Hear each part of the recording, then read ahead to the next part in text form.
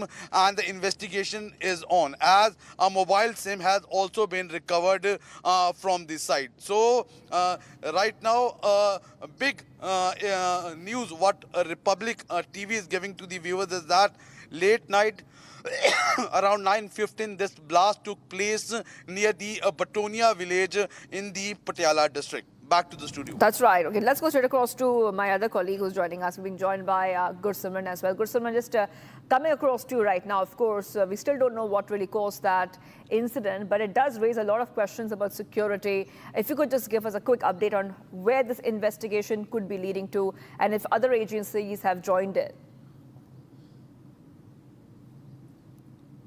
Yes, adding to what Lalit has said, that this is a major blast that has been averted. The intel agencies we have spoken to, they have said that this was a larger plot that has been diverged, and it was contained due to this mishandling of the entire system. That this is probably an RDX high explosive that has been used. Now coming to this incident, the Central Intelligence Agencies are also probing this. We are told that the NIA Chandigarh headquarters that looks for the Punjab also, they have also been looped into the investigation. They are carrying out a parallel investigation. Since the time it is not officially handed over to the NIA, NIA will be conducting its parallel investigation along with the Punjab police. Now coming to what has transpired, it was that during this setting up this explosive on the railway track, this was a goods train that was to pass from this track.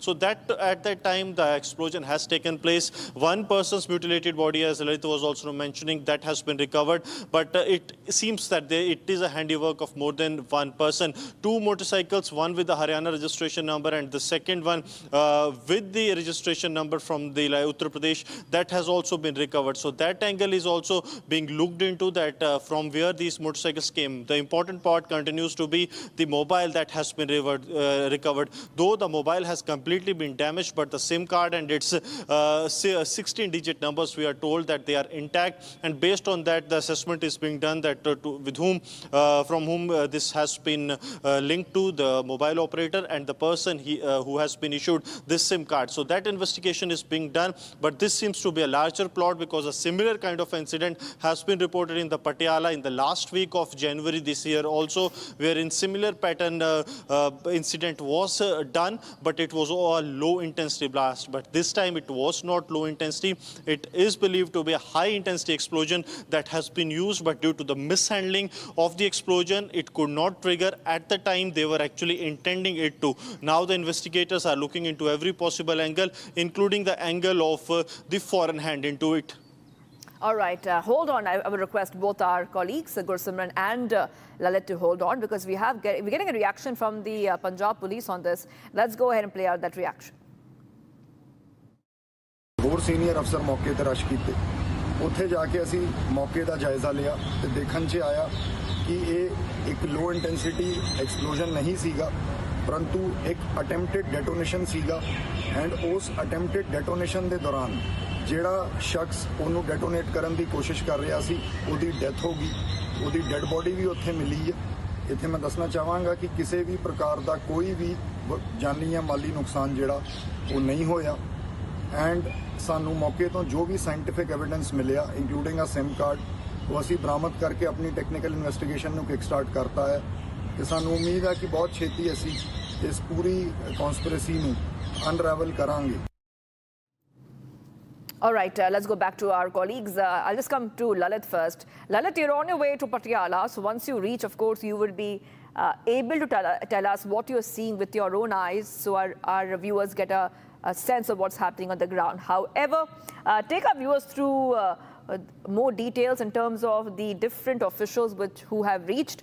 We know that the government railway police and the railway protection force have also reached the spot.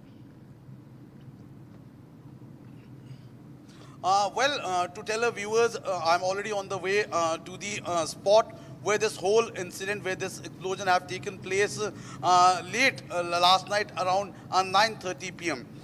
If you talk about the officials who have already reached the spot, it is the DIG Patiala range, Mr. Kuldeep Chehal, who have reached the spot, the SSP Patiala, Varun Sharma, who is further investigating this whole matter. As from the explosion site, one mobile phone has been recovered. So it's a very important recovery to further unravel the investigation, as it would intend to know whom the person who has been talking and whom was the person who has been giving the instruction regarding this major explosion which has been averted due to the mishandling of the explosion which took place last night.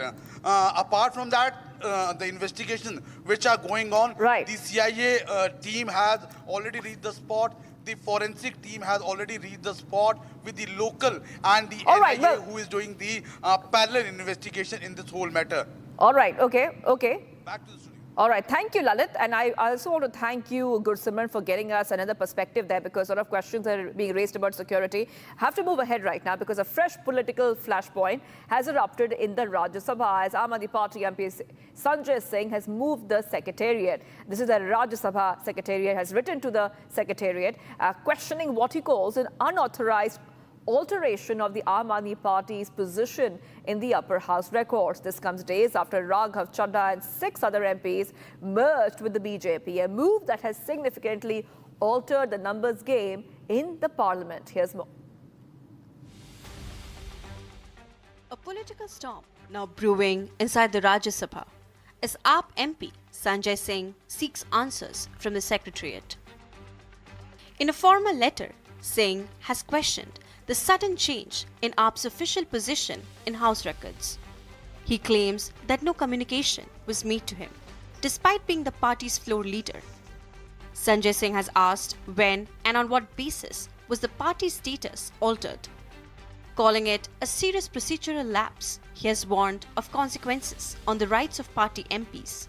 He has also demanded an inquiry into what he calls arbitrary modifications in official records. The row comes after Raghav Chadha, along with 6 other MPs, merged with the BJP. हमने ये decide किया that we, the 2/3 members of parliament of the belonging to the Aam Aadmi Party in Rajya Sabha, exercise the provisions of the Constitution of India and merge ourselves with the BJP. हम BJP में विलय करते हैं. The move boosted BJP's house while reducing AAP to just 3 members. Sanjay Singh has now challenged the merger itself, seeking disqualification of the MPs under anti-defection law. However, under constitutional provisions, a merger backed by 2/3 members is legally protected. With both sides digging in, the battle has now shifted from politics to procedure, raising bigger questions on parliamentary integrity. We're getting some more breaking news coming in, viewers. A shocking incident has come to light from Mumbai. A 31-year-old man, Zubair Ansari, was arrested for stabbing 2 private security guards in Mumbai's Mira Road.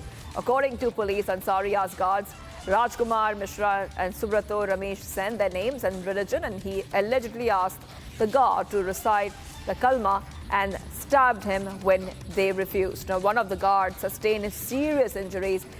They are in the ICU. So the latest update we have that some of these, of course, the ones who are injured are right now in the ICU, and the condition remains critical. Sen suffered minor injuries and is stable. Ansari was identified through CCTV and arrested within 90 minutes. Given the nature of the attack, the case was transferred to the Maharashtra ATS. Police are probing a potential terror angle. So this is very important because the police is trying to understand whether there could be any kind of terror angle, any kind of security concern here.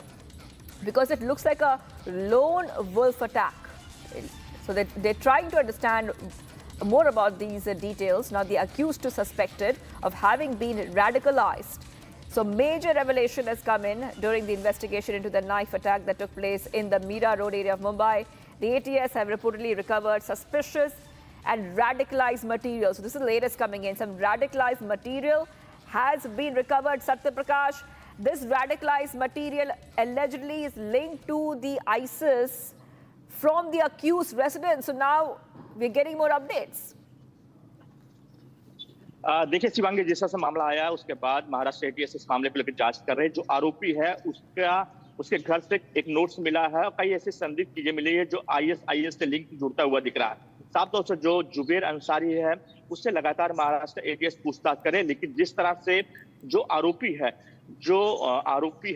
जो 2 लोग को मारा है, जो सुरक्षा guard को मारा है, वो पहले नाम पूछा, फिर धर्म पूछा, इसके बाद चाकू दिखाया और कहा कि कलमा पढ़ो। जब सुरक्षा गार्डों ने कलमा नहीं पढ़ा, जिसके बाद कहीं कहीं जो जुबेर अंसारी ने उनके ऊपर अटैक कर दिया, जिसके बाद जो गार्ड है उनको हॉस्पिटल में भर्ती कराया गया। फिलहाल जब मामला सामने आया तो लोकल पुलिस को लग रहा था नॉर्मल मामला है, लेकिन जैसे ही मामले की जांच आगे बढ़ी और जब आरोपी को गिरफ्तार किया गया और साथ ही जब आरोपी घर पे गई पुलिस, तो वहां पर कुछ संदिग्ध चीजें मिली और जो आईएस से लिंक मिलता हुआ दिखाई दिया, जिसके बाद इस मामले को जो ट्रांसफर कर दिया गया है। महाराष्ट्र एटीएस मामले को लेकर जांच कर रही है। जो आरोपी है अमेरिका से पढ़ा है, केमिस्ट्री पढ़ाता था ऑनलाइन, और कई ऐसी चीजें संदिग्ध मिल रही है जिसको लेकर महाराष्ट्र एटीएस जांच कर रही है। ये भी देखा जा रहा है कि जिस तरह से ये आरोपी है और लगातार सोशल मीडिया या इसको ब्रेन वॉश कौन किया है, इन सारी चीजों को लेकर महाराष्ट्र एटीएस जांच करे। फिलहाल कहीं कहीं जो जुबेर है जिस तरह से घटना का अंजाम दिया है उसको लेकर कहीं कहीं पूरे इलाके में सनसनी फैल गई है। फिलहाल Maharashtra ATS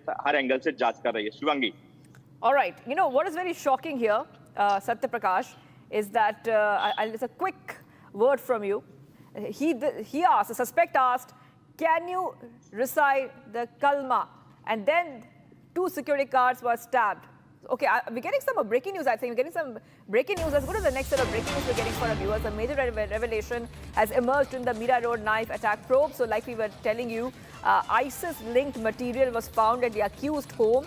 And this is potentially linked to the ISIS. Handwritten notes found at accused home of Zaib Zubair, the accused, including handwritten notes. Initial investigation revealed Ansari had on purpose targeted the 2 security guards. Police sources say that 31-year-old is a science graduate who lived in US, like Satya Prakash was telling us, for many, many years, where his family still resides. Okay, so we discussed this already. The 80s is probing the terror angle here. We discussed about this. But what is very shocking as well is that the accused, like I was telling our viewers, the accused asked these 2 security guards, can you recite the kalma? And when they couldn't, when they said no, he stabbed them. This is a very, very disturbing incident. So the ATS is trying to examine his online activity and any kind of extremist links, Satya Prakash. देखिए शिवांगी, जब मामला आया था, कल का मामला है, कल जब मामला आया तो मीरा रोड के नया नगर पुलिस स्टेशन ने मामला दर्ज करते हुए मामले की जांच शुरू करी। लेकिन जब जांच शुरू किया तो कहीं न कहीं जो आरोपी है जुबेर, सीसीटीवी के आधार पर अरेस्ट किया गया। जब जुबेर को अरेस्ट किया गया उसके पास से कई ऐसे संदिग्ध चीजें मिली। जब संदिग्ध चीजें मिली तो कहीं कहीं पुलिस का जो आशंका और बढ़ा। इसके बाद जो है घर पर गई पुलिस की टीम और वहां पर सर्च किया और सर्च में पाया कि जो जुबेर अंसारी है उसके कहीं कहीं लिंक आईएस से जुड़ते हुए दिखाई दिए। एक नोट्स बरामद हुआ जो कि ये देखा जा रहा है, एटीएस देख रही क्या ये इसको कोई ब्रेन वॉश किया या कैसे प्रभावित हुआ है, इन सारी चीजों को लेकर देख रही। लेकिन फिलहाल कहीं कहीं आईएस से लिंक जुड़ता हुआ दिख रहा है। इसीलिए कहीं कहीं कल ही जो है मीरा रोड पुलिस स्टेशन ने एटीएस को पूरा मामला ट्रांसफर कर दिया है और मामले की जांच शुरू हुई है। लगातार जो आसपास के लोग थे उनका बयान दर्ज किया है, कल ही रात में बयान दर्ज किया है और लगातार जो रिलेटिव है जुबेर अंसारी के रिलेटिव से भी संपर्क कर रही, क्योंकि जिस तरह से मामला आया है, जो डॉक्यूमेंट, जो संदिग्ध चीजें मिले, कहीं कहीं एटीएस इसको लेकर गंभीरता से जांच कर रही है, क्योंकि टेरर एंगल आने के बाद कहीं कहीं पूरी तरह से और एक्टिव हो गई है। और जो भी एजेंसियां हैं, चाहे क्राइम ब्रांच हो, चाहे नयानगर पुलिस स्टेशन हो, एटीएस हो, सारी एजेंसियां मिलकर जांच कर रही है।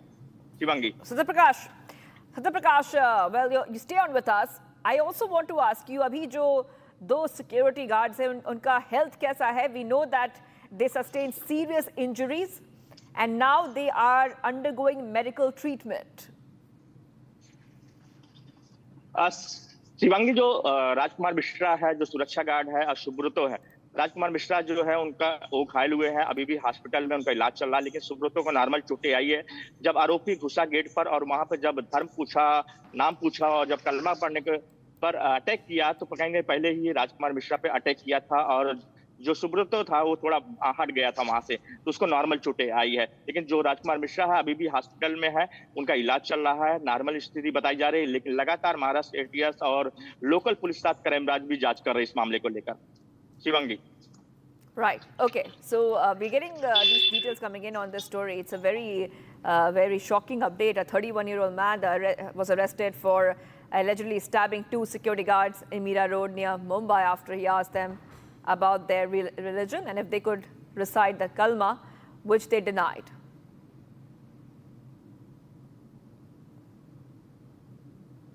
All right. Let's move ahead, viewers, to some of the other stories coming in. So a court in Nashik has reserved its decision on the anticipatory bail plea of Nida Khan, an absconding accused in the TCS Nashik religious conversion and sexual harassment case. The court now, which is the Sessions Court, is likely to pronounce its order on May 2nd. Nida Khan faces serious allegations, including sexual harassment, workplace misconduct, and involvement in religious conversion activities. Take a look at this report as we tell you exactly what's happening in this story.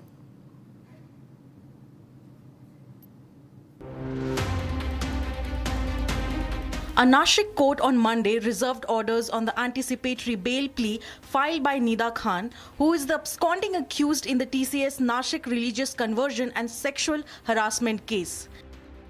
The Nashik Session Court has reserved its order on accused Nida Khan's anticipatory bail plea with the verdict due on May 2.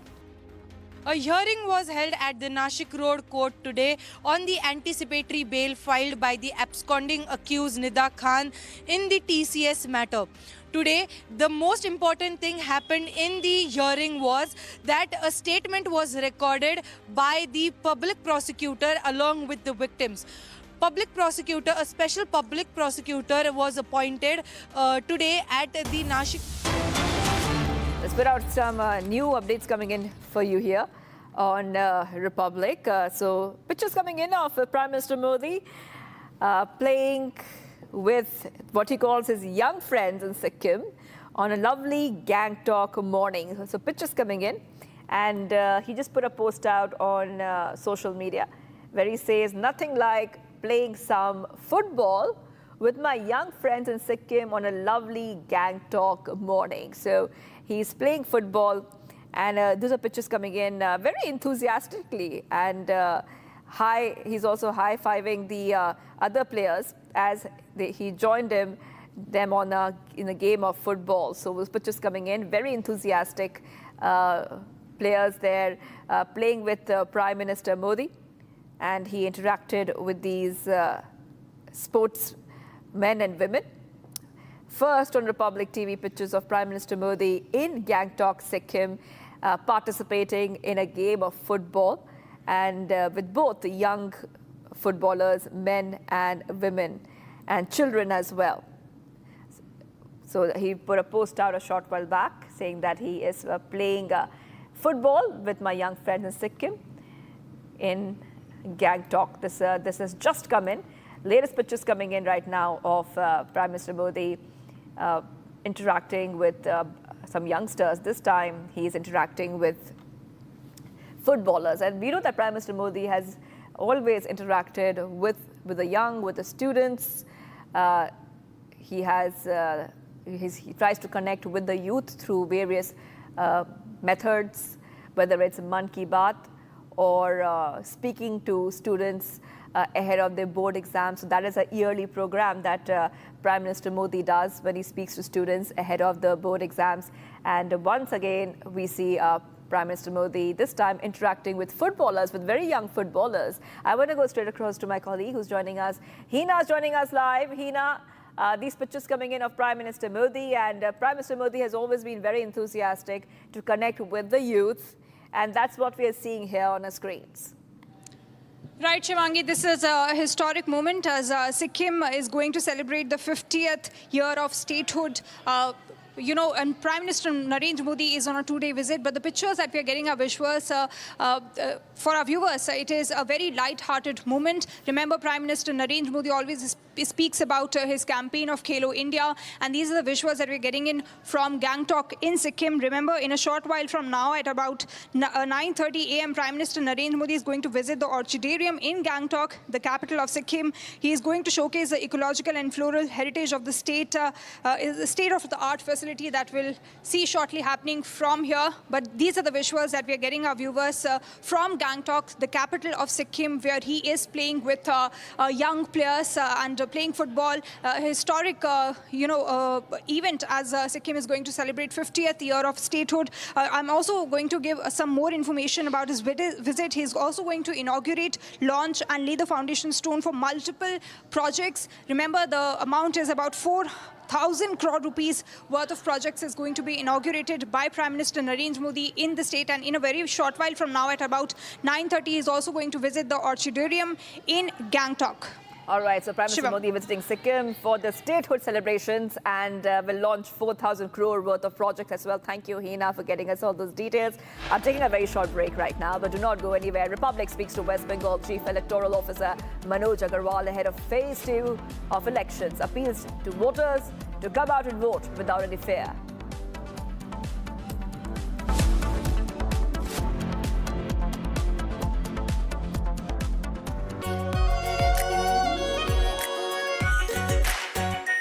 Our pure Shahi Paneer Masala.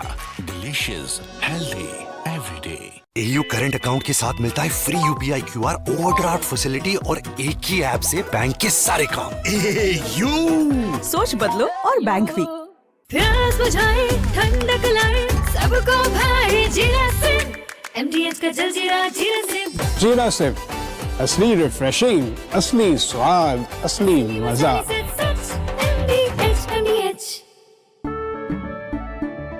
केसरिया से मन जोगी हुआ रे, दिल झूमे देखो मतवारा हुआ रे। केसरिया से मन जोगी हुआ। हर पल मनाओ केसरी त्योहार। विमल, बोलो जुबान केसरी। आर प्योर सूजी पास्ता उबालो, मिलाओ और खाओ। 8 मिनट में तैयार। क्या टेस्ट है सबका राजा hardcore masala.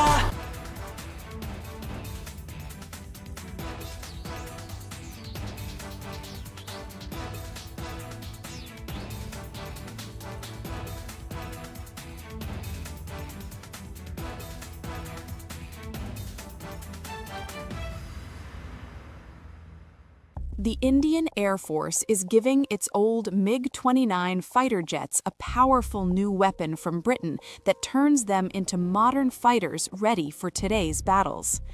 MiG-29s first came to India in the 1980s, have flown many missions along the tough borders with China and Pakistan.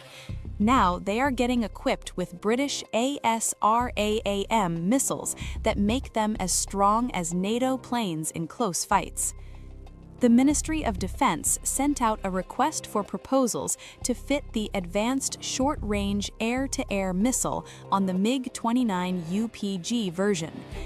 This British missile from the company MBDA replaces the old Russian R-73 that pilots used for years. The R-73 could only reach targets 10 to 15 kilometers away, which forced pilots to fly too close to the enemy and take big risks. The ASRAAM changes all that. It can hit targets more than 25 kilometers away, almost double the old range. It flies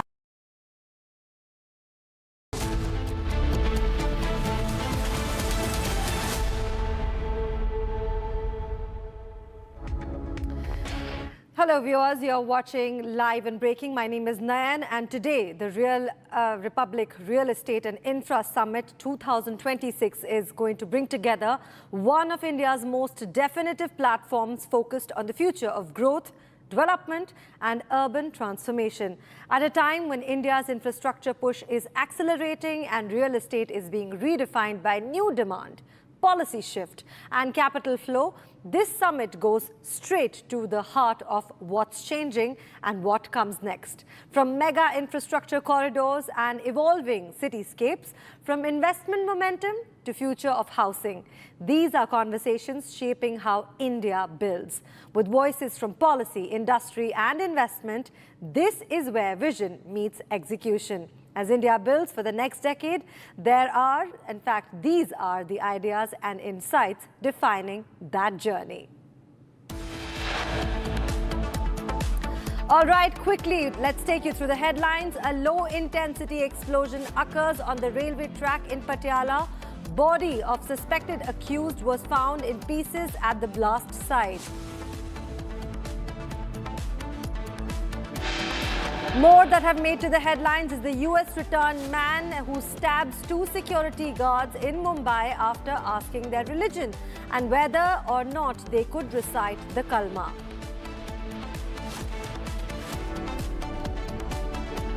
Meanwhile, TMC claims signs of internal unrest within the West Bengal BJP, alleges that 3 BJP leaders reached out to senior TMC leaders. Republic speaks to West Bengal Chief Electoral Officer Manoj Agarwal ahead of the Phase 2 elections, appeals voters to vote without fear. Meanwhile, it's TMC versus BJP over the appointment of Uttar Pradesh's top police officer Ajay Pal Sharma as West Bengal poll observer. TMC says Bengal is no Uttar Pradesh. Further, Aam Aadmi Party to move court seeking disqualification of former Rajya Sabha MPs from upper house, approved merger of 7 AAP MPs with BJP.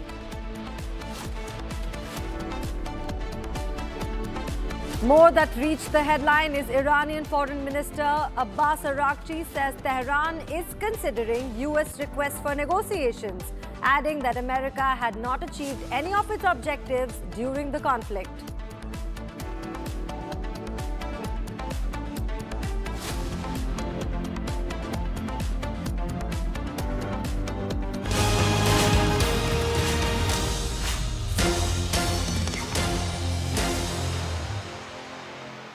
Well, it's time for the verdict. West Bengal is set to go to polls for its second phase tomorrow. One of the primary concerns is the security situation. The deployment of CAPF, that is the Central Forces, is something that has never been seen before. And now Republic spoke exclusively to the Bengal Chief Executive Officer, which is Mr. Manoj Agarwal, on variety of issues from the security situation to the voter deletion after SIR. Let's listen in to this exclusive piece with Republic.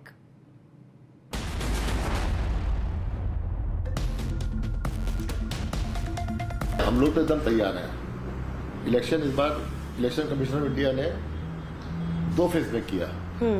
Generally यहाँ पे election 5 से लेके 7-8 phase तक होता है। प्रथम phase का जो इलेक्शन हो गया उसमें हम लोग ने जो प्रिपरेशन करी थी, जो एंटिसिपेट किया था, जो हम लोग ने ट्रेनिंग करी थी, जो हमने फॉलो अप किया था, पुलिस अरेंजमेंट करे थे, उससे पब्लिक को एक वो मिला, साहस मिला कि हम सब जाके वोट दे सकते हैं। और 93% वोटिंग हुई। छुटपुट घटनाएं हुई, लेकिन ऐसा कोई नहीं हुआ कि कोई कैंपेन के समय मरा हो या इलेक्शन के समय मरा हो। एंड एक भी घटना ऐसे नहीं आई कि एजेंट को रोका गया हो सुबह आने के लिए या एजेंट को बूथ में आने के बाद निकाल दिया गया हो। सेकेंड फेज में हम लोग उतने ही तैयार हैं, बल्कि और ज़्यादा तैयारी कर रहे हैं। और सेकेंड फेज हम एक तरीके से डिफिकल्ट इसलिए है कि लैंड एरिया कम है, पॉपुलेशन ज़्यादा है, एंड ये एकदम कैलकाटा का राउंड है। लेकिन इजी इसलिए हमारे लिए क्योंकि यहाँ पे एक्सेसिबिलिटी बहुत ज़्यादा है। कुछ रिमोट एरिया छोड़ के आपके south 24 Parganas and north 24 Parganas कोई भी इलाके में हम 3-4 घंटे के अंदर पहुँच सकते हैं। जबकि फर्स्ट फेज में ऐसा इलेक्शन था, इतनी दूर दूर इलाके थे, यहाँ से पहुँचना बहुत डिफिकल्ट था, टाइम लगता है। तो हम लोग हर एक चीज़ का प्लस माइनस होता है। फर्स्ट फेज में कुछ प्लस था, कुछ माइनस था, सेकेंड फेज में कुछ प्लस था, कुछ माइनस है। पूरा मिला के हम लोग एकदम तैयार हैं दोनों फेज के लिए। एक फेज हो गया, एक फेज बाकी है। फर्स्ट फेज के सक्सेस को देख के हम लोग सेकेंड फेज के लिए और तैयारी कर रहे हैं, और जहाँ जहाँ मेरी थोड़ी बहुत गलतियाँ रह गई उसको हम लोग ठीक कर रहे हैं। एक और चीज़ मनोज जी, दूसरे चरण के चुनावों में अगर आपसे पूछूं तो वो 142 में से वो कौन कौन सी बूथ है, कौन कौन से इलाके हैं, सब डिवीजन है जो आपको लगता है जहाँ पे मशीनरी को ज़्यादा काम करना पड़ा है और इलेक्शन के दिन भी वहाँ निगरानी ज़्यादा मुस्तैद करनी पड़ेगी? देखिए, आप इसमें जो 8 डिस्ट्रिक्ट हैं, 8 डिस्ट्रिक्ट में आपके 2 डिस्ट्रिक्ट तो हार्ट ऑफ कैलकाटा है, Kolkata south and Kolkata north. ये तो एकदम हार्ट ऑफ कैलकाटा है, ये तो यहाँ पे कोई प्रॉब्लम नहीं है। यहाँ पे 2 बड़े डिस्ट्रिक्ट जो है नॉर्थ 24 परगनास जहाँ पे 33 सीट्स हैं एंड साउथ 24 परगनास जहाँ पे 31 सीट्स हैं। ये हमेशा चैलेंज रहता है क्योंकि यहाँ पे बहुत डाइवर्सिटी है और बहुत वो है कहते हैं लॉ एंड ऑर्डर की प्रॉब्लम होती रहती है बीच बीच में, तो ये थोड़े चैलेंजिंग एरियाज है। बाकी आपका हावड़ा है, आपका पूर्व बर्धमान है, आपका हुगली है, तो ये सब डिस्ट्रिक्ट्स नदियाँ है।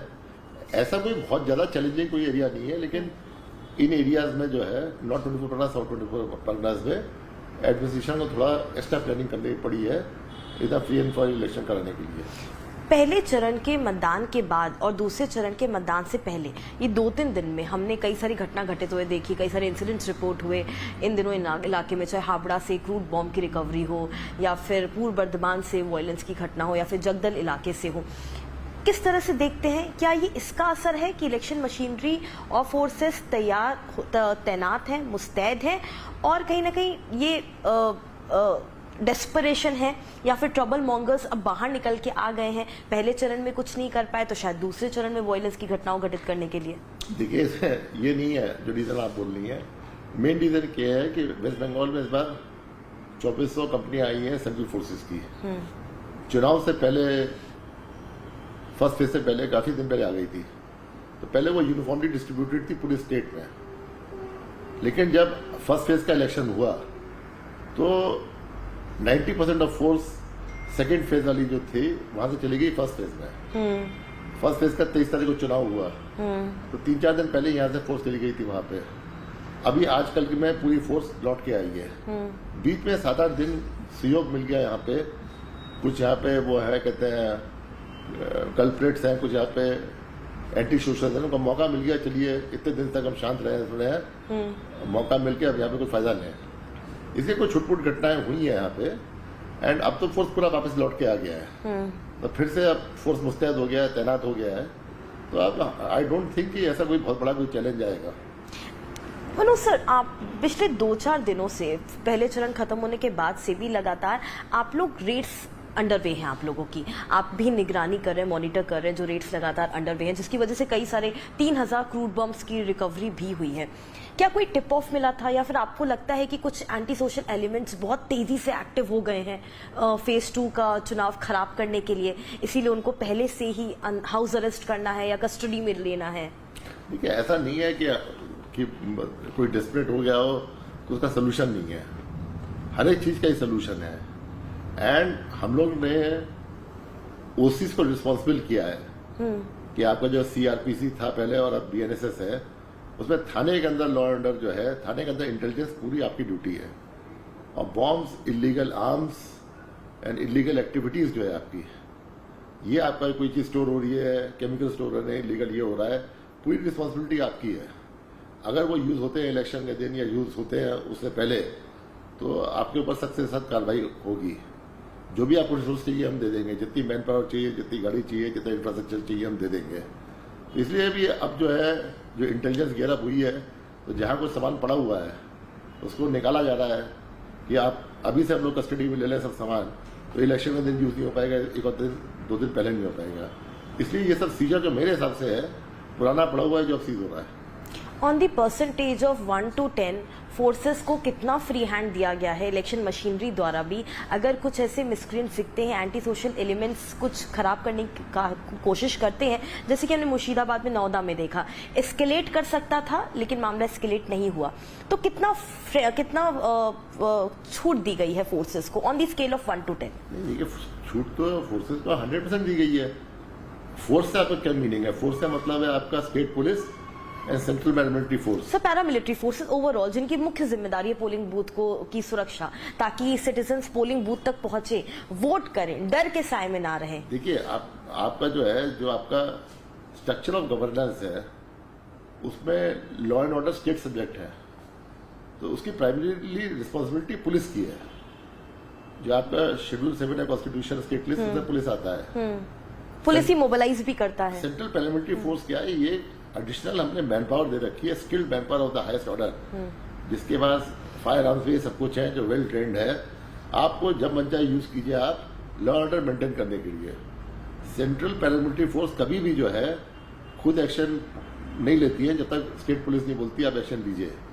लेकिन इलेक्शन जिस दिन होता है या इलेक्शन के एक दिन पहले जो आपका पोलिंग स्टेशन है उसके अंदर जो आपकी जोन डिवाइड हुई है आपके 100 मीटर्स की, उसके अंदर पूरा जो आपको देखना पड़ेगा कि आपके पोलिंग मशीनरी है, पोलिंग पर्सनल है, आपके इक्विपमेंट्स हैं, आपके वेबकास्टिंग इक्विपमेंट्स हैं, इन सब पे जो है किसी को मतलब कोई भी क्रिमिनल एक्टिविटी करने का मौका नहीं देना। ये सेंट्रल पैरामिलिट्री फोर्सेस की ड्यूटी है।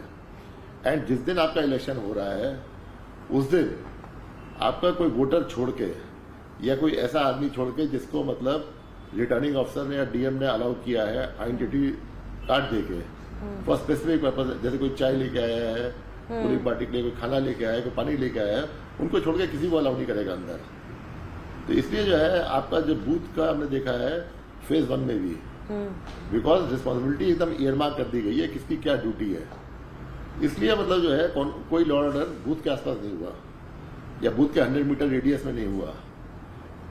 तो अगर इस तरह हमने जो है हर एक ऑफिसर की, हर एक स्टाफ की ड्यूटी इतना फिक्स कर दी है कि अगर यहाँ कोई गड़बड़ हुई तो रिस्पॉन्सिबिलिटी आप पे फिक्स होगी। आपके लिहाज से मनोज जी, पश्चिम बंगाल में चुनाव, इस बार का चुनाव मशीनरी के लिहाज से, एक सिटीजन वोटर के बीच में और मशीनरी के बीच में जो ट्रस्ट है उसके लिहाज से ये चुनाव आपके लिहाज से कितना अलग भी है? क्योंकि एक लार्ज स्केल पे ये कहा जा रहा है कि पूरे देश की नजर इस वक्त पश्चिम बंगाल के चुनाव पे है। देश की नजर पश्चिम बंगाल के चुनाव में हमेशा ही रहती है। पश्चिम बंगाल हाईली एक वो स्टेट है कि जो जहाँ पे पोलिटिसाइज स्टेट है, पब्लिक अवेयर है अपने राइट्स के, और पोलिंग परसेंटेज हमेशा यहाँ पे हाई रही है। इस बार और ज्यादा नजर है क्योंकि यहाँ पे SIR हुई जो बहुत कीनली कंटेस्टेड थी, बहुत सारे केस फाइल करे गए, सब कराए गए, काफी वोटर्स के नाम भी ऑफ हुए, एडजुडिकेशन प्रोसेस हुआ, अभी ट्रिब्यूनल में चल रहा है। तो और निगाह आई लोगों की जो है बिकॉज कॉन्टेस्ट ऐसा था, बिकॉज नरेटिव ऐसे थे कि लोगों को शंका है लॉ एंड ऑर्डर होने की। आपने एडजुडिकेशन की अभी बात की, पहले चरण में हमने देखा ट्रिब्यूनल ने 139 लोगों को फाइनल इलेक्टोरल लिस्ट में ऐड किया। अगर दूसरे चरण की बात करें तो अभी तक कितने लोग हैं जिनका फाइनल इलेक्टोरल लोड में एडमिशन हो पाया है? ऑनरेबल सुप्रीम कोर्ट ने कहा था कि 2 दिन पहले, तो 29 को चुनाव है, आज को 27 है। 27 तारीख को रात को 12 बजे तक भी अगर कोई ऑनरेबल जज या ट्रिब्यूनल जज चाहे निष्पत्ति करना, उसका मतलब डिसीजन देना, तो 12 बजे के बाद ही हमारे जो सॉफ्टवेयर है, सेंट्रलाइज सॉफ्टवेयर है ECI हेडक्वार्टर में, 12 बजे के बाद हमको मालूम पड़ेगा कि कितने टेकअप हुए हैं सेकेंड फेज की 142 सीट्स में, उनमें से कितने क्लियर हुए, कितने रिजेक्ट हुए। लेकिन लगभग कल तक का आंकड़ा कितना था? आज सुबह, आज शाम के 5 बजे तक की बात करें। हमारे पास इस समय डैशबोर्ड नहीं, हम रोज का आंकड़ा नहीं देख पाते हम, लेकिन और हम इंटरेस्टेड भी नहीं इस समय क्योंकि हम कंडक्ट ऑफ इलेक्शन कर रहे हैं। वो एक सेपरेट चैप्टर ऑल टुगेदर है जहाँ पे हमारा कोई जुरिडिक्शन नहीं है लॉजिस्टिक्स छोड़ के अरेंज करने का। लॉजिस्टिक्स हमने अरेंज कर दी है, वो लोग सेपरेट काम कर रहे हैं, इंडिपेंडेंट काम कर रहे हैं। हमसे जो लिंकेज ये है कि जब वो क्लियर करते हैं वोटर लिस्ट में नाम आना है, तो इस फेज के लिए आज रात तक 12 बजे तक है टाइम, कल सुबह हम बता पाएंगे कितने वोटर अंदर आए हैं। एक और बात SIR को लेकर के, 139 लोग ट्रिब्यूनल से ऐड हुए थे पहले चरण के लिए, यानी कि वो 139 लोग डिसइनफ्रेंचाइज हुए थे अपने वोटिंग राइट से। तो ये लगातार बात कही जा रही है कि इसका मतलब वो जेन्युइन वोटर थे। तो जेन्युइन वोटर थे तो डिसइनफ्रेंचाइज क्यों हुए? आखिरकार ट्रिब्यूनल ने अनुमति दे ही थी, इलेक्टोरल लिस्ट में ऐड कर ही दिया। इसका मतलब गलती कहीं ना कहीं चुनाव आयोग की थी, गलती उस पूरे प्रोसेस की थी। नहीं, गलती चुनाव आयोग की तो नहीं थी। चुनाव आयोग ने स्टार्ट किया था अपना 27/10/2025 को, 7 करोड़ 66 लाख लोग थे, हर एक के घर में एनुमरेशन फॉर्म किया, सब कुछ किया, और चुनाव आयोग ने जो एब्सेंटी, शिफ्टेड, डेड और डुप्लीकेट वोटर्स थे 58 लाख 58 लाख, उसको निकाल के जब ड्राफ्ट लिस्ट बनाई थी तो 7 करोड़ 8 लाख लोग थे। उसमें अनमैप्ड लोग थे आपके प्राय 32 लाख। 32 लाख के बाद जब आपका अनमैप्ड से मैपिंग नहीं हुई थी, मतलब 2002 से उनका कोई लिंक नहीं था, तो एक उन केसेस की हियरिंग होनी थी देखने के लिए कि आप कोई डॉक्यूमेंट दीजिए हमको, जो भी आपके स्वीकृत डॉक्यूमेंट है, जो ECI अप्रूव डॉक्यूमेंट्स है, उसके बाद हम देख पाएंगे कि आप टेस्ट मीट कर रहे हैं to become a voter. But बीच में जो सॉफ्टवेयर रन हुई, ग्राफिक सॉफ्टवेयर नॉल, उसमें देखा गया कि कई सारे मैपिंग के केस गलत हो गए हैं। जैसे कुछ जो है पेरेंट्स के साथ बहुत ज्यादा प्रोजेनी लिंक हो गई है, कुछ जैसे बच्चों के बीच में एज डिफरेंस जो है 2 महीने 3 महीने which is not physically possible. ऐसे कुछ लॉजिकल डिस्क्रिपेंसी निकाली ईसीआई ने और कहा इनको भी हम नोटिस इशू करेंगे, क्योंकि हम जो है SIR कर रहे हैं, डी वो एक्सरसाइज कर रहे हैं, तो कोई गलत वोटर नहीं आना चाहिए।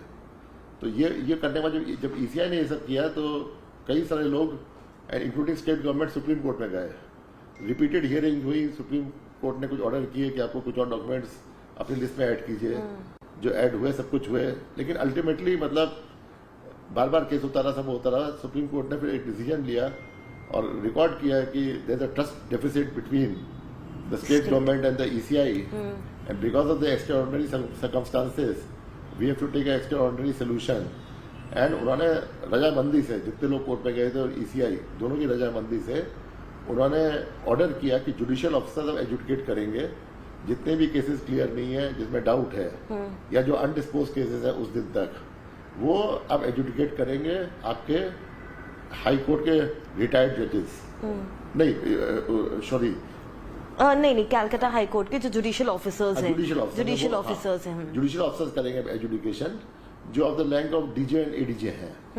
तो जुडिशियल ऑफिसर को 60 लाख केस गए, 60 लाख केस करने के बाद उन्होंने अपना माइंड अप्लाई करके, सर्कुलर अप्लाई करके, सब करके उन्होंने 33 लाख केसेस उन्होंने एक्सेप्ट किए, 27 लाख रिजेक्ट किए। तो ये तो after application of judicial mind हुआ है। इसमें ECI का रोल क्या है इसमें? उसके बाद किसी भी प्रोसीजर में जो है कहीं पे हो सकता है अपील का स्कोप होता है, जुडिशरी में हमेशा अपील का स्कोप होता है। तो सुप्रीम कोर्ट ने कहा कि अब जो अपील होगी वो किसी ऑफिसर के पास नहीं जाएगी, किसी एडमिनिस्ट्रेटिव ऑफिसर नहीं करेगा, इसे करेंगे जुडिशियल ऑफिसर। तो उन्होंने ट्रिब्यूनल सेटअप किया, रिटायर्ड जजेस ऑफ जो है हाई कोर्ट को दिया। तो अगर जुडिशियल प्रोसेस में या किसी प्रोसेस में, जैसे हमारे प्रोसेस में भी जब होता था RP एक्ट में, वहां पे ERO से कोई गलती होती थी, अपील होती थी DO के पास, DO से कोई गलती हुई तो अपील होती थी CO के पास। ये दोनों जो नेम रिजेक्ट हो गए या एक्सेप्ट हो गए, दोनों तरफ हो सकता है। वैसे यहाँ पे भी जो नेम एक्सेप्ट किए हैं 33 लाख, उसमें भी लोगों ने अपील करी है कि ये कैसे आ गए, और जो लोग रिजेक्ट हुए हैं उन्होंने भी अपील करी है कि हमारा नाम क्यों रिजेक्ट हुआ है। तो दोनों तरफ होता है ना। जैसे फर्स्ट फेज में आप 139 कहती है नाम जो ऐड हुए, तो 8 नाम उसमें रिजेक्ट भी हुए।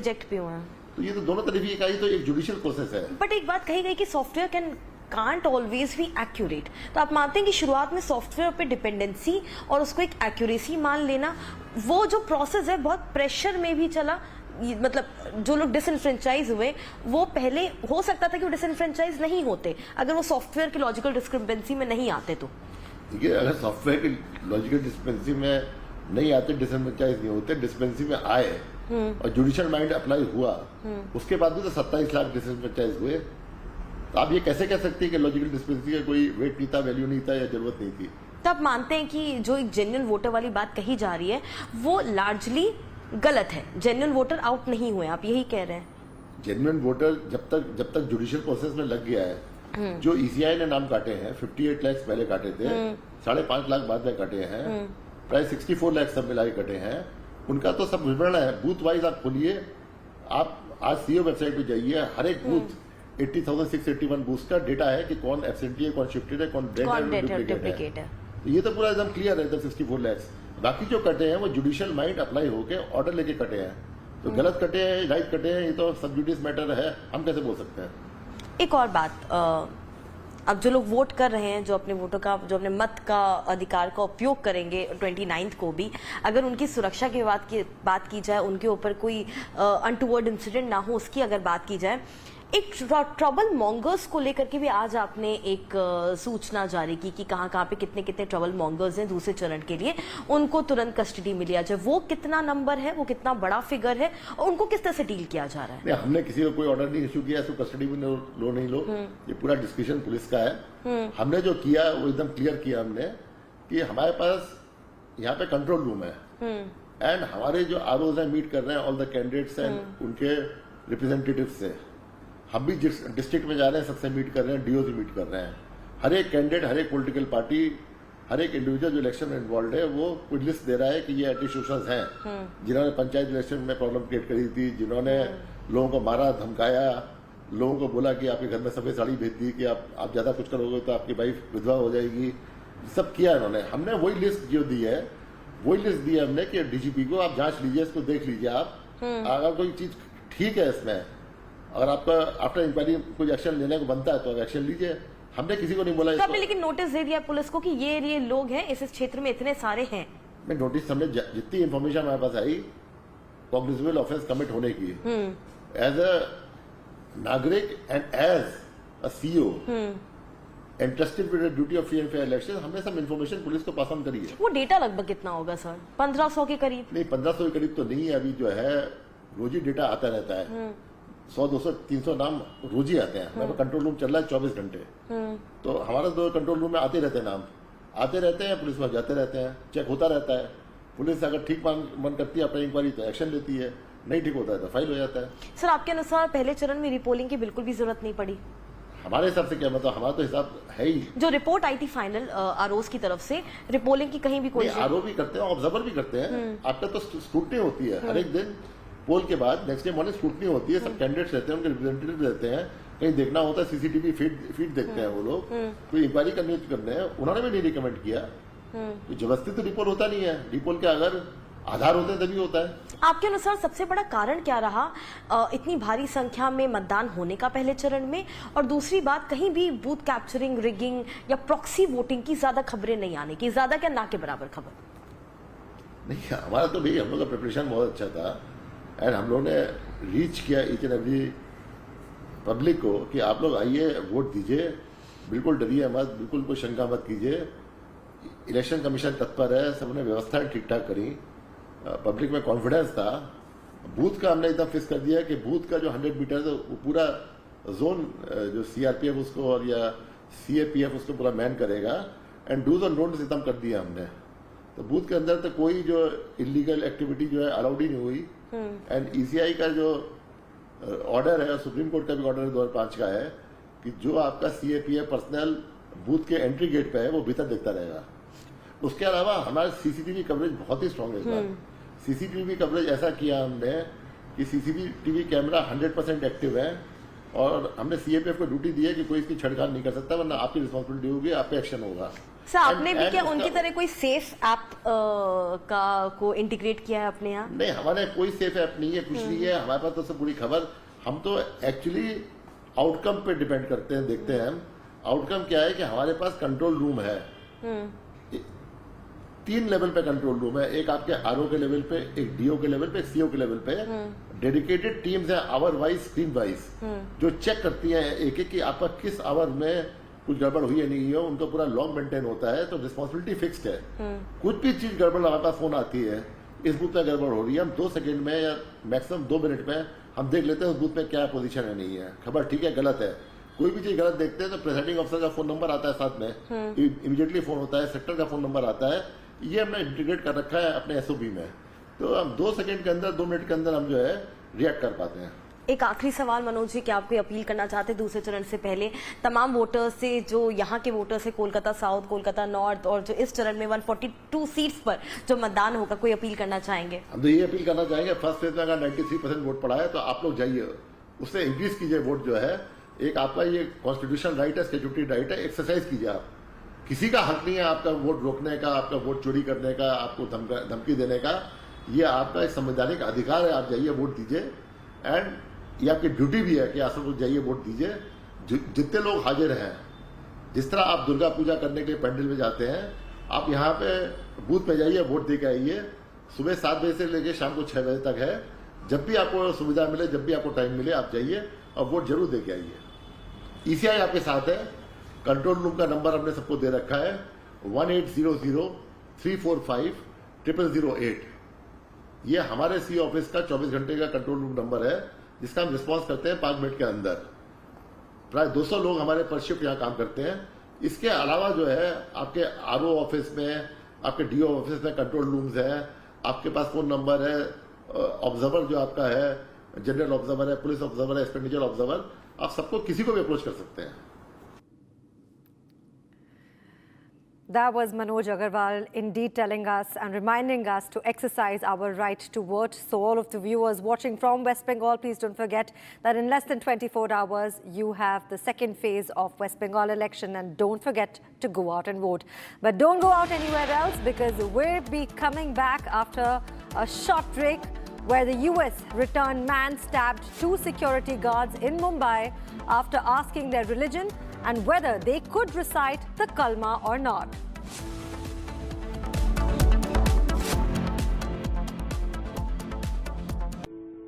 In the India Today Best Universities Survey, India's #1 ranked universities in various streams are JNU Delhi, Amity University, AIMS Delhi, IIT Delhi, and National Law School Bengaluru.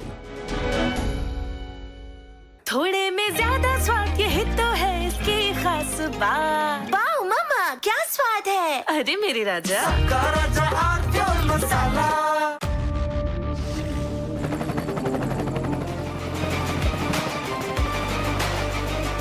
Character, the taste of success.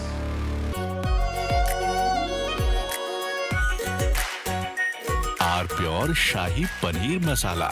Delicious, healthy, every day. The Indian Air Force is giving its old MiG-29 fighter jets a powerful new weapon from Britain that turns them into modern fighters ready for today's battles. MiG-29s first came to India in the 1980s, have flown many missions along the tough borders with China and Pakistan. Now they are getting equipped with British ASRAAM missiles that make them as strong as NATO planes in close fights. The Ministry of Defense sent out a request for proposals to fit the advanced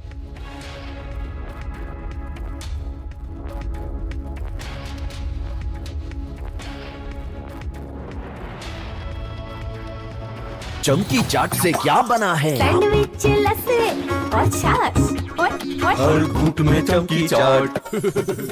अब बताओ स्वाद आया? आया। असली स्वाद सिर्फ चमकी चाट। केसरिया से मन जोगी हुआ रे, दिल झूमे देखो मतवारा हुआ रे। केसरिया से मन जोगी हर पल मनाओ केसरी त्योहार। विमल, बोलो जुबान केसरी। आर प्योर सूजी पास्ता उबालो मिलाओ और खाओ 8 मिनट में तैयार। क्या टेस्ट है सबका राजा R pure masala.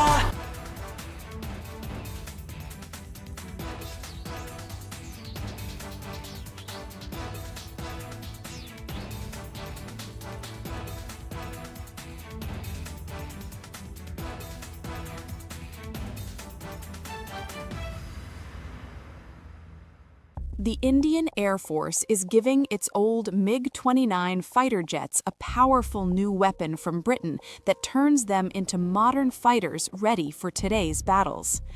MiG-29s first came to India in the 1980s, have flown many missions along the tough borders with China and Pakistan. Now they are getting equipped with British ASRAAM missiles that make them as strong as NATO planes in close fights. The Ministry of Defense sent out a request for proposals to fit the advanced From Asia's largest news headquarters, setting the agenda for Bharat.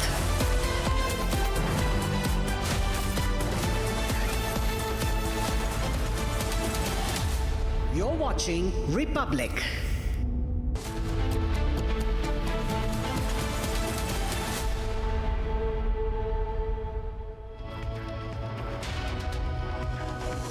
A very warm welcome, viewers. You're watching Republic TV. This is Shivam Dutt Mehta. This Tuesday, that is today, the Republic Real Estate and Infra Summit 2026 brings together one of India's most definitive platforms focused on the future of growth, development and urban transformation. At a time when India's infrastructure push is accelerating and real estate is being redefined by new demand, policy shifts and capital flows, this summit goes straight to the heart of what's changing and what comes next. From mega infrastructure corridors to evolving cityscapes, from investment momentum to the future of housing, these are conversations shaping how India builds. With voices from policy, industry and investment, this is where vision meets execution. As India builds for the next decade, these are the ideas and insights defining that journey. Now, let's have a look at the top headlines of the hour. A low-intensity explosion occurs on the railway track in Patiala. Body of suspected accused was found in pieces at the blast site.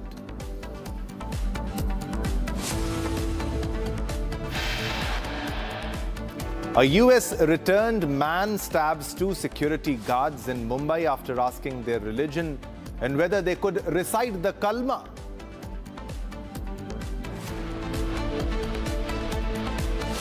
TMC claims the signs of internal unrest within the West Bengal BJP, alleges that 3 BJP leaders reached out to a senior TMC leader. Republic speaks to West Bengal Chief Electoral Officer Manoj Agarwal ahead of phase 2 elections, appeals voters to vote without fear.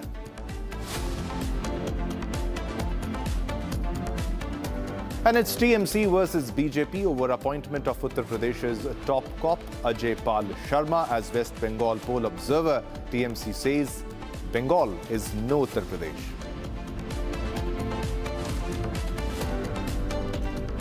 Aam Aadmi Party to move court seeking disqualification of former Rajya Sabha MPs after upper house approved merger of 7 AAP MPs with BJP. Iranian Foreign Minister Syed Abbas Araghchi says Tehran is considering US request for negotiations, adding that America had not achieved any of its objectives during the conflict.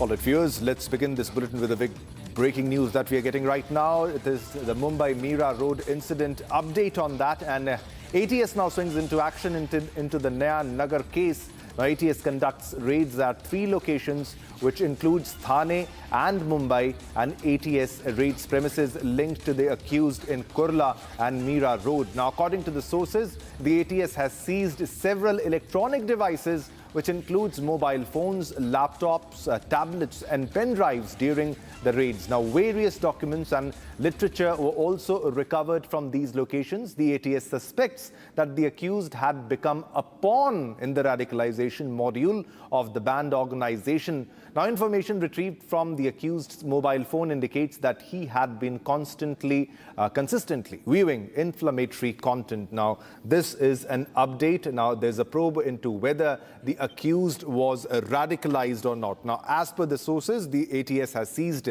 several electronic devices, which includes mobile phones, laptops, tablets and pen drives during the raids. Now, various documents and literature has been found in this case. Now, various documents and literature recovered from these locations. Now, ATS suspects that the accused had become a pawn in the radicalization module of a banned organization. Information retrieved from the accused mobile phone indicates that he had been consistently viewing inflammatory content.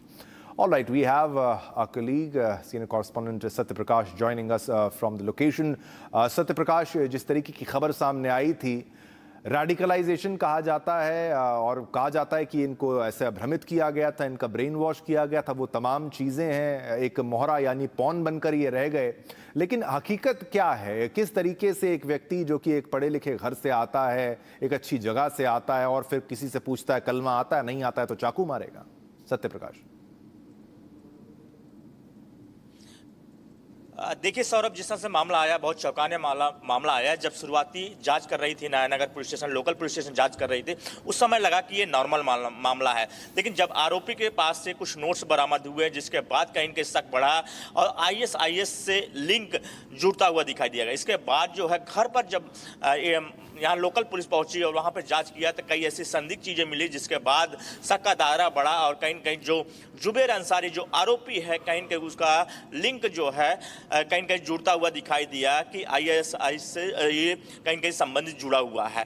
तो कहीं कहीं इस मामले का आने के बाद Maharashtra ATS को ट्रांसफर कर दिया गया इस मामले को लेकर। और जिस तरह से महाराष्ट्र ATS ने 3 जगह पे रेड किया है, जो कुर्ला में घर था पहला, वहाँ पे किया है और 2 जगह और रेड किया है। वहाँ से लैपटॉप इसके अलावा मोबाइल फोन और कई सारे डॉक्यूमेंट के साथ साथ साहित्य बरामद हुआ है। तो कहेंगे साफ तौर से दिख रहा है कि इस शख्स का कोई ब्रेन वॉश किया है।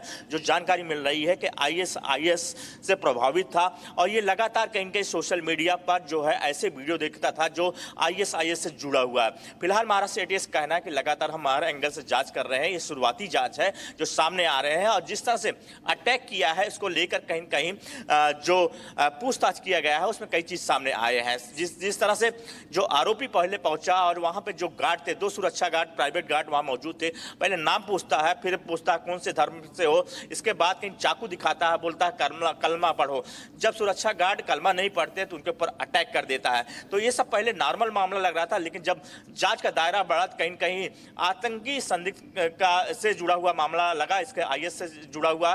फिलहाल के लगातार कहीं कहीं महाराष्ट्र ATS जांच कर रही है और हर एंगल से देख रही कि जो लिंक मिल रहे हैं उसको जोड़ते हुए इस मामले की जांच शुरू है। सौरभ। बिल्कुल सत्यप्रकाश, शिवम इस तरफ से। लेकिन सत्यप्रकाश, अगर ये बताने का प्रयास आप करें कि इसके तार क्या विदेश से जुड़ते हुए नजर आएंगे, क्योंकि विदेश से तो ये है ही, विदेश से इसके लिंक्स हैं ही। परिवार की अगर बात की जाए, क्योंकि एक इंटरनेशनल नेटवर्क जो है वो भारत में असंतुलन स्थापित करने का जो प्रयास करता रहता है, निरंतर प्रयास जो उनका चलता रहता है, उस ओर भी इशारा करता है। तो किस रूप से इसकी पूरी छानबीन जो की है, तफ्तीश की जाएगी, इसके बारे में भी तो थोड़ा ब्यौरा दीजिए। क्योंकि अक्सर कुछ लोग ऐसे होते हैं जो क्राइम करते हैं पूरी प्लानिंग के साथ और बाद में खुद को पागल घोषित कर देते हैं। यह भी एक पैटर्न देखा गया है सत्यप्रकाश। देखिए शिवम, जो जांच में सामने आया है कि जो ये शख्स है जुबेर अंसारी, अमेरिका का पढ़ा लिखा हुआ, केमिस्ट्री ऑनलाइन पढ़ाता था और कहीं न कहीं काफ़ी एजुकेटेड है। तो कहीं न कहीं इसका संबंध जो है कहीं न कहीं बड़े लोग से जुड़ा हुआ सामने आ रहा है, क्योंकि जो केमिस्ट्री ऑनलाइन से पढ़ा रहा था, क्या जो लोग को पढ़ा रहा था उनका भी ब्रेन वॉश किया, ये भी देख रही है Maharashtra ATS।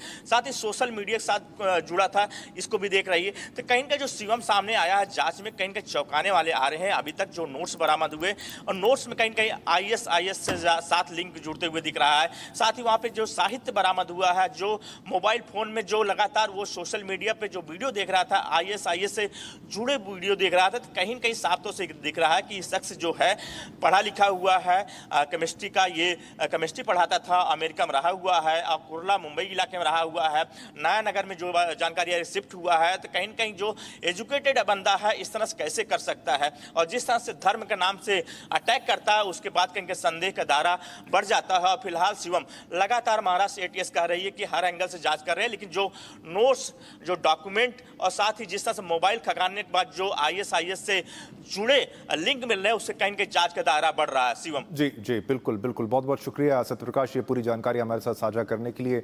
So this was Satyaprakash explaining in detail on the investigation and the possible angles, because this needs to be thoroughly investigated on the kind of sensitive literature that has also been found and the gadgets that has been found and the links, international connections. And he was a chemistry teacher and he was conducting online classes, so he might not be the only one, and there might be a group of all people, many people who might have been radicalized, who might conduct such future strikes in the coming days. Now let's move on to another big breaking news development that we are getting right now.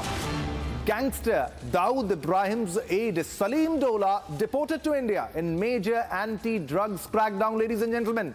Now, Dola was brought to the Delhi Technical Airport via a special aircraft in the early hours of Tuesday morning.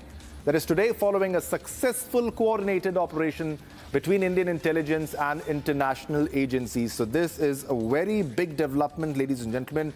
This is Salim Dola, Salim Mohammed Sohail Sheikh, Dawood Ibrahim's aide, and Dola's deportation is now being seen as a massive blow to the underworld's narcotics trade. Now, the gangster who was allegedly managing the big portion of the D Company's drug operations from overseas. So he was managing the D Company's drug operations from abroad. Now, this is a very big breakthrough, ladies and gentlemen, for the Indian law enforcement and the coordination of the Indian intelligence agencies with foreign intelligence agencies. And it's a big bust of the international drug syndicate. Salim Dola, he's the highest ranking member of the Dawood Ibrahim gang and a notorious drug kingpin, and he was deported to India today, that is on Tuesday. He was brought to Delhi airport via a special aircraft in the early hours. Now, this following a successful coordinated operation between Indian intelligence and international agencies. All right, so this is a very big development. I'm being joined by Hina from the newsroom for more details on the story. Hina, this comes as a major development, a big breakthrough for the Indian intelligence agencies, and he was no uncommon man. He's Salim Dola, who is responsible, the main kingpin for the drug industry for Dawood Ibrahim. Indeed, Shivam, he was a very high-ranking member of D Company. Remember, he was one person who was handling all the operations related to international drug syndicate. So a very, very important achievement on the part of the investigation agencies in its anti-narcotics operations. Remember, if you remember, we earlier broke the news of how he was arrested in Istanbul, but this time around NIA and police unit, in fact, took him in custody and he was deported to India. Now what we're hearing is that he will be, given the custody to the Mumbai police and the NCB Narcotics Control Bureau, and he'll be thoroughly investigated. Also, we are getting to know that there was a special aircraft which was used to get him deported to India, and a thorough investigation at the airport was also done from him by the investigative agencies to understand in what all operations he was involved. But a very important man. Remember, earlier at Republic TV also broke the news that he was found in possession of 126 kilograms of drug. He was in fact also carrying fake passports, Kuwaitian and Bulgarian passports with him. So fake identification cards also used by him to douse the police authorities. But this is a big win by NIA. We have been tracking him for quite some time now, and we are playing out the visuals of Salim Dola. Remember, this is another achievement by the investigative agencies. His son earlier, Tahir Dola, was also arrested by the police officials, and now his custody, Salim Dola's custody, will be given to the police, Mumbai police and NCB, so that further questioning and further investigation can take place in this. But a big win because he was in fact carrying out the operations of about 5,000 crore rupees of drug and narcotics. Back to your studio. Yeah, thanks a lot. Thanks a lot for the details in the story. Keep tracking all the latest developments. We'll come back to you as more details unfold. Now, viewers, let's move on to another big breaking news development which we are getting from the political world. Now, this concerns Arvind Kejriwal, AAP Supremo Arvind Kejriwal. And now, following Arvind Kejriwal, Manish Sisodia writes a letter to Justice Swarnakanta stating that he also won't be attending proceedings and that no lawyer would appear on behalf of him either. So this is another big development after Arvind Kejriwal. Now this is Manish Sisodia, and who is saying that I have no hope for justice in this matter. Now Sisodia writes to Justice Swarnakanta. Now this is Sisodia after Arvind Kejriwal. He also goes on to say that no lawyer will appear on my behalf either. So this is an open letter to Justice Swarnakanta, a letter which has been written by Manish Sisodia after Arvind Kejriwal. Now previously, in a letter, AAP chief said that he had lost faith in the judge's ability to deliver justice and that he will follow Gandhi's protest path and retains the right to approach the Supreme Court against the verdict. Now, after the former Delhi Chief Minister, that is Arvind Kejriwal, now this is Manish Sisodia going against the judge, said that he won't be appearing before the court, and also goes on to say that no lawyer will appear on my behalf either. This is they're saying that they will not appear before Delhi High Court Judge Justice Swarnakanta Sharma, who is hearing a plea challenging the acquittal in the excise policy case. Now earlier, Arvind Kejriwal wrote and he said that he had lost faith in her ability to deliver justice. Now, the Kejriwal's letter came days after Justice Sharma turned down a plea filed by the former Delhi Chief Minister, that's Arvind Kejriwal, seeking her recusal in the case. Now, Kejriwal and now Manish Sisodia accused the judge of conflict of interest, claiming that Justice Sharma's children work as a panel lawyers with central government. All right, we have Sarthak joining us for more details into this story, which concerns Justice Swarnakanta Sharma. Sarthak, now earlier it was Arvind Kejriwal, and now we have Manish Sisodia, who doesn't want to appear before the court, and especially in front of Justice Swarnakanta Sharma. What more details are you fetching on the story, Sarthak? Well, absolutely, Shivam. Following the fiasco that was created by Arvind Kejriwal, now it seems like Manish Sisodia has also sort of joined this bandwagon, and he has also written a letter to Justice Swarnakanta Sharma expressing that he won't be appearing before her neither in person nor he would be appearing before her through any lawyer. Just to remind the viewers, a few days ago, the recusal application that Arvind Kejriwal and others had filed before Justice Swarnakanta Sharma, expecting her to leave the case as they were alleging that she had some association with the RSS wing of the ABVP wing of RSS. So she has connections with BJP. She has attended some functions. Her children are panel lawyers and work for the government. Solicitor General Tushar Mehta provides them cases. And these were the allegations that they had put forth in their application. And twice, Arvind Kejriwal came in person to the Delhi High Court, appeared before Justice Swarnakanta Sharma, made these arguments, and then it was expected that she might accept the recusal application and she might just leave this case. Thanks a lot. We are a bit short of time. We have another big development. Sarthak, will come back to you as more details unfold. Keep tracking the story. Now, viewers, let's move on to another top big breaking news development. And we are reporting live from the spot of the high-intensity explosion occurred late last night on the railway track near Bathonia village between Shambhu and Rajpura in Patiala. The body of a man was found in pieces at the blast site. We have a colleague, Lalit, reporting live from the location. Lalit, what are you seeing on the ground? What latest updates from the ground?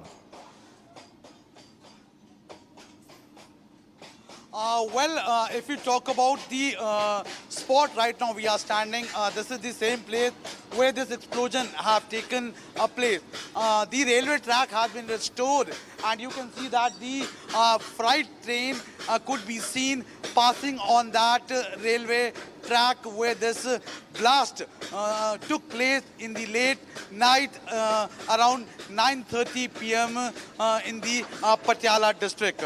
As per the inputs what the Republic TV has got, in this one unidentified persons have died as his mutilated body has been found where this brown color Mahindra car you could see. So around 500 meters away from that place, that dead body was being recovered. Apart from the investigation, if we talk about 2 motorcycles, 1 mobile phones and some wires have also been recovered from the spot. So the investigations are going on as the RPF officials could also be seen on the spot who are further investigating this whole matter. So these are the RPF officials where you can see the investigation is going on. Apart from that, the NIA officials could also be doing the parallel investigation. So a major blast has been averted as in this high intensity while that person was has gone in this site to has gone to handle the blast. That time, due to mishandling, this blast have taken place in this site. So one person has been died on the spot. So the investigations are going on in which the RPF officials, the GPR officials could be seen investigating the matter. So the major thing which the police have got in this investigation is the mobile phone which they have recovered from the spot, which right now the police officials are trying to track the numbers with whom the person have been continuously in touch with. It has also been seen that it is not the work of a single person, as 2 motorcycles were also being found from the spot. So on all possible angles right now, the investigations are going on. Right now, no one has taken the responsibility of this blast, but yes, a major happening has been averted as due to mishandling, the person who have gone to put the explosion on the railway track died due to mishandling, in which now the police is further looking after all the matter. Apart from that, the railway track on which the explosion has to be planted, now it has been restored, and some minutes before you could have seen the goods train have passed that railway track. Back to the studio. Yeah, Lalit, I would like to definitely point this. Thanks a lot for the latest updates, but we are the only channel. Republic is the only channel which is reporting live from the blast spot, because we pick up stories which are of national interest, and this is ground reporting from ground zero, live from the blast spot. Our Lalit, our correspondent Lalit, was reporting from the locations because it is a sensitive matter and this needs to be investigated thoroughly. 2 motorcycles, damaged mobile phone recovered from the scene. DIG Kuldeep Chahal, SSP Varun Sharma have reached the spot. CIA, forensic team, bomb squad, local police are investigating the entire matter. But viewers, now moving on, it's time to move on to a short commercial break. But don't go anywhere, because there's a lot more lined up after a short commercial break. Coming up next, the Bengal BJP has shared a video of Ajay Pal Sharma, deployed as police observer of South 24 Parganas, warning miscreants of severe action.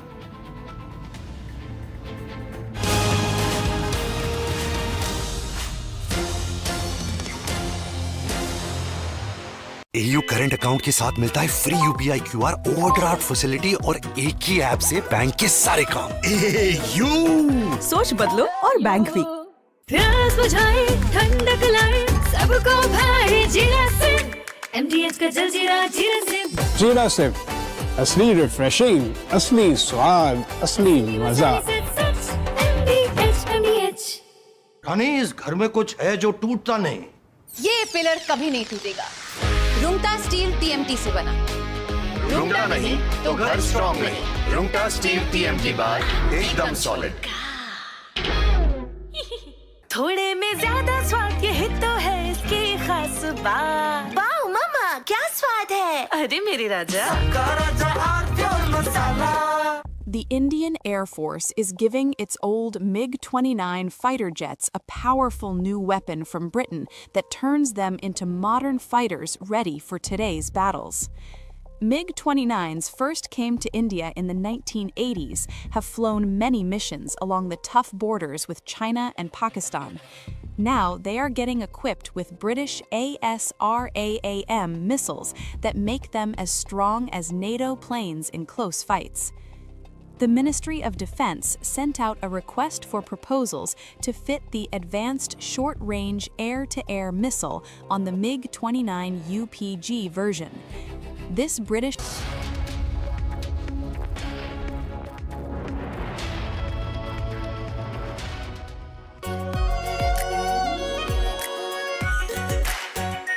Are pure shahi paneer masala, delicious, healthy everyday. केसरिया से मन जोगी हुआ रे, दिल झूमे देखो मतवारा हुआ रे। केसरिया से मन जोगी हुआ। हर पल मनाओ केसरी त्योहार, विमल बोलो जुबान केसरी। चमकी चाट से क्या बना है? सैंडविच, लस्सी और छाछ और हर घूंट में चमकी चाट।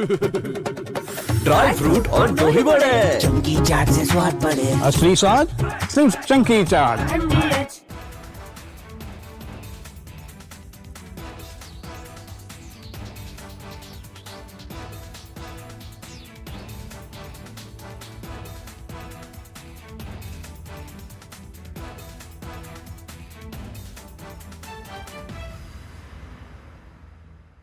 The Indian Air Force is giving its old MiG-29 fighter jets a powerful new weapon from Britain that turns them into modern fighters ready for today's battles.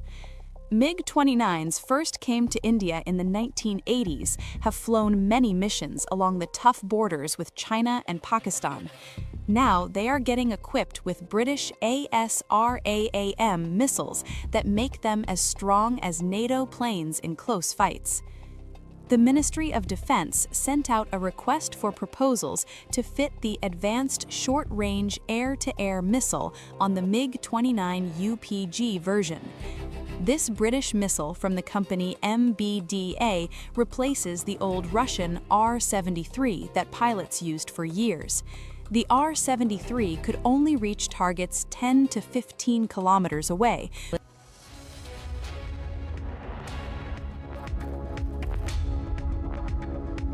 यार प्योर सूजी पास्ता उबालो मिलाओ और खाओ 8 मिनट में तैयार। क्या टेस्ट है सबका राजा हार्डकोर मसाला। यानी इस घर में कुछ है जो टूटता नहीं। ये पिलर कभी नहीं टूटेगा। रुंगटा स्टील टीएमटी से बना। रुंगटा नहीं तो घर स्ट्रॉन्ग नहीं। रुंगटा स्टील टीएमटी बार एकदम solid.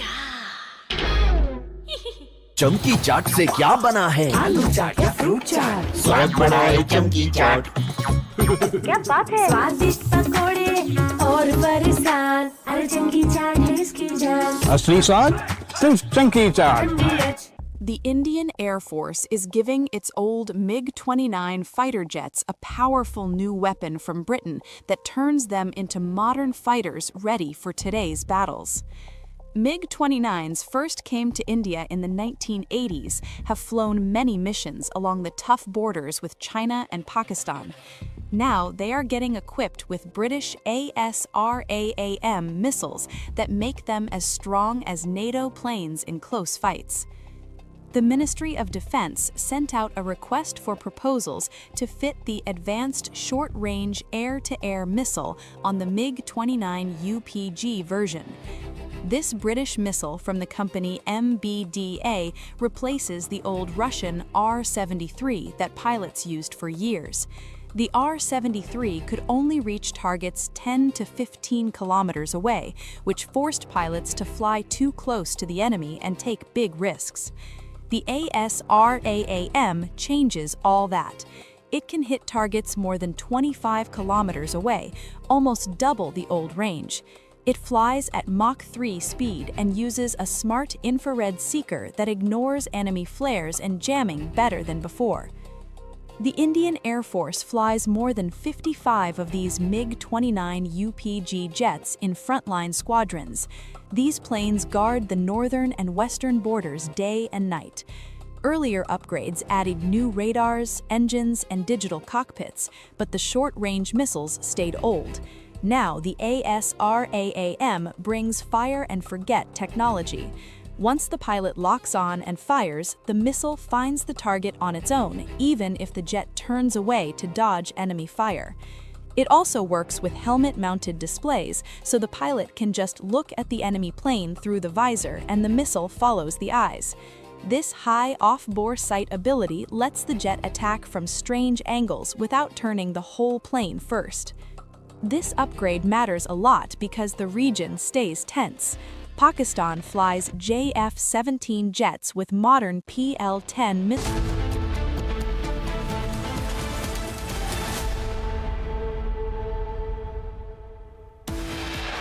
Headlines brought to you by Canara Bank. Together we can. Republic speaks to West Bengal Chief Electoral Officer Manoj Agarwal ahead of phase 2 of elections. Appeals voters to vote without any fear. आसपास के जितने भी लोग हैं अच्छी तरह से समझ लें कि अगर किसी ने बदमाशी करी तो उनका कायदे से इलाज किया जाएगा फिर। TMC versus BJP over appointment of Uttar Pradesh's top police. Ajay Pal Sharma is West Bengal poll observer. TMC says Bengal is no Uttar Pradesh. TMC claims signs of internal unrest within the West Bengal BJP, alleges that 3 BJP leaders reached out to a senior TMC leader. US return man stabs 2 security guards in Mumbai after asking their religion and whether they could recite the Kalma. NIA begins probe. And gangster Dawood's aide Salim Dola deported to India in major anti-drugs crackdown. High-intensity explosion occurs on the railway track in Patiala. Body of suspected accused was found in pieces at the blast site. Aam Aadmi Party to move the court seeking disqualification of former Rajya Sabha MPs after upper house approved merger of 7 Aam Aadmi Party MPs with the BJP.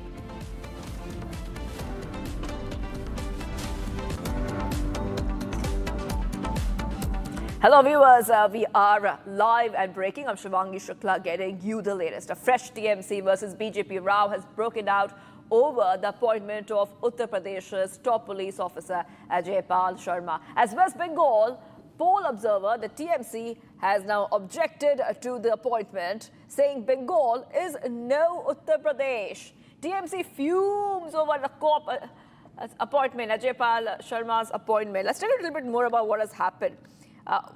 We saw that it's a bid to ensure free and fair elections in West Bengal. So Election Commission has appointed Ajay Pal Sharma, who's a well-known IPS officer of the UP cadre, as a poll observer ahead of the crucial second phase of polling. He has been appointed as a police observer for the South 24 Parganas district, which is a region widely regarded as a stronghold of TMC's second in command and Mamata Banerjee's nephew, Abhishek Banerjee.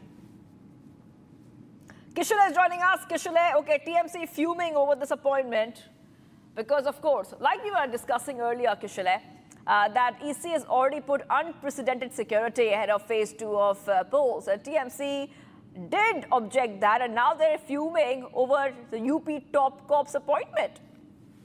Well, exactly.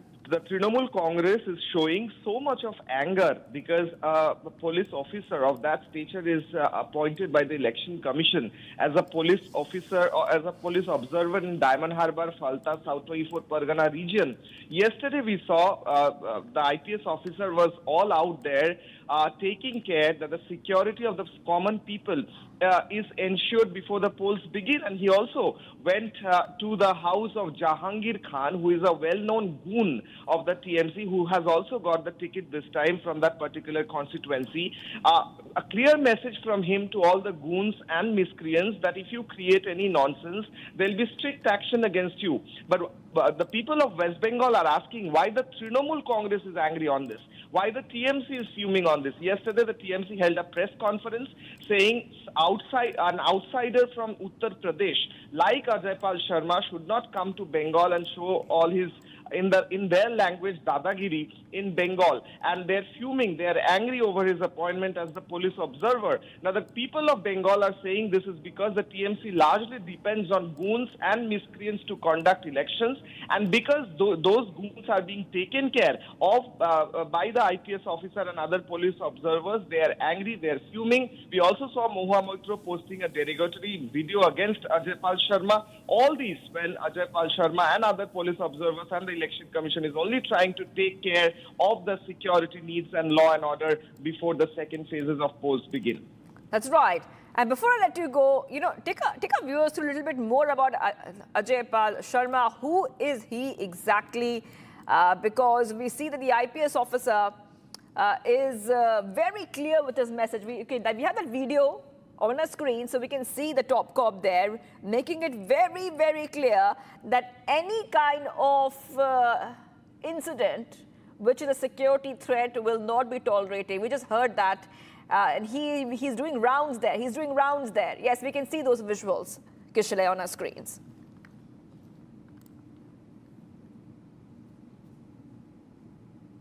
All right, Kishore, okay, we'll go back to Kishore in a moment, but those are the visuals coming in. This is Ajay Pal Sharma, the top cop, the top IPS officer there, who has been appointed as a poll observer in the state by the Election Commission.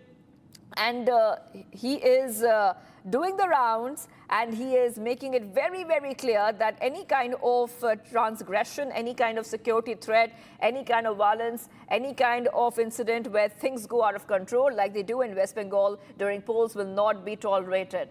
Okay, we're getting some more updates coming in. Okay, let's go ahead. On the final day of the campaigning for the West Bengal elections, raids were conducted on the hideouts of TMC candidate and notorious mafia Jahangir Khan from the Falta Assembly constituency. A heavy force of SSB, FSD and QRT carried out the action under the leadership of DIG Ajay Pal Sharma, an observer from the UP cadre, who had gone there to conduct the elections. Jahangir Khan is accused of orchestrating stone pelting on former BJP President JP Nadda, and he is considered a close associate of Mamata Banerjee's nephew Abhishek Banerjee. Okay, so a big controversy has already erupted on this matter. Let's go back to my colleague who's joining us. Kishore is joining us back. So Kishore, We see that the raids were conducted in the hideouts of TMC candidate and notorious mafia Jahangir Khan from the Falta Assembly constituency. And we see that in the same constituency, the top cop, the poll observer, Ajay Pal Sharma, has clearly said that there will be no incidents, untoward incidents, which will be tolerated. A stern warning has already been given. Well, exactly. Jahangir Khan is a history sheeter and he has various cases on him, which includes intimidating the voters before they turn out for polls in the last elections. We know this. We know how Diamond Harbour model works, where a lead of 7 lakh was achieved by Abhishek Banerjee, which is impossible in a way. And this Jahangir Khan was a mastermind behind that. Now, Ajay Pal Sharma, who is one of the best IPS of Uttar Pradesh, very clear image. He's also known as Singham in social media. Now, he's working his best to ensure that the voters can vote this time without any fear, while raids have been conducted at the house and hideouts of Jahangir Khan, who is a mafia and goon as well, a history sheeter, also one of the strongest goons of the Trinamool Congress in this region. Jahangir Khan is right now cornered. Yesterday, I personally took on Jahangir Khan on air for Republic Bangla, and I asked him why was he hiding and why was he not coming out and speaking to this IPS officer, while he said that he was not present there and he was working for the elections and he was out for some rally. But it is very clear that Jahangir Khan is very scared to face IPS officer Ajay Pal Sharma. Right now he's cornered, and probably the people of South 24 Parganas will vote this time without any fear. All right, well, thank you for joining us for those details. Krishna, so the countdown has begun for the phase 2 of West Bengal polls, and a lot of controversy and a lot of to and fro between TMC and BJP, and a row has been noted here. Okay, so who is Ajay Pal Sharma, 2011 batch IPS officer of the UP cadre? He's one of the top cops there from Uttar Pradesh. He is specifically when it comes to specialization, he's an encounter specialist. He's an encounter specialist. He's been deployed as the police observer for election duty. And he is he's from Punjab, Ludhiana. He is from Punjab, Ludhiana. He's been appointed as a poll observer ahead of the crucial second phase of polling, known for his very strong stand. All right, I think Prime Minister Modi is speaking there live in Sikkim, Gangtok. Let's go ahead and cut across to Prime Minister Modi. पहले मैं बंगाल चुनावों की गहमा गहमी में जरा व्यस्त था। यहां आते ही एक नई अनुभूति, एक नया आनंद, चारों तरफ उत्सव का माहौल, मन खुशियों से भर गया। रात में हुई बारिश, फिर सुबह की ठंडक और ये खिली हुई धूप,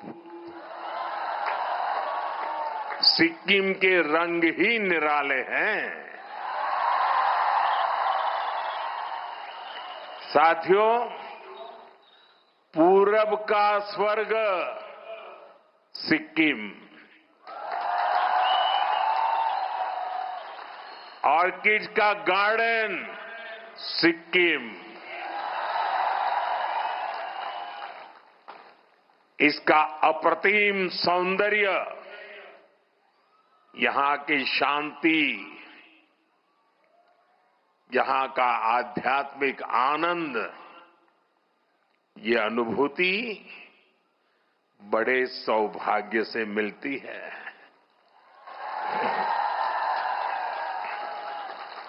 आज मैं यहां के ऑर्किड्स को भी देखने गया था। मेरे लिए जितना समय तय हुआ था, मैं ज्यादा ही समय वहां बिता रहा था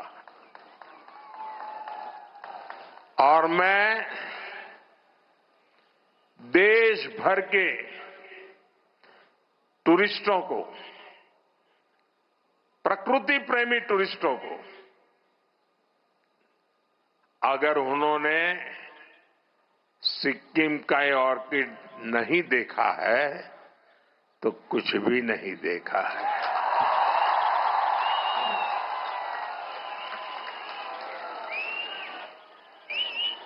और मुझे विश्वास है कि इस बार टूरिस्ट सिक्किम के टूरिज्म के सारे आंकड़े इस बार पार कर देंगे।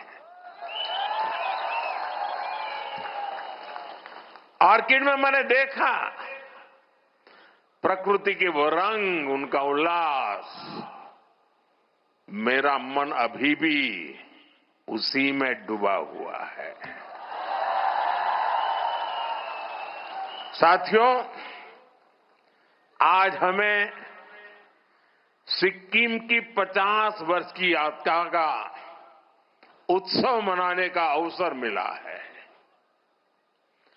जब अवसर इतना ऐतिहासिक हो और इतने दिव्य माहौल में हो रहा हो तो उसकी भव्यता कई गुना बढ़ जाती है। पालजोर का ये स्टेडियम आज उसी अद्भुत आभा से भरा हुआ है।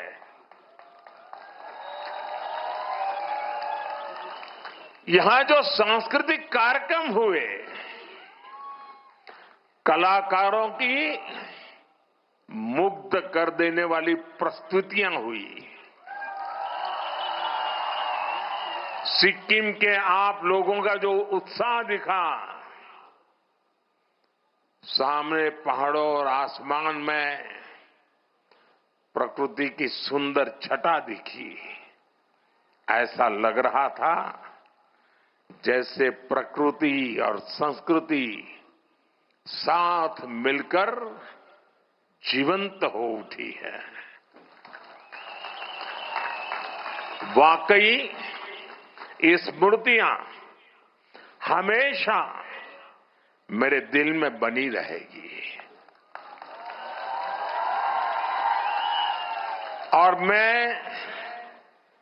जो भी कोरियोग्राफी करने वाले लोग होंगे, जो भी गाने वाले लोग होंगे, सबको बधाई देता हूं।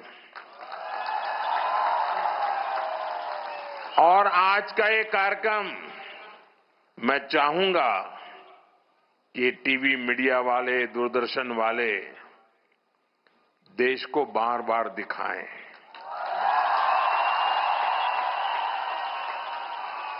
जब देश में राजनीतिक स्वार्थ के चलते भाषावाद, प्रांतवाद, ऊंच नीच, देश में भेदभाव के लिए लगातार कोशिश हो रही है, आज सिक्किम ने एक भारत श्रेष्ठ भारत के दर्शन करा दिए। उन्होंने इस छोटे से कार्यक्रम में पूरा हिंदुस्तान आंखों के सामने खड़ा कर दिया। और अभी भी जो उन्होंने बैठने की रचना की है, मुझे ऊपर से दिखता है पूरा हिंदुस्तान है।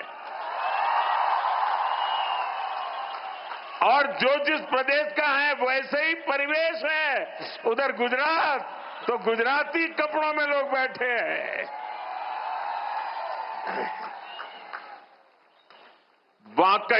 वाकई आपने दिल जीत लिया। ये मोदी का दिल पूरे हिंदुस्तान का दिल जीत लिया है आज। यही तो भारत भक्ति होती है, यही तो देशभक्ति होती है। नई पीढ़ी में इसी से देशभक्ति के भाव जगते हैं। बहुत बहुत बधाई आप लोगों को। साथियों, सिक्किम आने पर मुझे इसलिए भी बहुत खुशी है क्योंकि पिछली बार मैं खराब मौसम के कारण यहां तक नहीं पहुंच पाया था। मुझे बागडोगरा से ऑनलाइन ही आपसे जुड़ना पड़ा था। आपसे यहां आकर न मिल पाने की वो कसक मेरे मन में बनी हुई थी। और जब भी प्रेम सिंह जी मिलते थे ना, तो मेरी आंखें झुक जाती थी। क्या आपने इतनी मेहनत की, मैं आ नहीं पाया, और इसलिए मैं इंतजार में था। वो इंतजार भी आज इस अवसर के माध्यम से पूरा हुआ है।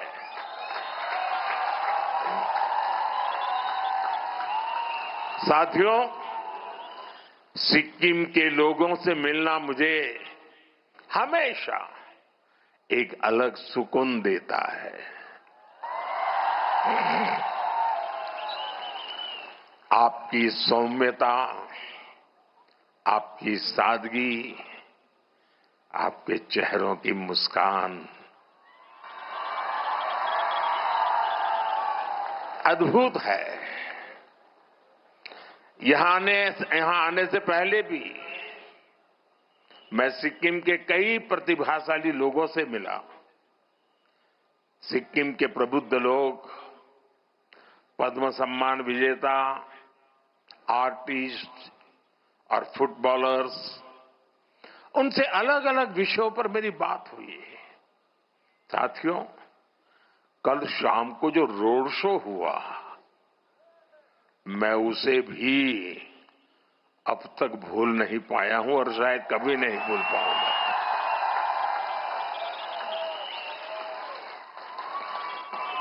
हाथों में हमारा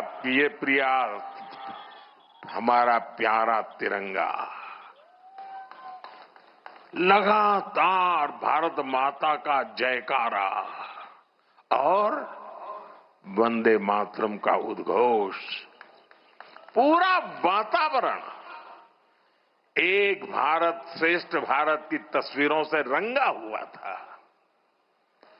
गंजू लामा द्वार से लोक भवन के रास्ते तक जिस तरह सिक्किम के मेरे भाई बहन अपना प्यार देने उमड़े, जिस तरह सभी जातीय समुदायों ने स्वागत किया, हर समुदाय की अपनी वेशभूषा, अपना अपना संगीत, अपनी अपनी परंपराएं, पूरा माहौल ही एक बड़े महोत्सव में बदल गया था।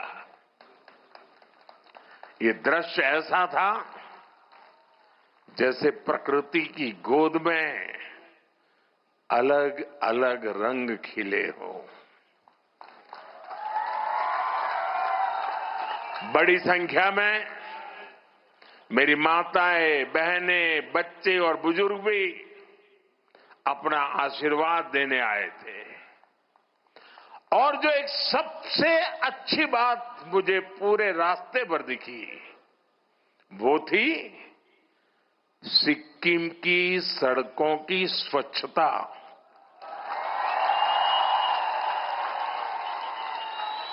आप सबको सैल्यूट। दूर दूर तक कोई गंदगी नहीं,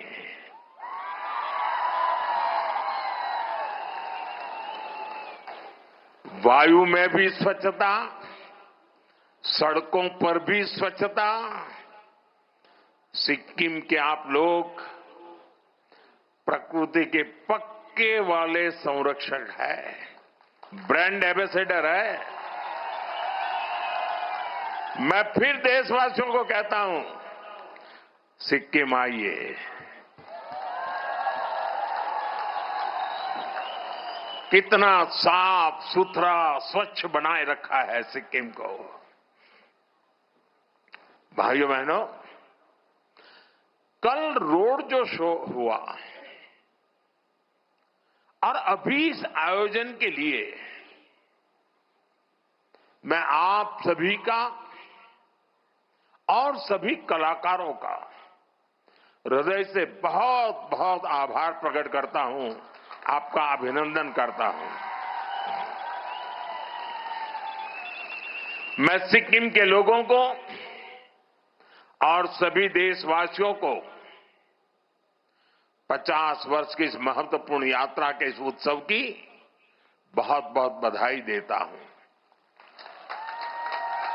मैं आपको विश्वास दिलाता हूं, आपके प्यार, आपका स्नेह, आपका आशीर्वाद का ये कर्ज, इसे चुकाने के लिए मैं कोई कोर कसर बाकी नहीं छोड़ूंगा। साथियों, सिक्किम की यात्रा मानवीय मूल्यों की यात्रा है। ये विकास और विरासत को साथ लेकर चलने की यात्रा है। सिक्किम के अनेक पीढ़ियों ने इस यात्रा को आगे बढ़ाया है। गत 50 वर्ष में जिन जिन लोगों ने सिक्किम को आगे बढ़ाया है, यहां तक पहुंचाया है, उन सबको मैं आज हृदय से बहुत बहुत बधाई देता हूं, उनका अभिनंदन करता हूं। जिस समय जिसको जो करना था उसने किया, उसने सिक्किम को दिया। अब इसकी जिम्मेदारी हमारे पर है, हमारे ऊपर है। सिक्किम की सरकार मेरे मित्र प्रेम सिंह जी के नेतृत्व में पूरी ईमानदारी से सिक्किम की विरासत को संजोने और विकास को गति देने का काम कर रही है। हमारे लिए सिक्किम नॉर्थ ईस्ट केवल देश का एक अहम हिस्सा ही नहीं है, बल्कि ये भारत की अष्टलक्ष्मी है। नॉर्थ ईस्ट ये हिंदुस्तान की अष्टलक्ष्मी है। इसलिए हम एक्ट ईस्ट की पॉलिसी पर तो काम कर ही रहे हैं, हमने नॉर्थ ईस्ट के लिए एक्ट फास्ट का संकल्प भी लिया है। और इसलिए एक्ट ईस्ट, एक्ट फास्ट। आज भी यहां हजारों करोड़ रुपए की 30 से ज्यादा परियोजनाओं का लोकार्पण और शिलान्यास हुआ है। इनमें road, power, tourism, health, education, हर तरह के प्रोजेक्ट शामिल है। नॉर्थ सिक्किम के क्षेत्र में 2023 के बाद जो चुनौतियां आई, उन्हें भी ध्यान में रखा गया है। जहां जहां कनेक्टिविटी प्रभावित हुई, वहां उसे फिर से मजबूत करने पर फोकस किया गया है। मैं इनके लिए सिक्किम के आप सभी लोगों को बहुत बहुत बधाई देता हूं। साथियों, हमारे सिक्किम की बहुत बड़ी ताकत उसकी टूरिज्म इकोनॉमी है। सिक्किम का क्षेत्रफल देश के कुल क्षेत्रफल का 1% से भी कम है, लेकिन देश की 25% से ज्यादा फ्लोरल डाइवर्सिटी हमारे सिक्किम में मिलती है।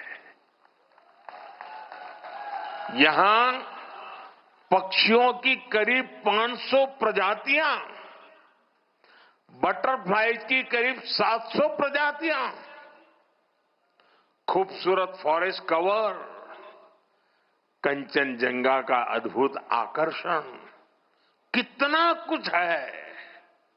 इसलिए हर कोई बार बार सिक्किम आना चाहता है।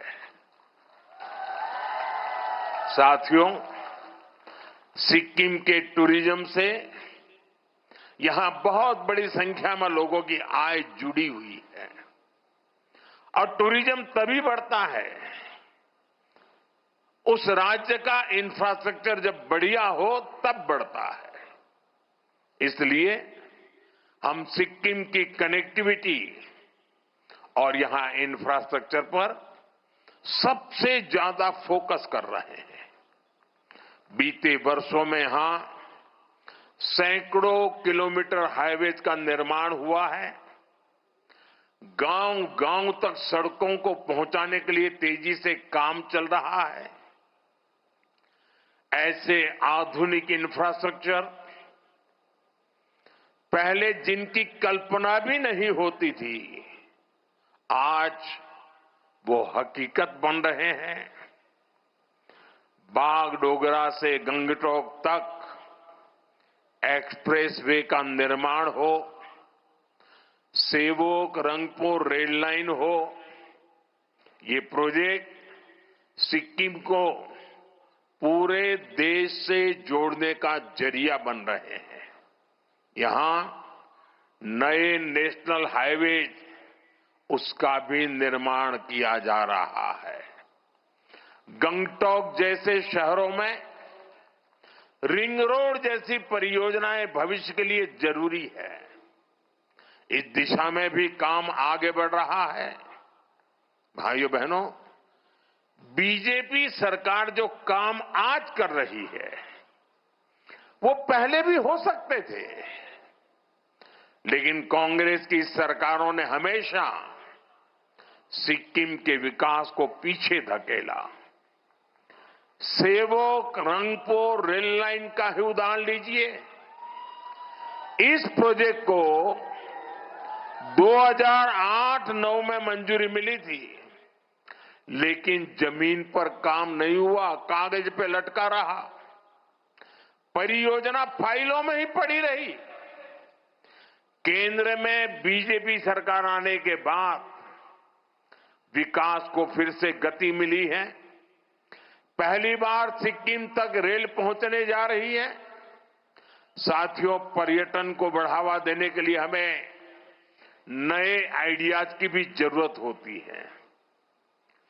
आज हम इसी सोच के साथ काम कर रहे हैं। भालेडुंगा, येनियंग और पेली में रोपवे का निर्माण इसी का उदाहरण है।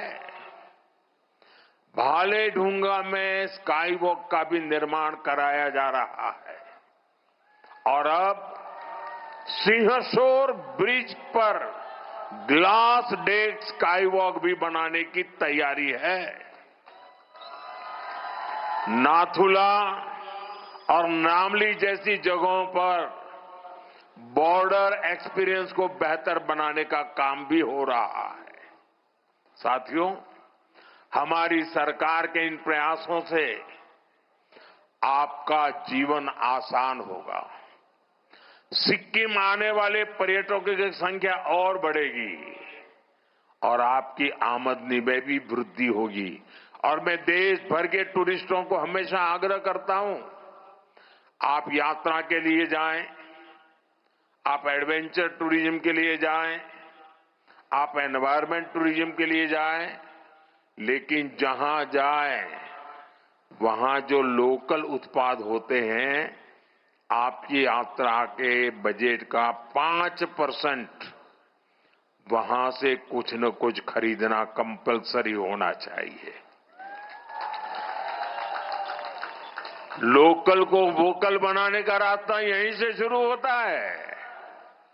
आप जहां जाए वहीं का खाना खाएं, जहां जाए वहीं की चीजें खरीदें, सोवेनियर के तौर पर ले जाएं, ताकि यहां के लोगों को, दूर दूर पहाड़ों में रहने वाले छोटे छोटे समूहों को, ये जो इतनी बड़ी मात्रा में मेरी बहनें आई हैं, ये इतनी बढ़िया बढ़िया चीजें बनाती हैं सेल्फ हेल्प ग्रुप में, वो खरीदने वाले लोग देश भर से आने चाहिए और इससे यहां रोजगार के अवसर भी बढ़ेंगे। साथियों, सिक्किम में इको वेलनेस टूरिज्म का भी बहुत स्कोप है। हम इसे भी प्रमोट कर रहे हैं। स्थानीय लोगों को टूरिज्म से ज्यादा आय हो, इसके लिए 1000 होम स्टे भी बिल्ड किए जा रहे हैं।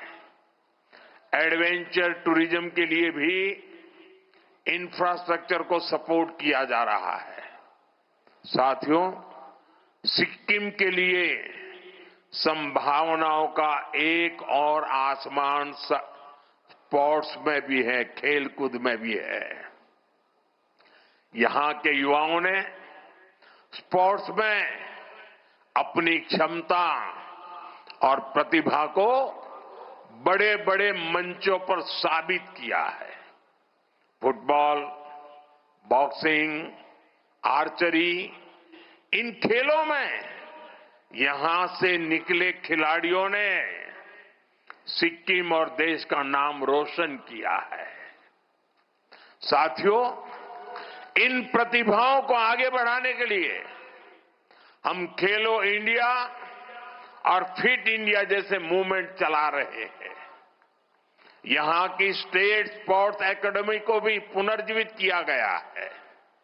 सिक्किम प्रीमियर लीग जैसी स्पोर्ट्स इवेंट्स को बढ़ावा दिया जा रहा है ताकि ज्यादा से ज्यादा संख्या में खिलाड़ियों को खेलने का मौका मिले, उनके खेलने में सुधार आए।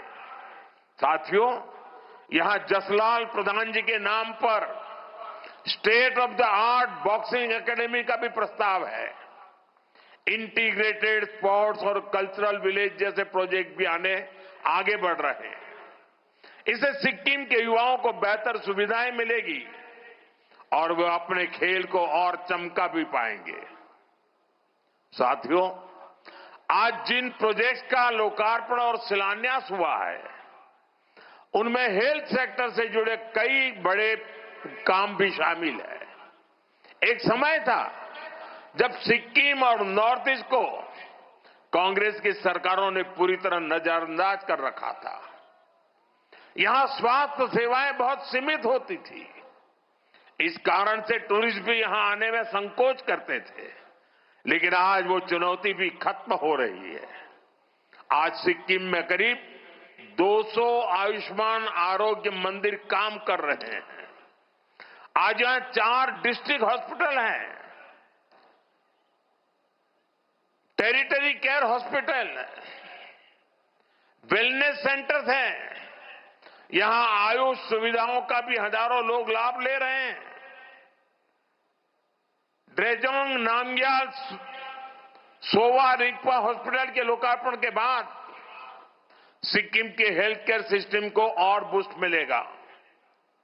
भाइयों बहनों, हेल्थ इंफ्रास्ट्रक्चर के साथ साथ लोगों को सस्ता इलाज भी मिले, हमारी सरकार इसके लिए भी कमिटेड है। पहले हमने गरीबों को मुफ्त इलाज के लिए आयुष्मान कार्ड दिए थे। अब ये सुविधा 70 वर्ष और उससे ऊपर वाले उम्र के सभी बुजुर्गों को भी दी जा रही है। साथ ही जन औषधि केंद्रों पर दवाएं भी बेहद सस्ते दामों पर उपलब्ध है।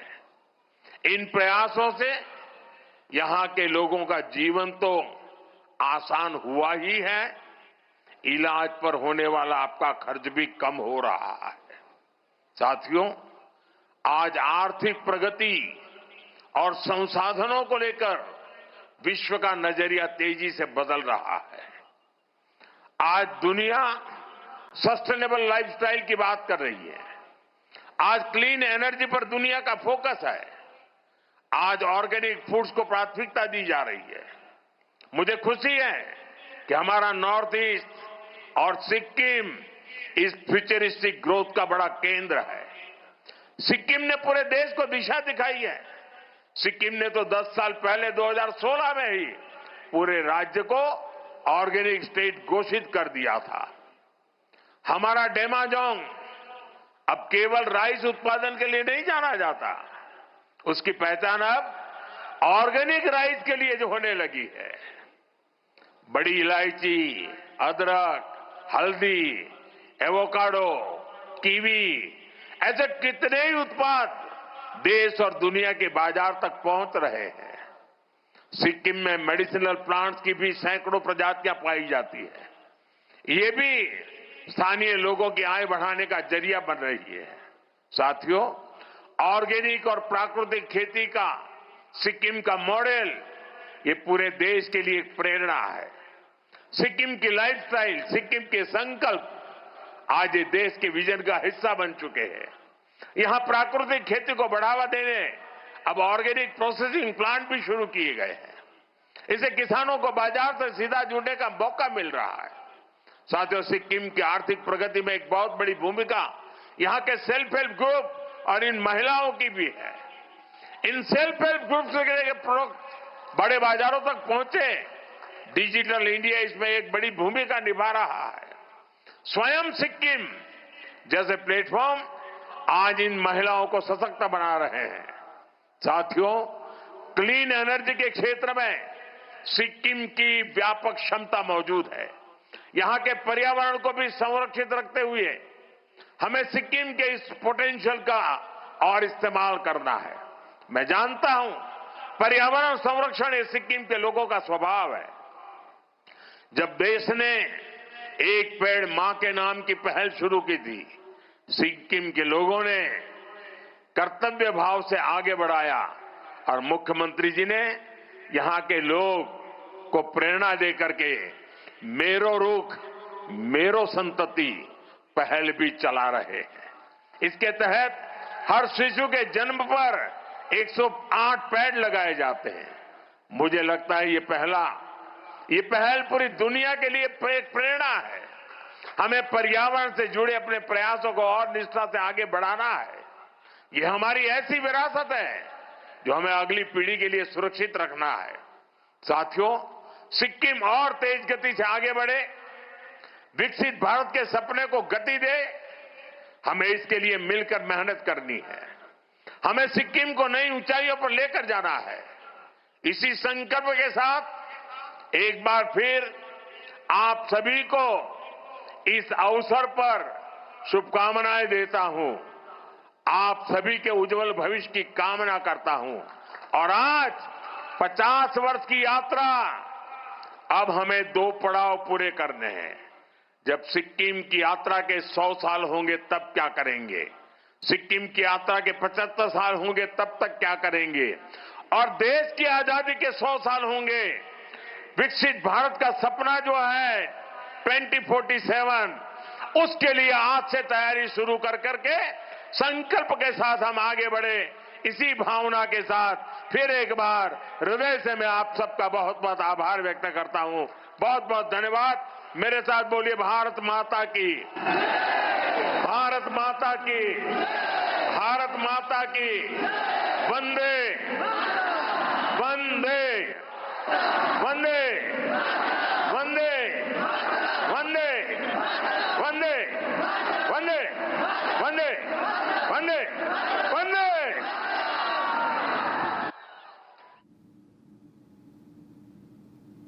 And so viewers, there you had Prime Minister Narendra Modi attending the closing ceremony of Sikkim's 50th year of statehood celebrations at Paljor Stadium.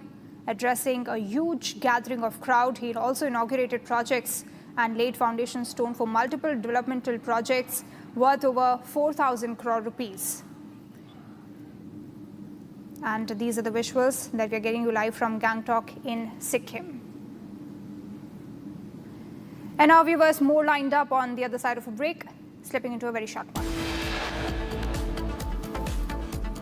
TMC versus BJP over the appointment of Uttar Pradesh's top police officer Ajay Pal Sharma as West Bengal poll observer. TMC says Bengal is no Uttar Pradesh. US returned man stabs 2 security guards in Mumbai after asking their religion and whether they could recite the Kalma or not. NIA has begun the probe.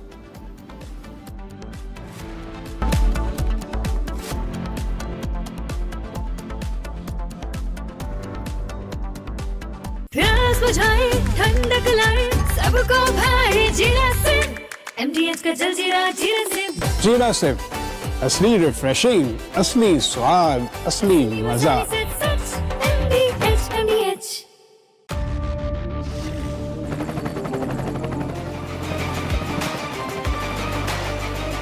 Corrector, the taste of success.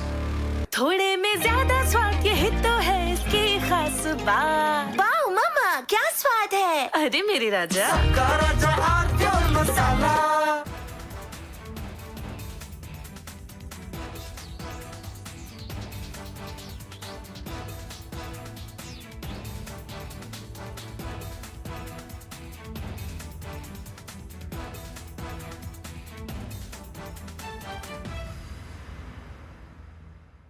The Indian Air Force is giving its old MiG-29 fighter jets a powerful new weapon from Britain that turns them into modern fighters ready for today's battles. MiG-29s first came to India in the 1980s, have flown many missions along the tough borders with China and Pakistan. Now they are getting equipped with British ASRAAM missiles that make them as strong as NATO planes in close fights. The Ministry of Defense sent out a request for proposals to fit the advanced short-range air-to-air missile on the MiG-29 UPG version. This British missile from the company MBDA replaced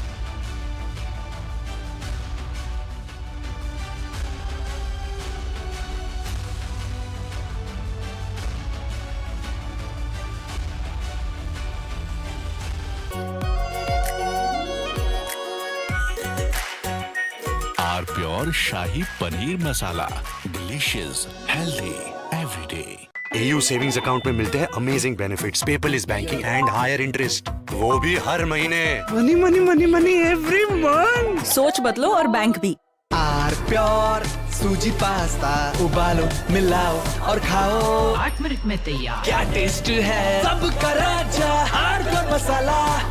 The Indian Air Force is giving its old MiG-29 fighter jets a powerful new weapon from Britain that turns them into modern fighters ready for today's battles. MiG-29s first came to India in the 1980s, have flown many missions along the tough borders with China and Pakistan. Now they are getting equipped with British ASRAAM missiles that make them as strong as NATO planes in close fights. The Ministry of Defense sent out a request for proposals to fit the advanced short-range air-to-air missile on the MiG-29 UPG version. This British missile from the company MBDA replaces the old Russian R-73 that pilots used for years. The R-73 could only reach targets 10 to 15 kilometers away, which forced pilots to fly too close to the enemy and take big risks. The ASRAAM changes all that. It can hit targets more than 25 kilometers away, almost double the old range. It flies at Mach 3 speed and uses a smart infrared seeker that ignores enemy flares and jamming better than before. The Indian Air Force flies more than 55 of these MiG-29 UPG jets in frontline squadrons. These planes guard the northern and western borders day and night. Earlier upgrades added new radars, engines, and digital cockpits, but the short-range missiles stayed old. Now the ASRAAM brings fire-and-forget technology. Once the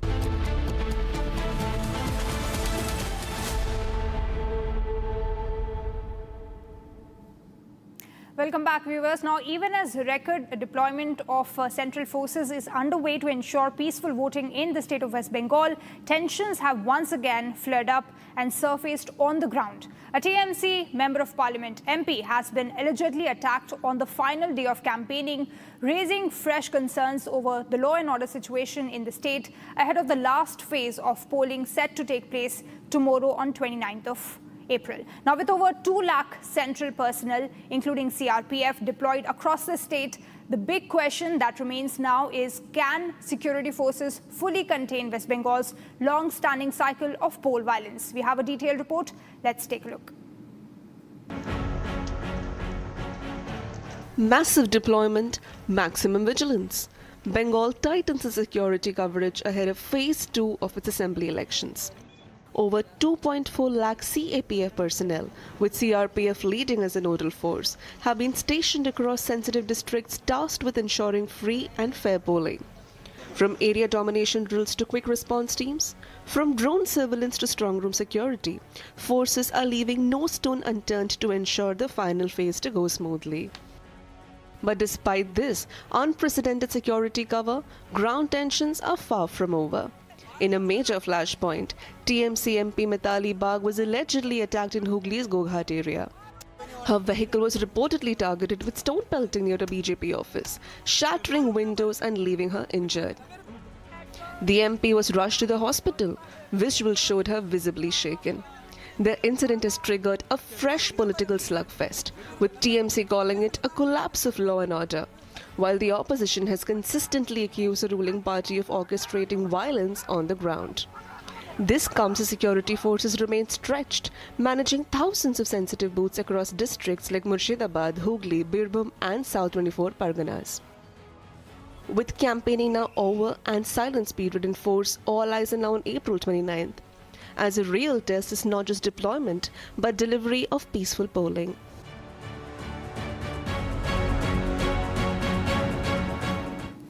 And our viewers, time to slip into a very short break, but don't go anywhere, we have more lined up for you.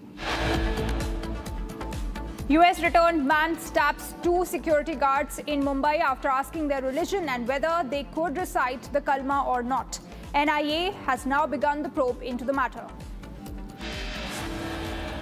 And gangster Dawood Ibrahim Said Salim Dola has been deported to India in major anti-drugs crackdown.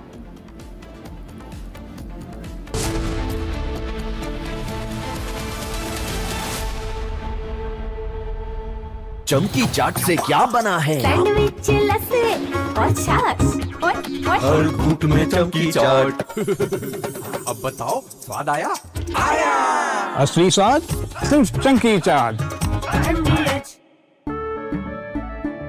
केसरिया से मन जोगी हुआ रे, दिल झूमे देखो मतवारा हुआ रे। केसरिया से मन जोगी हर पल मनाओ केसरी त्योहार, विमल बोलो जुबान केसरी। थोड़े में ज्यादा स्वाद, यही तो है इसकी खास बात। वाओ मामा, क्या स्वाद है? अरे मेरे राजा, सबका राजा और मसाला।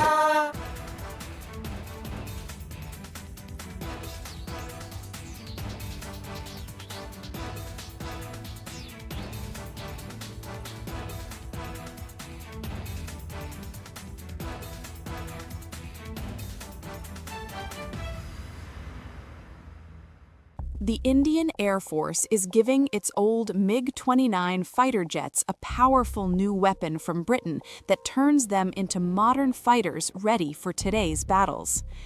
MiG-29s first came to India in the 1980s, have flown many missions along the tough borders with China and Pakistan. Now they are getting equipped with British ASRAAM missiles that make them as strong as NATO planes in close fights. The Ministry of Defense sent out a request for proposals to fit the Advanced Short-Range Air-to-Air Missile on the MiG-29 UPG version. This British missile from the company MBDA replaces the old Russian R-73 that pilots used for years. The R-73 could only reach targets 10 to 15 kilometers away, which forced pilots to fly too close to the enemy and take big risks. The ASRAAM changes all that.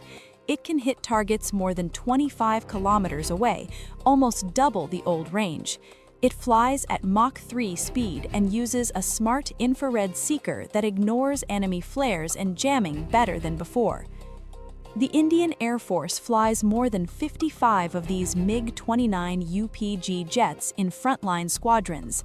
These planes guard the northern and western borders day and night. Earlier upgrades added new radars, engines,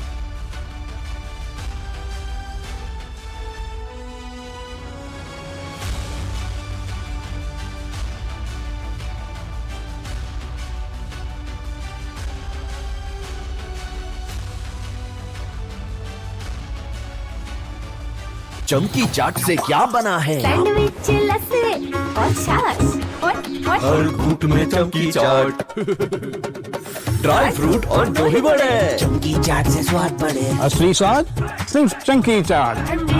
रानी, इस घर में कुछ है जो टूटता नहीं। ये pillar कभी नहीं टूटेगा। रुंगटा स्टील टीएमटी से बना। रुंगटा नहीं तो घर स्ट्रॉन्ग नहीं। रुंगटा स्टील टीएमटी बार एकदम solid.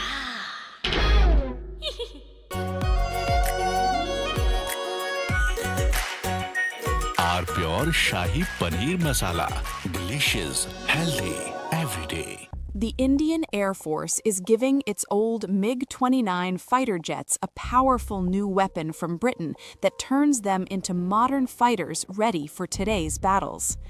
MiG-29s first came to India in the 1980s, have flown many missions along the tough borders with China and Pakistan. Now they are getting equipped with British ASRAAM missiles that make them as strong as NATO planes in close fights. The Ministry of Defense sent out a request for proposals to fit the advanced short-range air-to-air missile on the MiG-29 UPG version. This British missile from the company MBDA replaces the old Russian R-73 that pilots used for years. The R-73 could only reach targets 10 to 15 kilometers away, which forced pilots to fly too close to the enemy and take big risks.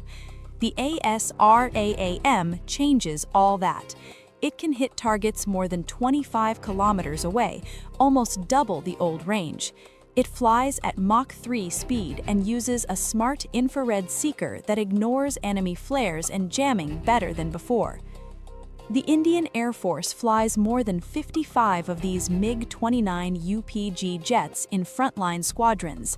These planes guard the northern and western borders day and night. Earlier upgrades added new radars, engines, and digital cockpits, but the short-range missiles stayed old. Now the ASRAAM brings fire-and-forget technology. Once the pilot locks on and fires, the missile finds the target on its own, even if the jet turns away to dodge enemy fire. It also works with helmet-mounted displays, so the pilot can just look at the enemy plane through the visor and the missile follows the eyes. This high off-bore sight ability lets the jet attack from strange angles without turning the whole plane first. This upgrade matters a lot because the region stays tense. Pakistan flies JF-17 jets with modern PL-10 missiles that reach farther and lock on quicker. China uses even better systems on its J-20 stealth fighters and other planes. In a real dogfight, the old MiG-29 with R-73 could lose the first shot. With ASRAAM, the Indian pilots get longer reach, faster lock, and higher chance to survive. The missile also works well against low-flying drones that are hard to see on radar. Many experts see drone swarms as the new big threat in air wars, and this upgrade gives the MiG-29 a strong answer. The ASRAAM already proved itself on Indian planes. The Air Force fitted it successfully on the homemade LCA Tejas and the Jaguar fighters.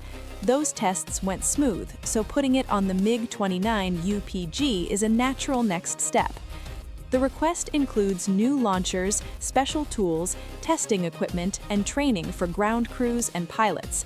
Once the work finishes, the whole fleet will get the missiles step by step.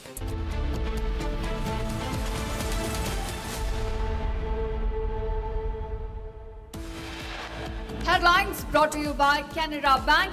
Together we can.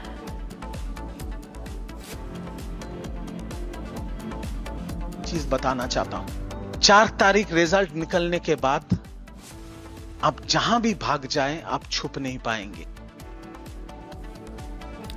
TMC fumes over UP cop Ajay Pal Sharma's appointment. आसपास के जितने भी लोग हैं अच्छी तरह से समझ लें कि अगर किसी ने बदमाशी करी तो उनका कायदे से इलाज किया जाएगा.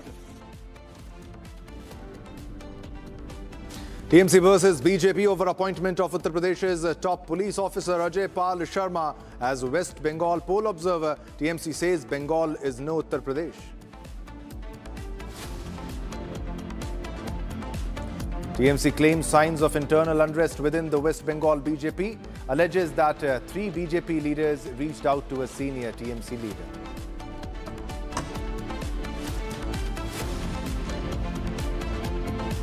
Republic speaks to West Bengal Chief Electoral Officer Manoj Agrawal ahead of Phase 2 elections, appeals voters to vote without fear.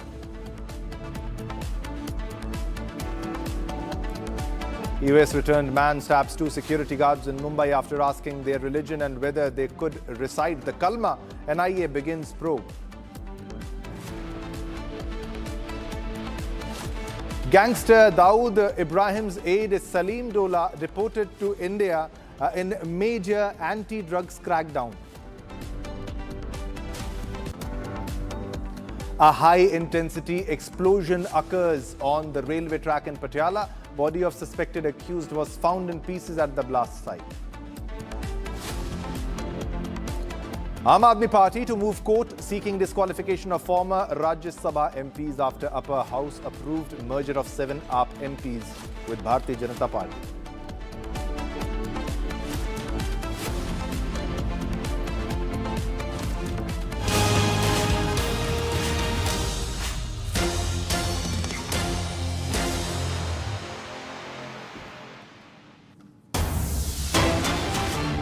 All right, viewers, we're getting a big breaking news development right now. Director General of Sashastra Seema Bal, that is the SSB, Sanjay Singhal, reviews election preparedness for West Bengal Phase 2 elections at Howrah. Now, he chaired a high-level review meeting ahead of the second phase of West Bengal Assembly elections, scheduled on April 29th. Now, the meeting was attended by District Force Coordinators, Commandants, company commanders and personnel of Central Armed Police Forces, that is the CAPF, along with IG, Frontier, Siliguri and DIG and Nodal Officer SSB. He stressed operational readiness and reaffirmed a strict zero-tolerance approach towards electoral malpractices. Now, he directed all personnel to ensure a fear-free environment for free, fair and peaceful elections, upholding impartiality, discipline, alertness and strict adherence to ECI guidelines. Now, he urged all personnel to maintain the highest standards of service in the conduct of election duties as per the Sashastra Seema Bal, that is the SSB. So this is Director General of Sashastra Seema Bal, that is Sanjay Singhal, who reviews the election preparedness for West Bengal Phase 2 voting, which is at Howrah. Now, he has chaired a high-level review meeting ahead of the second phase of West Bengal Assembly elections, that is the voting that is scheduled on April 29, that is tomorrow. The meeting was attended by District Force Coordinators, Commandants, company commanders and personnel of Central Armed Police Forces, along with IG, Frontier, Siliguri and DIG and Nodal Officer SSB. He stressed operational readiness and reaffirmed a strict zero-tolerance approach towards electoral malpractices. Now, he directed all personnel to ensure a fear-free environment for free, fair and peaceful elections, upholding impartiality, discipline, alertness and strict adherence to ECI guidelines. He has urged all personnel to maintain the highest standards of service in the conduct of election duties as per the SSB. So this is SSB, this is the CAPF on duty in West Bengal for the West Bengal elections, happening in 2 phases. First phase went on successfully. No big incident of violence reported, apart from the clashes between Humayun Kabir's party and the Trinamool Congress. Now, this is the second phase, one of the biggest deployments ever recorded, this time in West Bengal for fair and transparent elections, fear-free elections in West Bengal, a region known for pre-poll and post-poll violence. Now, the CAPF is pretty strict in this regards, leaving no stone unturned to maintain strict security, law and order. So this time, this time the SSB is conducting meetings, reviewing election preparedness for West Bengal Phase 2 at Howrah. All right, we have Kishle with us for more details on what's happening. because the voting is tomorrow, Kishle, and the security is intensified, very tight. One of the biggest deployments in the history of West Bengal. Kishle, over to you. Well, exactly. Now we are out covering the elections, and what we see is the security arrangements are unprecedented in West Bengal. At one hand, the DG of SSB has been conducting a meeting in Howrah in order to ensure that just before the elections, we know in West Bengal there has been precedent of giving cash in hand to the voters. Now all these, and liquors also. Now all these should be stopped. That is a stern message from the SSB director at one hand. On the other hand, we also know that the CRPF DG, CISF DG, is also in West Bengal reviewing the situation and ensuring that no goons and gundas of the Trinamool Congress can take to the streets before the elections happen. So at one hand, the electoral, the voters are ensured by the Election Commission that no liquor, cash in hand, handouts will be given or will be distributed unfairly. On the other hand, also it is ensured by the Election Commission through the central forces that all the security arrangements, along with the deployments in very sensitive areas, are in place in order to ensure that no untoward situation happens. All right. If you look at the level of violence which occurred previously, and this time it has dropped to unprecedented levels, and also, but there are certain elements who find one way or the other, like those who want to make bombs, or those who want to murder somebody, or those who want to do violence. Like last time also, this was Humayun Kabir's party and the Trinamool workers which clashed amongst each other. Any arrangements for tomorrow to avoid such incidents? Well, there are very sensitive constituencies such as Bhangor. There are constituencies such as the one where yesterday IPS Ajay Pal Sharma had to visit and warn Jahangir Khan, one of the mafia but also a candidate from the Trinamool Congress. The area is Falta, South 24 Parganas. There are areas in North 24 Parganas such as Jogodal, and the area where clashes happened day before yesterday, where one CISF personnel was injured, a bullet was shot at his leg. Now all these sensitive booths, additional deployments have been placed around them, and double, triple deployment has been ensured in these sensitive locations. On the other hand, the CRPF and CISF DG has also, they have given this message in the meetings that any untoward situation, any kind of intimidation will immediately lead to arrest. And this is what is ensuring that a free, fair poll will happen in West Bengal. About 3,500 people have already been nabbed. Criminals with the history sheeters have already been nabbed before the polls in the second phase. 3,500, that's a big number. And now the CAPF and CRPF personnel are ensuring that all the sensitive areas are being covered by and large, so that no goons can take over the streets before the election.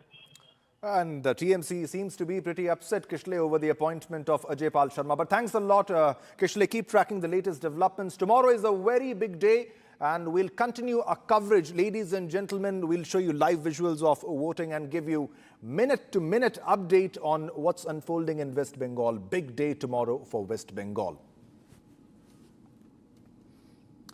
All right, viewers, now even as record deployment of central forces is underway to ensure peaceful voting in Bengal, now tensions have once again surfaced on the ground. A TMC MP has been allegedly attacked on the final day of campaigning, raising fresh concerns over law and order ahead of the last phase of polling. With over more than 2 lakh central personnel, including the CRPF, deployed across the state, the big question remains, can security forces fully contain Bengal's long-standing cycle of political violence? Watch this report.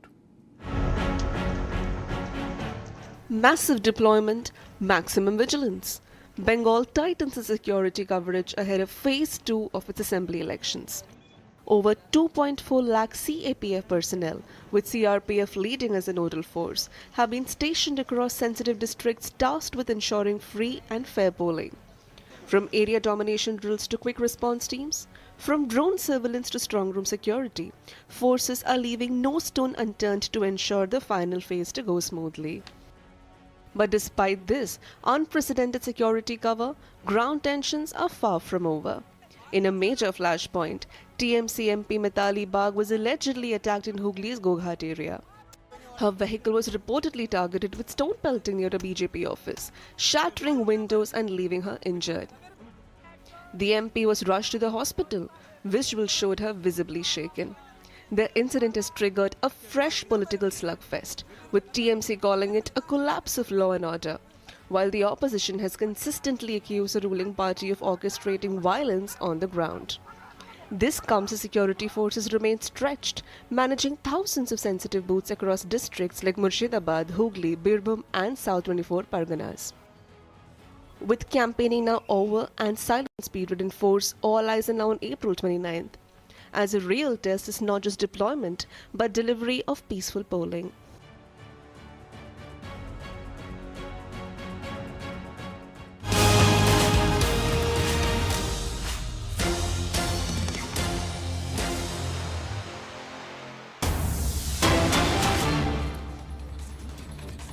All right, viewers, we bring to you an update in the Mira Road Naya Nagar case investigation. Now, according to sources, the accused had written words such as ISIS, lone wolf, jihad and Gaza in a note. Now, several sentences were also found in the note such as lone wolves will pounce on you. You will see real jihad in Bilad Hind from now. Now, additionally, some incoherent remarks were written such as people, family, wives, parents will leave you. And may God guide them. Gaza will only be free by. The ATS is now currently examining this note. According to investigating officers, the case was handed over to the ATS only after initial inquiries raised suspicions regarding the accused's potential motive. So this needs to be investigated thoroughly.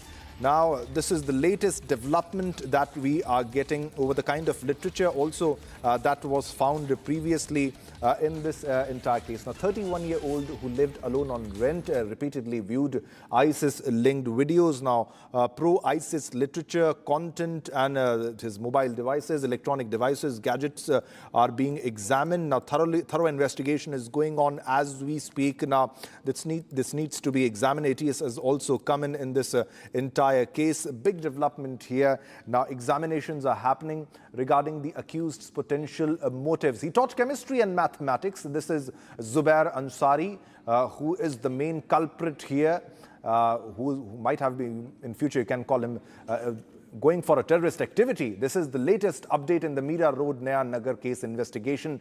As per sources, the accused had written the words such as ISIS, which establishes the fact that he is pro-ISIS, and lone wolf, jihad and Gaza in a note. Now, several sentences were also found in the note such as lone wolves will pounce on you. Lone wolves, which means individuals attacking a group or a segment, that this will be a lone wolf attack. Now, definitely it was. Now, lone wolves will pounce on you. This was also written, and he also went on to write, you will see real jihad in Bilad Hind from now. Now, additionally, some incoherent remarks were also written such as people, family, wives, parents will leave you and may God guide them. Now, Gaza will only be free by, and such kind of literature was written and text was written. Now, the ATS is currently examining this note. Now, according to investigating officers, the case was handed over to the ATS only after initial inquiries raised suspicions. All right. A correspondent, senior correspondent Satya Prakash filed a ground report. Let's listen in. Let's watch that ground report. Mira Road के नया नगर में इसी जगह पर आरोपी जुबेर अंसारी ने 2 सुरक्षा guard पर attack किया था। नाम पूछा, धर्म पूछा। इसके बाद आरोपी जुबेर अंसारी ने तुरंत ही जो सुरक्षा गार्ड थे उनके पर हमला किया। यहां तक कि जुबेर अंसारी जो है इसी केबिन में एक सुरक्षा गार्ड को अंदर ले गया, चाकू दिखाया और कहा कि कलमा पढ़ो। जब सुरक्षा गार्ड ने कलमा पढ़ने से इनकार किया, उसके बाद अटैक कर दिया।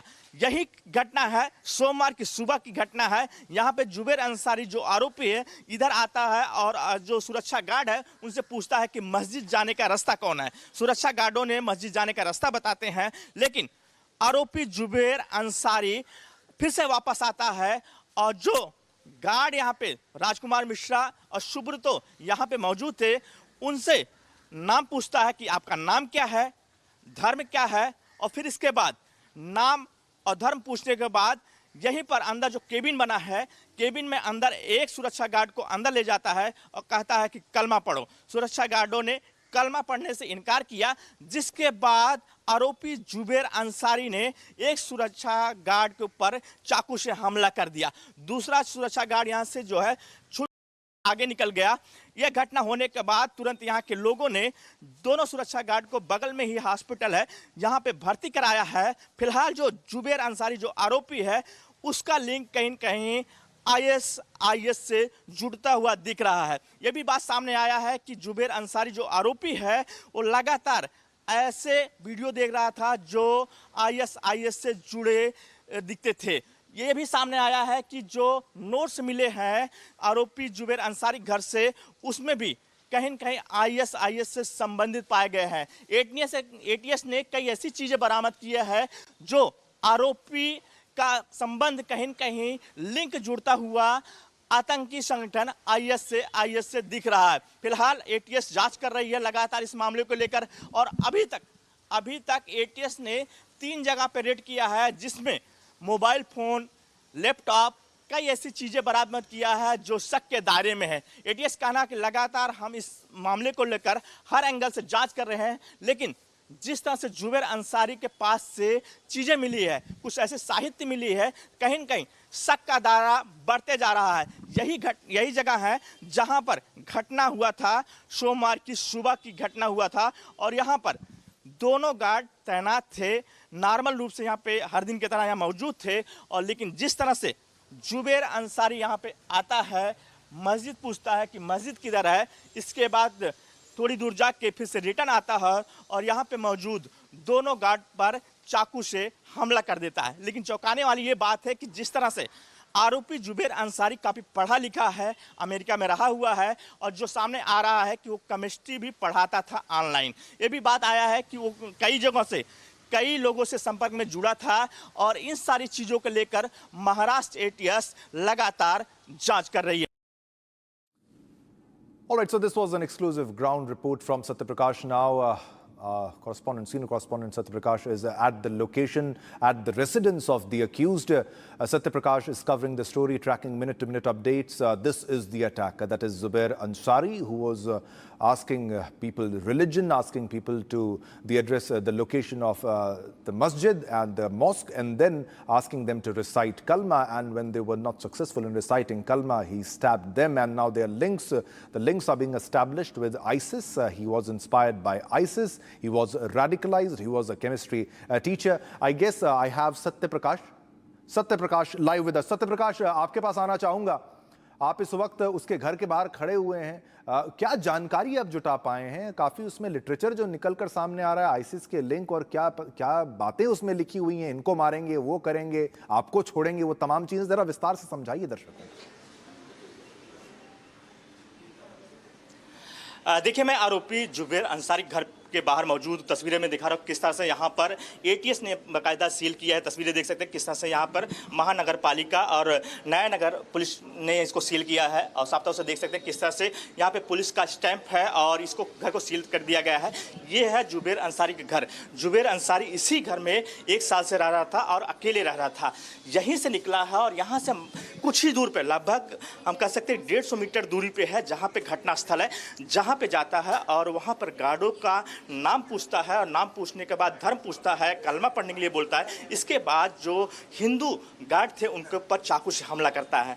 फिलहाल ATS मामले के लिए जांच कर रही है। तस्वीरें में दिखा रहा हूँ किस तरह से ये घर है, और घर के बाहर यहाँ पे बाकायदा नोटिस लगा दिया गया है। ये नोटिस देखिए किस तरह से यहाँ पे नया नगर पुलिस ने लगाया है, लोकल पुलिस ने लगाया है, और इसमें लिखा है जुबेर अंसारी अटक आरोपी, मतलब गिरफ्तार कर लिया गया है आरोपी को। और इसी घर में जुबेर अंसारी रहता था, 1 साल से रहता था, और इसके पहले कुरला में रहता था, और इसके पहले अमेरिका में रहता था। जो उसका बैकग्राउंड सामने आया है। यहीं से जो है वो केमिस्ट्री पढ़ाता था जो सामने आया है, और जो जिस तरह से IS का लिंक आया है, यहाँ से कई ऐसे चीज़ें बरामद हुई जिसको लेकर महाराष्ट्र ATS जांच कर रही है। फिलहाल ये मैं तस्वीरें दिखा रहा हूँ कि यहाँ नोटिस लगाया गया है, अंदर भी नोटिस लगाया गया है और इसको पूरी तरह से सील कर दिया गया है। तो कहीं कहीं यहाँ पर नया नगर पुलिस और ATS ने जुबेर अंसारी के घर को सील कर दिया है। मैं तस्वीरें दिखा रहा हूँ किस तरह से ये घर को सील किया गया है। जुबेर अंसारी ये इसी घर में रहता था। IS का लिंक मिला है, नोट्स मिले हैं, गाजा जो नोट्स मिले उसमें गाजा लिखा हुआ है। यहाँ तक कि IS का भी संबंध कई ऐसे तार मिले हुए हैं जिसको लेकर महाराष्ट्र ATS जांच कर रही है। फिलहाल लगातार महाराष्ट्र ATS की टीम जुबेर अंसारी से पूछताछ कर रही है और साथ ही कई लोग से अभी तक पूछताछ कर चुकी है। जी। All right, Satyaprakash, thanks a lot. बहुत-बहुत धन्यवाद. We are the only channel reporting from the ground, from the location. Satyaprakash was at the accused's residence. Now, viewers, now let's move on to another top story. A fresh TMC versus BJP row has broken out over the appointment of Uttar Pradesh's top police officer, that is Ajay Pal Sharma, as West Bengal poll observer. Now, the TMC has objected to the appointment, saying Bengal is no Uttar Pradesh. Now, the UP top cop Ajay Pal Sharma has been appointed as a poll observer. Now, many videos of him is going viral. Now, TMC is infuriated, is fuming over UP top cops Ajay Pal Sharma's appointment as a poll observer and the kind of videos which have been circulating. Ajay Pal Sharma is there to maintain law and order situation, and his videos are going viral as we speak now. TMC is fuming. TMC seems quite upset, is fuming over UP cop's appointment as the poll observer in West Bengal. Ladies and gentlemen, tomorrow is the day for the phase 2 voting in West Bengal, and there are many sensitive locations also which needs extra deployment of forces, extra security deployment, and it's a very critical moment. Now, this is the reaction which is coming in from Trinamool Congress, from TMC, that this is Bengal, this is not Uttar Pradesh. Now, Ajay Pal Sharma has been appointed as the poll observer, and this is getting mixed reactions, especially from the TMC. He is UP encounter specialist who is in West Bengal. He was maintaining law and order situation in West Bengal, UP encounter specialist in West Bengal. Tomorrow is the day of voting. More than 2.4 lakh CAPF personnel have been deployed in West Bengal to ensure free and fear-free voting in West Bengal in the phase 2 elections. नहीं sir मेरा तो घर यहाँ तो नहीं है ना sir. आपका घर कहीं हो, आप FST तो यही एरिया ना, आप तो यही कर रहे हो ना, तो आपको एरिया FST का यही एरिया ना। ये जहांगीर खान का घर कौन सा है उसके अंदर? शर्म आनी चाहिए तुम लोगों को, शर्म हल्के हल्का ले रहे हो ना। केसेस सबके रजिस्टर होंगे, जाएंगे सीबीआई को इन्वेस्टिगेट दौड़ते रहना थोड़ा जल्दी।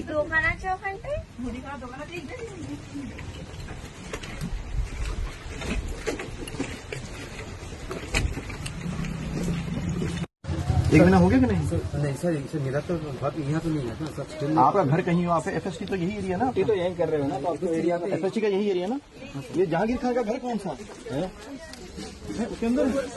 आसपास के जितने भी लोग हैं अच्छी तरह से समझ लें कि अगर किसी ने बदमाशी करी तो उनका कायदे से इलाज किया जाएगा। फिर अगर कहीं से खबर आ गई कि किसी ने कोई खुराफात करने की, किसी को परेशान करने की कोशिश की है, तो फिर उसकी खबर फिर अच्छे से लेंगे हम।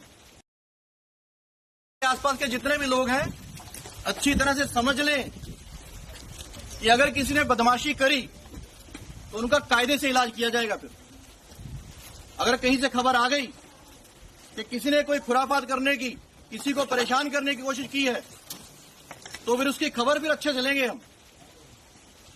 ये जहांगीर के घर वाले भी खड़े हैं, उसको बता देना कायदे से। ये बार बार जो खबरें आ रही हैं कि उसके लोग धमका रहे हैं, तो फिर अच्छे से खबर लेंगे।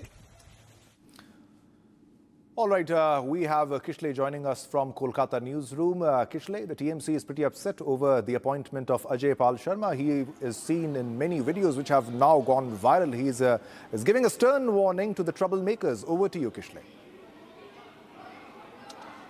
Well, exactly. This video, which has been, which has gone viral since yesterday, is very clear that IPS Ajay Pal Sharma is taking on Jahangir Khan, who is a history sheeter. Jahangir Khan is a mafia, is a goon, and he's based in Diamond Harbour, the constituency of Abhishek Banerjee, nephew of Mamata Banerjee, and he is also known to be very close to Abhishek Banerjee in terms of his political career. He is also one of the candidates in this region, in Falta region. Now, yesterday, IPS Ajay Pal Sharma gave out a stern message that the police is receiving news that Jahangir and his men are intimidating voters in order to vote for the Trinamool Congress. And Ajay Pal Sharma has given out a clear message that any such intimidation, any such tactics of fear-mongering will not work. And if any such thing happens, then he will take stern action.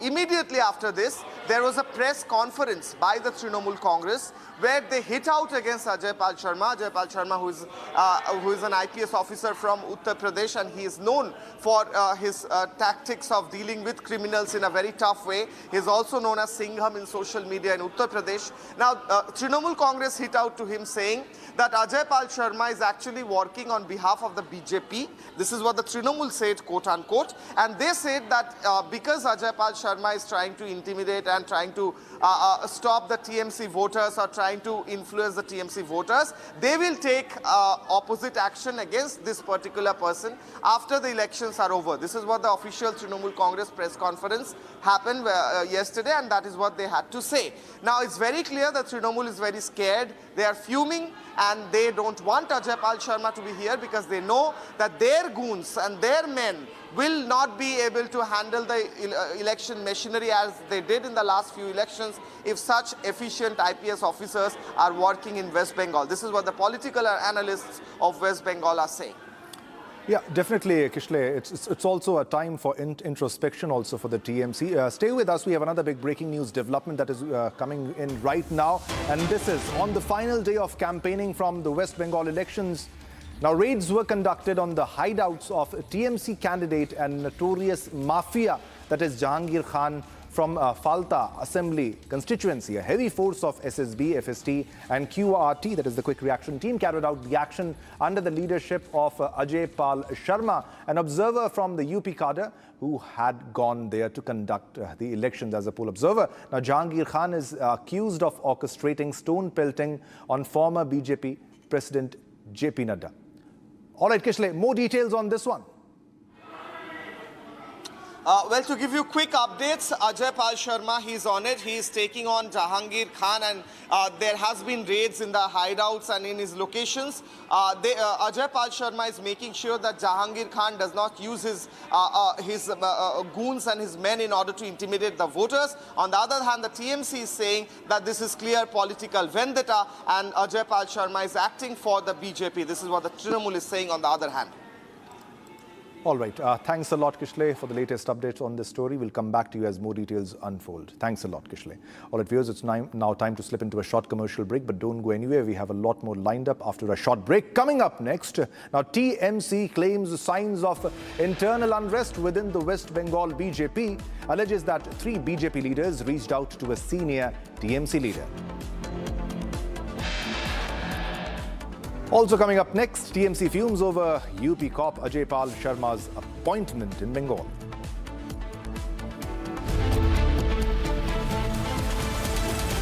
Are pure सूजी pasta उबालो मिलाओ और खाओ 8 minute में तैयार। क्या taste है सबका राजा R pure masala.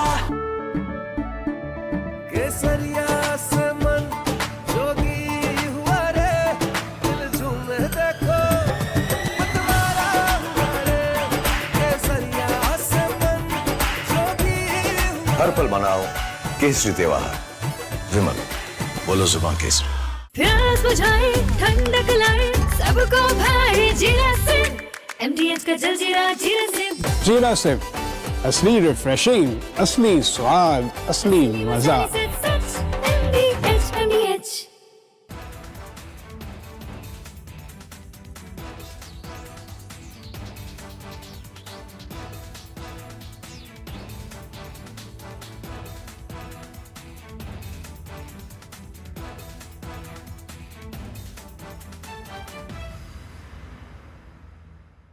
The Indian Air Force is giving its old MiG-29 fighter jets a powerful new weapon from Britain that turns them into modern fighters ready for today's battles. MiG-29s first came to India in the 1980s, have flown many missions along the tough borders with China and Pakistan. Now they are getting equipped with British ASRAAM missiles that make them as strong as NATO planes in close fights. The Ministry of Defense sent out a request for proposals to fit the Advanced Short-Range Air-to-Air Missile on the MiG-29 UPG version. This British missile from the company MBDA replaces the old Russian R-73 that pilots used for years. The R-73 could only reach targets 10 to 15 kilometers away, which forced pilots to fly too close to the enemy and take big risks. The ASRAAM changes all that. It can hit targets more than 25 kilometers away, almost double the old range. It flies at Mach 3 speed and uses a smart infrared seeker that ignores enemy flares and jamming better than before. The Indian Air Force flies more than 55 of these MiG-29.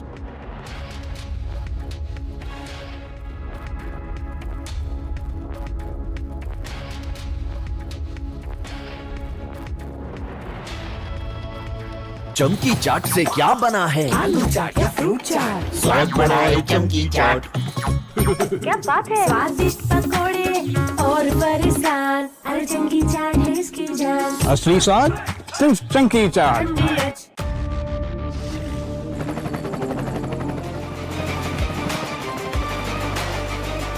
Corrector, the taste of success.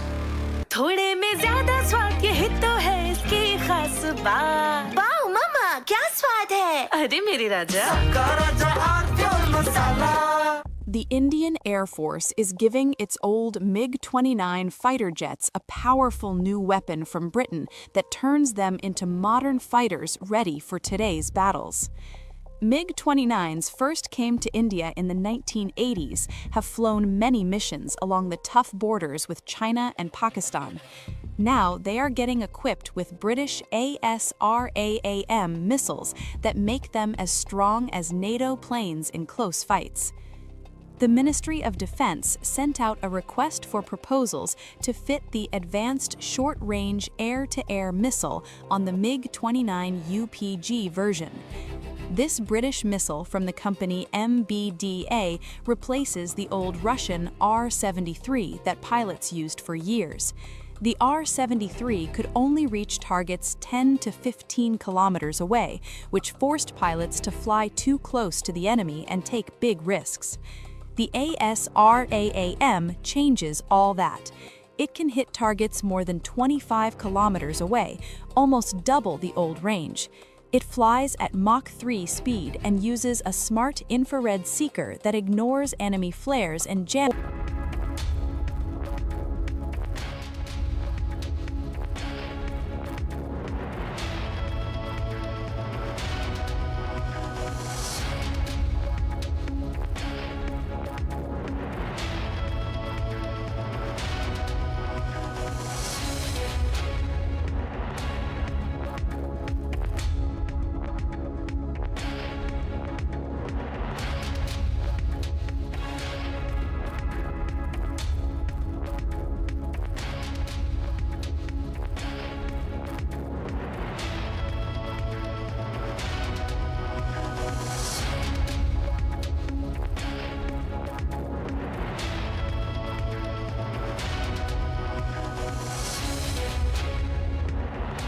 From Asia's largest news headquarters,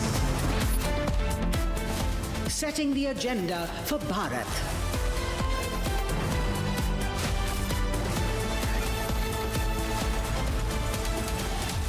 You're watching Republic.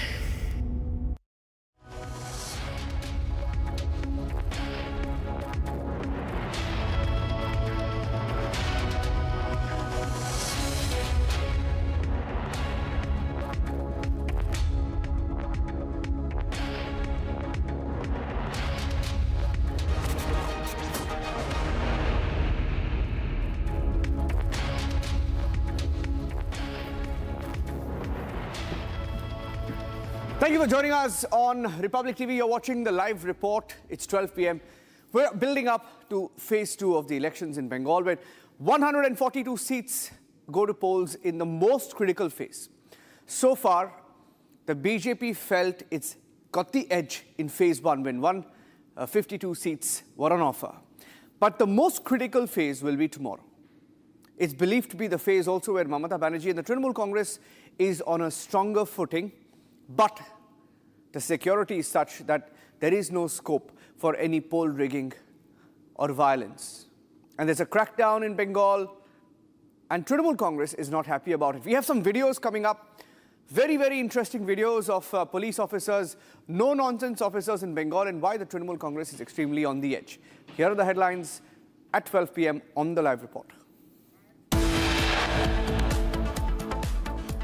Trinamool Congress in a fix as tight security makes it amply clear there is no scope for any violence ahead of phase 2.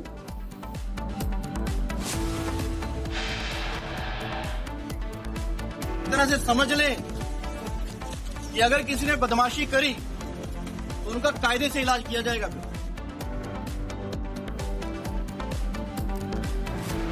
Police officer encounter specialist from Uttar Pradesh, Ajaypal Sharma, is in Bengal. Trinamool Congress targets him, goes after the officer. साफ भाषा में अजयपाल शर्मा जी को एक चीज बताना चाहता हूं। 4 तारीख रिजल्ट निकलने के बाद आप जहां भी भाग जाएं, आप छुप नहीं पाएंगे। TMC threatens the encounter specialist from Uttar Pradesh as he goes looking for mafia don Jahangir Khan in Bengal.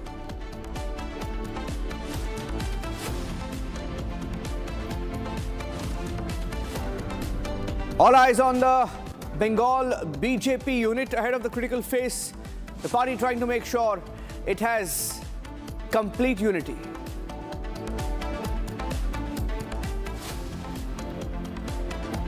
And the people, the officers, the men and women making sure that Bengal sees the most peaceful elections in almost 6 decades. The Bengal Chief Electoral Officer speaks to Republic on the massive exercise that's now underway.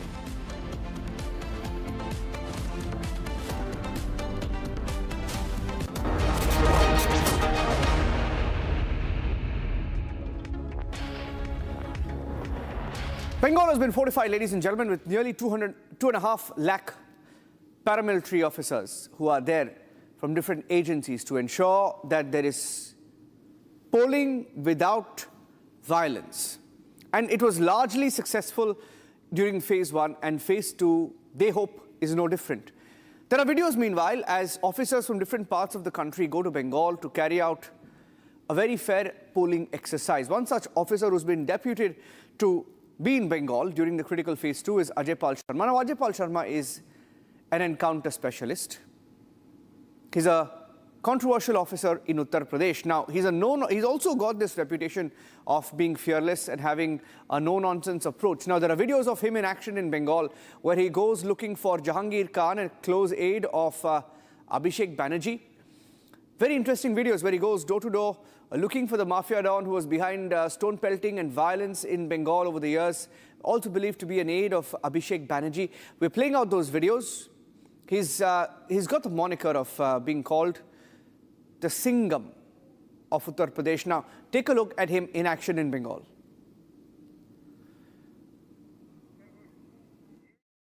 अच्छी तरह से समझ लें आसपास के जितने भी लोग हैं, अच्छी तरह से समझ लें कि अगर किसी ने बदमाशी करी तो उनका कायदे से इलाज किया जाएगा। फिर अगर कहीं से खबर आ गई कि किसी ने कोई खुराफात करने की, किसी को परेशान करने की कोशिश की है, तो फिर उसकी खबर फिर अच्छे से लेंगे हम।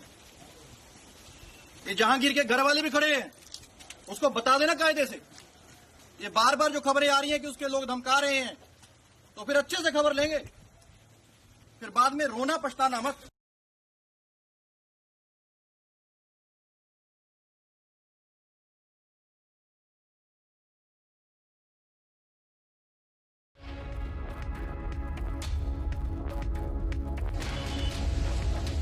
तुम्हारा रिश्ता होगा ना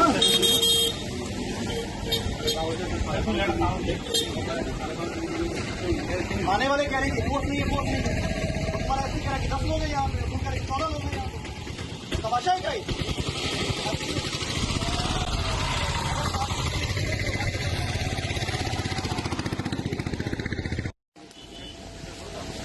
तुम्हारा रजिस्टर होगा ना?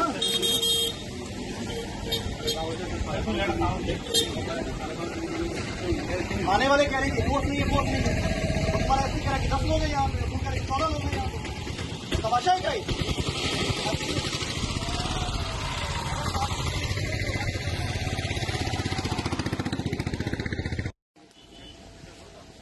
तुम्हारा रजिस्टर होगा ना?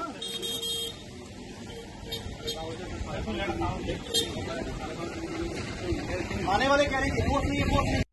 एक महीना हो गया कि नहीं? नहीं सर मेरा तो घर यहाँ तो नहीं है ना सर, स्टिल आपका घर कहीं वहाँ पे एफएसटी तो यही एरिया ना? तो यही कर रहे हो ना, तो आपको एरिया पे एफएसटी का यही एरिया ना? ये जहांगीर खान का घर कौन सा है? उसके अंदर शर्म आनी चाहिए तुम लोगों को। शर्म मैं बताऊँ इतना हल्के हल्का ले रहे हो ना, केसेस सबके रजिस्टर होंगे, जाएंगे सीबीआई को इन्वेस्टिगेशन दौड़ते रहना थोड़ा जल्दी।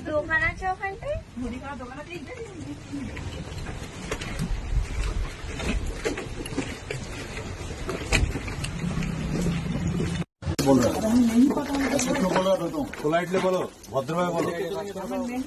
मैं नहीं पता वो कहाँ रहता है, वो नहीं पता यहाँ रहता है। उसका मोबाइल नंबर क्या है? उनको कहीं तो होगा मोबाइल नंबर। हाँ नोट करिएगा Gandhi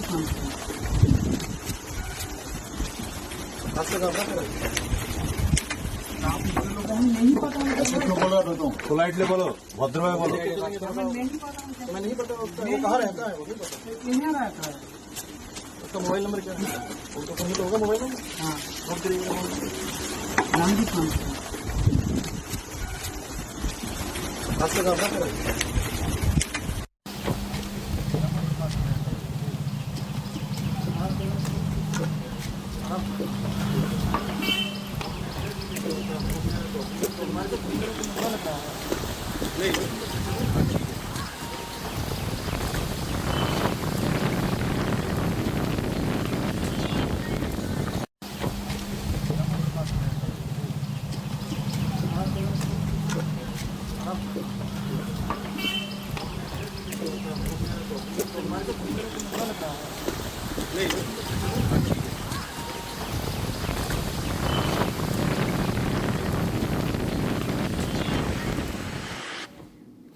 Kishore is joining us live with more details. Now, a lot of interest around this officer. It also just tells you how the security is extremely, unusually high in Bengal, that even Trinamool Congress is finding it extremely uncomfortable.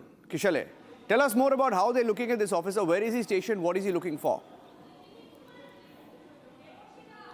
Well, Niranjan, I have been looking at elections in Bengal since long, 2016, 2019. I have covered 2021, 2024, 2023 Panchayat elections. These elections are very different. The Election Commission has given out a stern message that any type of intimidation of the voters or any kind of creating foul just before the elections would not be tolerated. IPS Ajay Pal Sharma has made it very clear yesterday. And as you were asking where is his station, now he has been appointed as one of the police observers in the South 24 Parganas, in the Diamond Harbour region, in the Falta region. And we know that this is a bastion of Abhishek Banerjee. He won Diamond Harbour in the Lok Sabha elections by more than a margin of 7 lakh votes, which is unnatural. And this has been termed as Diamond Harbour model, and the opposition parties mostly allege that this is due to large-scale rigging, and this rigging was scientifically done by this Jahangir Khan. This is what the allegation against him. Now, this time, Jahangir Khan and his men were trying to allegedly intimidate the voters in order to vote for the TMC. Ajay Pal Sharma received that news, that information when it reached the police officials. They also passed it on to the police observer, and he came yesterday. He gave out a stern message and warning that Jahangir Khan should not continue to intimidate the voters, to scare the voters, and if he does so, he will be taken care of. Now, while Ajay Pal Sharma was talking about this, Jahangir Khan was nowhere to be seen. In fact, Ajay Pal Sharma had to say that I'm telling his family members to pass on this message. So Jahangir Khan was in a hideout at that point of time, is what we are getting to know. Later on, he said that he was busy with election work. After this, there were also raids at various locations of Jahangir Khan's hideouts and his various party offices. It is made very clear by the Election Commission and the police officials and the police observers that the second phase election will be as peaceful as the first one, and no such Jahangir Khan will be allowed to scare the voters away, and there will be a free and fair election this time. Warning that also came in from the Trinamool Congress. In fact, Trinamool Congress and the entire opposition party, not just in Bengal, entire opposition, Congress, the Samajwadi Party, speaking about this one officer for some reason. Here's what the Trinamool Congress said, that after the 4th of May, they will target this officer, they will drag him back from wherever he is to Bengal and punish him, like they have been saying, threatening officers on poll duty, officers who are just doing their job. But typical Trinamool Gunda style, here's what they said to this officer.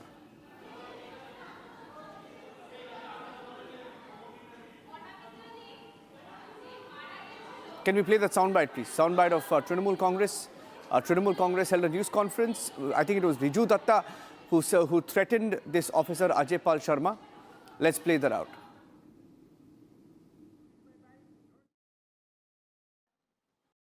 पर मैं साफ भाषा में अजय पाल शर्मा जी को एक चीज बताना चाहता हूं। आपके ऊपर हमारी नजर है। आप जो ये गैर कानूनी काम कर रहे हैं, ये जो रात के अंधेरे में रेड्स कर रहे हैं, ये जो महिलाओं के साथ अश्लील व्यवहार कर रहे हैं, ये जो डायमंड हार्बर के लोगों को धमका रहे हैं, चमका रहे हैं, ये जो असंवैधानिक काम आप कर रहे हैं अपने बीजेपी के मालिकों के निर्देश पे, मैं आपको इतना बता देना चाहता हूं, 4 तारीख रिजल्ट निकलने के बाद आप जहां भी भाग जाएं, आप छुप नहीं पाएंगे। आपको ऐसा लगता होगा कि हम एक दूसरे राज्य से आए हैं, वहां पर हम चले जाएंगे और मेरा बीजेपी का मालिक मुझे बचा लेगा। मैं आपको सीधी तौर पे यह कहना चाहता हूं कि आपके खिलाफ एफआईआर होगा, आपके खिलाफ चार्जशीट होगा और आपको घसीट के कोर्ट में लाया जाएगा, जहां पर कानून सख्त से सख्त कार्रवाई आपके खिलाफ करेगी। कोई राज्य, कोई बीजेपी का मालिक आपको बचा नहीं पाएगा। Well, that's what the Trinamool Congress usually does, threatens parties, threatens media, and the same spokesperson has threatened even Republic Bangla in the past. It's always backfired for them. Typical Trinamool Congress language. What kind of responses are you seeing to this threat coming from the Trinamool? Kishale. Well, yesterday, just after Ajay Pal Sharma's video went viral, where he was in fact taking care of the law and order situation in South 24 Pargana, the Trinamool was fuming. The Trinamool is still now fuming. They are angry. Now, Riju Datta gave out this press conference and threatened this particular officer, but the common people of West Bengal, they want a free and fair election. The last elections happened, I mean the first phase elections happened, the people of Bengal were all out praising the election commission that they could actually vote without any intimidation, without any scare, without any Trinamool goons trying to stop them. So that was completely an achievement for the election commission. So now when the Trinamool Congress is angry because goons have been taken care of, because Ajay Pal Sharma and officers like him are taking care of the law and order situation, makes it very clear that the Trinamool Congress wins election or conducts election on the basis of the goons and scoundrels they have all around the state. This is what the BJP is also alleging. On the other hand, people of West Bengal, they are happy with the election commission. In the last phase, they could vote, and this phase, they are also expecting to vote in large numbers without any fear, without any impartiality, or without any situation where any Trinamool Congress goons or any kind of goons stop them from voting. Okay, thank you for that, Kishale. I'm getting in some more breaking news. In fact, back-to-back inputs, war of words between Trinamool Congress and the BJP ahead of Phase 2 tomorrow. The Trinamool Congress has claimed now in the latest breaking input that there is a threat to Mamata Banerjee. Now, this is what they claim. Trinamool Congress claims that there is a death threat to Mamata Banerjee from the BJP. This is what they have claimed while putting out a tweet saying that the Election Commission has gone completely silent on a comment that was made by Ajay Alok. So we'll try and see if we can get Ajay Alok on the phone. BJP's national spokesperson, this is what Trinamool claims. Trinamool claims that BJP's national spokesperson had posted that Haraega to Tokaega Didi. And they claim the meaning is if you try to scare us, you will be shot dead, Didi. This is what Trinamool Congress is claiming. And this is what the TMC has tweeted, saying that Tokdo, this is a Tokdo culture that has been brought into Bengal. This is what has just been put out. Okay, let's move on now, ladies and gentlemen. That's another input that came in. But we've also spoken to the Chief Electoral Officer, and we did a check of the control room in Bengal. The security situation in Bengal. Before that, here is what Kiran Rijiju, Union Minister, said, and then we'll play out a report from the security control room. Bengal में तो बहुत साफ तस्वीर सामने में आ गया है। मैं भी गया था और काफ़ी लोगों से मिला, मीटिंग किया। प्राइम मिनिस्टर मोदी जी का लहर जो है, बीजेपी का लहर, वो पूरा ग्राउंड तक पहुंच गया है और लोगों को पता चल गया है कि वेस्ट बंगाल को जिस तरीके से तृणमूल कांग्रेस ने बर्बाद किया है, बीजेपी ही इसको साफ कर सकता है। ये बिल्कुल क्लियर हो गया है। हम लोगों के लिए भी बहुत ज़रूरी है बंगाल में बीजेपी आना। कांग्रेस पार्टी, फिर कम्युनिस्ट पार्टी, फिर तृणमूल, तो ये तीनों ने वेस्ट बंगाल को इतना डाउन स्लाइड में डाल दिया। तो प्रधानमंत्री जी का जो मैसेज है कि वेस्ट बंगाल को फिर से एक इकोनॉमिक इंजन बनाना और पूरा ईस्टर्न इंडिया और नॉर्थ ईस्ट के लिए बहुत बड़ा फ़र्क पड़ेगा वेस्ट बंगाल से। और दूसरा, कलकत्ता जो है एक सिटी ऑफ जॉय, तो उस सिटी ऑफ जॉय को प्राइम मिनिस्टर फिर सिटी ऑफ जॉय के साथ साथ सिटी ऑफ फ्यूचर, ये जो कलकत्ता को और वेस्ट बंगाल को प्राइम मिनिस्टर जो होप दे के लोगों को विश्वास जीत रहा है, वो ज़मीन तो पहुंच गया है।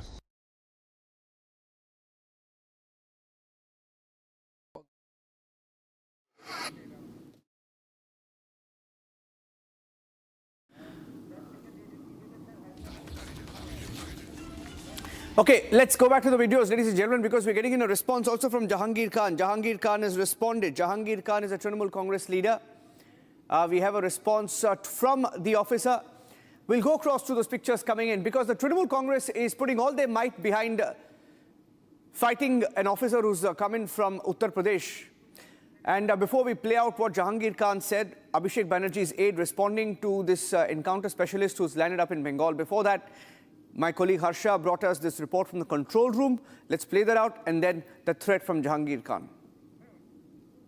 We have seen the violence in 2024 and there's a history of immense violence and there's also loss of trust factor in the paramilitary forces also amongst the citizens and among these CRPF forces. There was never a coordination between state and the paramilitary as well, but this time what we see is the paramilitary forces and the kind of integrated center which has been made. If you see, there's a control center, entire control center which has been made. I'll ask my camera person to show you the visuals how this control center is equipped with almost 50 to 70 security personnel and officers. Shawan, these all are the officers who are connecting each and everything. They are working on the data, they are working on the helpline number, and more than 70 officers are right now working on it. There's something new integrated mechanism which they have planned this time in this war room. I have the Shalabh Mathur sir with me. I'll ask camera person Atanu to focus here. Shalabh sir, for all our viewers to understand, what is this SAFE app, the new system which you have integrated, and how this works? So if you can just move around and tell us how this exactly works. You can see there are different polling locations which are being mapped here. We have the number of personnel who are being posted there. If they want to create any kind of alert, we get the live location of these numbers and we respond to any situation in terms of the force augmentation. Any kind of force augmentation that is required in terms of QAT or any other response is required for that system, we are able to provide it. We tried it in the first phase. We got a lot of information, different kind of information which required a consolidated response, and we were able to provide it. So this time again in the phase 2, we will be doing it is done by the consolidated effort of all the CAPF. All the CAPF have consolidated this system and we have tried to incorporate this system here. If you move around here, if you can tell us how the PS and how the commanding center and how these panic alerts the CRPF gets here in the SAFE app and how it is directly connected to each and every polling booth, because we see here there's a panic alert written on this app. Any alert, it is not a panic alert per se, it is an alert kind of system. It is in alert in the sense that koi bhi alert we get.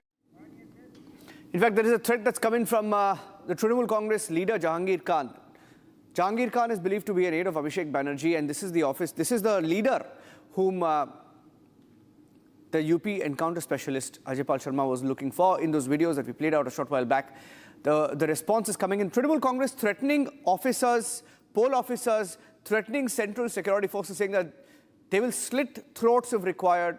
A murder threat from the Trinamool Congress saying they will kill people if required, but they will settle scores.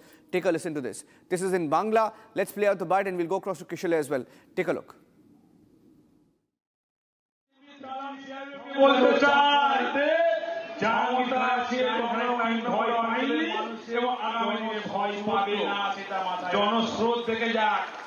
No one will be scared of these intimidations.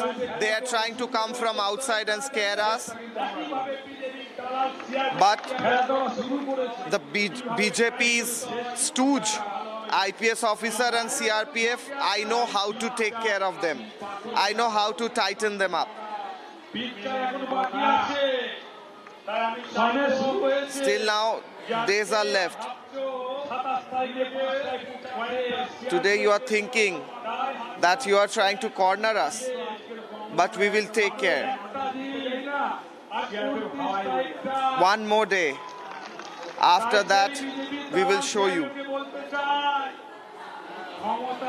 I want to say this BJP stooge that Mamata Banerjee is popular among people, and see the huge crowd here. We know how to use medicines against you. We know how to ensure, how to take revenge. We won't accept their fear-mongering. So I would like to tell you that the vote is coming, and then one more day. So that's an open death threat being given, isn't it, Kishale? Now, what position does this Jahangir Khan hold in the Trinamool Congress? And it's a death threat, isn't it, when he says he'll slit people's throat? Where was he speaking? Well, this is one meeting, I believe, near Falta, and this meeting where he is holding, he's also a candidate, in fact, this time. And he's a history sheeter. He has many cases against him. He has cases against him where he, in the past elections, tried to intimidate voters, tried to scare voters away. And also, there are large-scale rigging allegations against him. Vote has been manipulated by him. We know the Diamond Harbour model of Abhishek Banerjee, where Abhishek Banerjee won by a margin of 7 lakh votes in the last Lok Sabha election, which is impossible in a way. But this Jahangir Khan was the person, was the mastermind behind that whole Diamond Harbour model of voting. So he is again in charge of the area this time, and also a candidate. And he is saying that we know how to take care of you, let the elections go, and then we will take care of the BJP stooges, quote unquote, and we will ensure that they are tightened up. That is what he is saying. So in a way, that's a threat, open threat. I don't know what the Election Commission is going to do about this, whether his nomination will be cancelled, whether he'll be arrested. He's threatening Ajaypal Sharma as well, and this is in a meeting in the same location where Ajaypal Sharma is a police observer. Okay, thank you for joining us with those details, Kishale. We're counting down to the high-stakes Phase 2 in Bengal. That's tomorrow. We'll take a short break on the live report. We'll come back and get you more breaking news updates from Bengal, and also the big breaking story from Mumbai and Patiala. That's coming up when we take a break. Back with the headlines.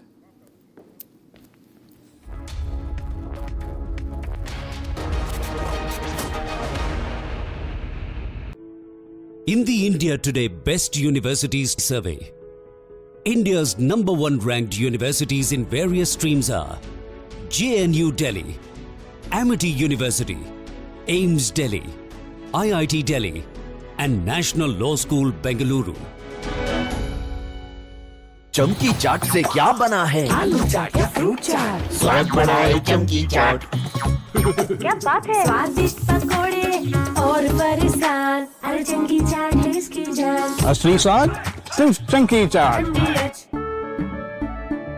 केसरिया से मन जोगी हुआ रे, दिल झूमे देखो मतवारा हुआ रे। केसरिया से मन जोगी हर पल मनाओ केसरी त्योहार, विमल बोलो जुबान केसरी। थोड़े में ज्यादा स्वाद, यही तो है इसकी खास बात। वाओ मामा क्या स्वाद है? अरे मेरे राजा, सबका राजा आरती और मसाला।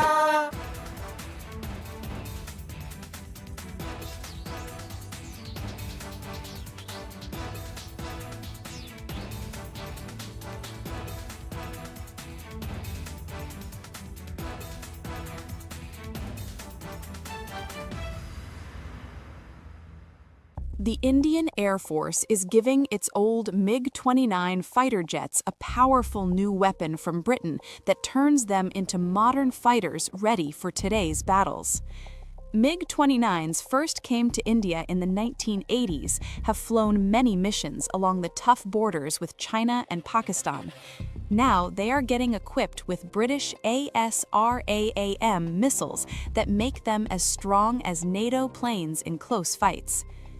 The Ministry of Defense sent out a request for proposals to fit the advanced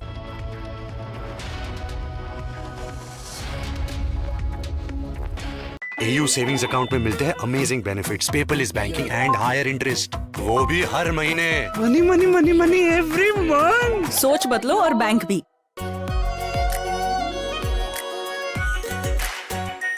are pure shahi paneer masala, delicious, healthy every day.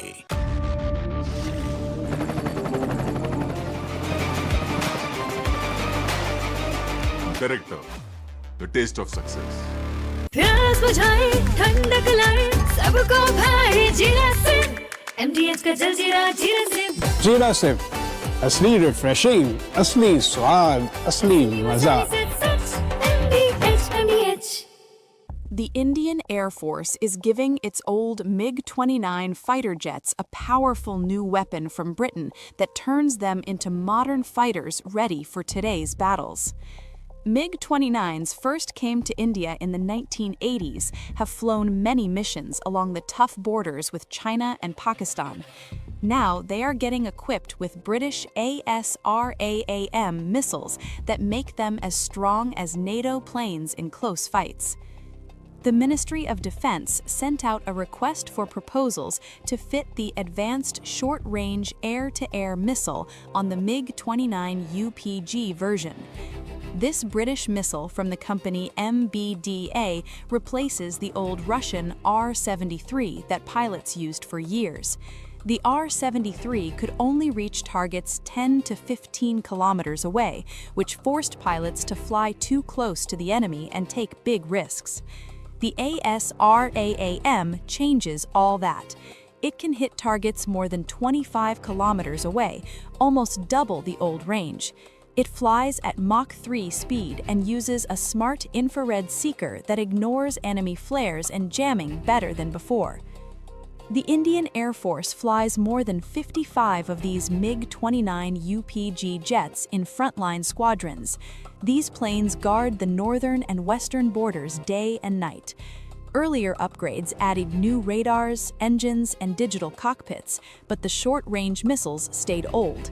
Now the ASRAAM brings fire-and-forget technology. Once the pilot locks on and fires, the missile finds the target on its own.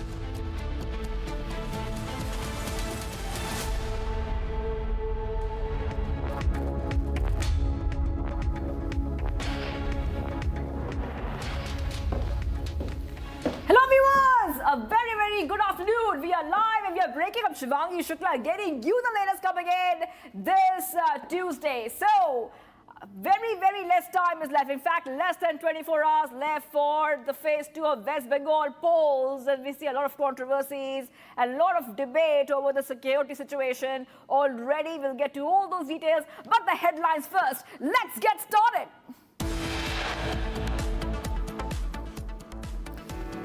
The top headlines we're tracking right now. TMC versus BJP over appointment of Uttar Pradesh. Top police Ajaypal Sharma's West Bengal poll observer. TMC says Bengal is no Uttar Pradesh.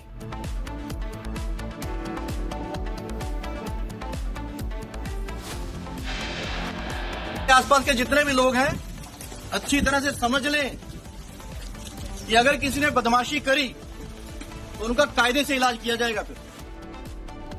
Singham from UP begins action in Bengal, raids hideout of TMC candidate Jahangir Khan.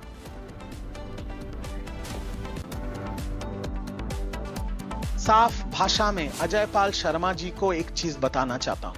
4 तारीख result निकलने के बाद आप जहां भी भाग जाएं, आप छुप नहीं पाएंगे। TMC spokesperson openly threatens IPS officer Ajaypal Sharma and says we have our own eye on you and even BJP will not be able to save you after May 4th.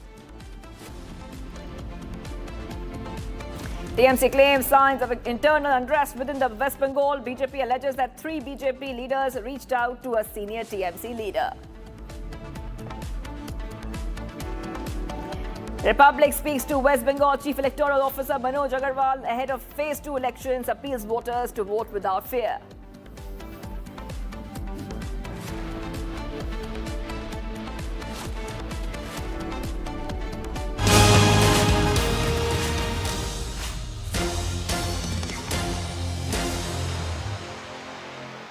West Bengal CRPF is conducting Operation Trust just ahead of polling viewers. So big breaking news coming in here on Republic TV. The verdict, it is the verdict we are waiting for May 4th. But before that, one more phase of elections is left for West Bengal. The final one, and the one that will, of course, be very important because a lot of the constituencies going to polls are TMC strongholds. So, West Bengal CRPF conducting Operation Trust ahead of the second phase of polling tomorrow. Security forces deployed on ground 24/7, day and night domination, Naka checking, all of this ensuring peace and order during phase 2 of West Bengal assembly elections. So, just getting you all these updates coming in, we know that unprecedented security has been put in place in multiple areas of West Bengal already because of what we have seen in the past. In the past, we have seen situation really go out of control. Pre-poll violence and violence on the day of polls is very common. Post-poll violence is common. Let's not forget, in the last phase 1 of elections, we saw sporadic violence. Sporadic violence and some very disturbing incidents coming in terms of violence in the first phase of West Bengal polls. So security definitely being one of those key areas which the Election Commission is very, very consistent with in the second phase of the elections. And now we see these exercises are being carried out in multiple areas in West Bengal. Round-the-clock deployment ahead of phase 2 voting. तो अभी चुनाव का दौर चल रहा है। चुनाव में किसी भी प्रकार का किसी चीज़ में इन्वॉल्व नहीं है ना, किसी भी ऐसा मैटर जिससे चुनाव प्रभावित है ना, कोई मार पिटाई, कोई झगड़ा, नहीं करना, किसी को नोट देना, किसी को है ना, किसी को धमकी देना, चीज़ें हमारे चुनाव में नहीं है।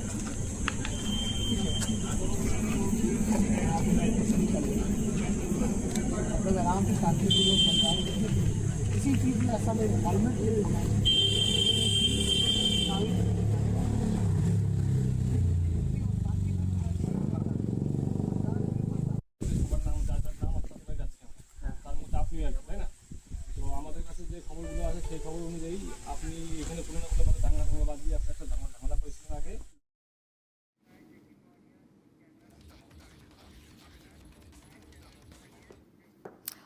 Viewers, let's move ahead right now because now a big question mark has been raised by the TMC on the appointment of the poll observer. That is a top call from Uttar Pradesh. And now we see a couple of raids which are happening. So we see in the latest is that on the final day of campaigning for West Bengal elections, raids were conducted on the hideouts of TMC candidate and notorious mafia Jahangir Khan from the Falta Assembly constituencies. So a heavy force of SSB, FST and QRT carried out the action under the leadership of DIG Ajay Pal Sharma, an observer from the UP cadre who had gone there to conduct the election. Jahangir Khan is accused of orchestrating stone pelting on former BJP President JP Nadda, and is considered a close associate of Mamata Banerjee's nephew Abhishek Banerjee. Okay, so these are the updates that we're getting for you here on Republic TV. Ajay Pal Sharma is the top cop who is deputed for the Bengal polls. So TMC has definitely gone ahead and really is not liking that move of Ajay Pal Sharma being deputed for the polls. And at the same time, we see that this top cop is making sure that any untoward incident does not occur. मेरा तो बहुत यहाँ तो नहीं है ना सब still आपका घर कहीं वहाँ पे एफएसटी तो यही एरिया ना ये तो यहीं कर रहे हो ना तो आपको एरिया तो एफएसटी का यही एरिया ना ये जहांगीर खान का घर कौन सा है उसके अंदर शर्म आनी चाहिए तुम लोगों को शर्म इतना हल्का हल्का ले रहे हो ना केसेस सबके का रजिस्टर होंगे जाएंगे सीबीआई को इन्वेस्टिगेशन दौड़ते रहना थोड़ा जल्दी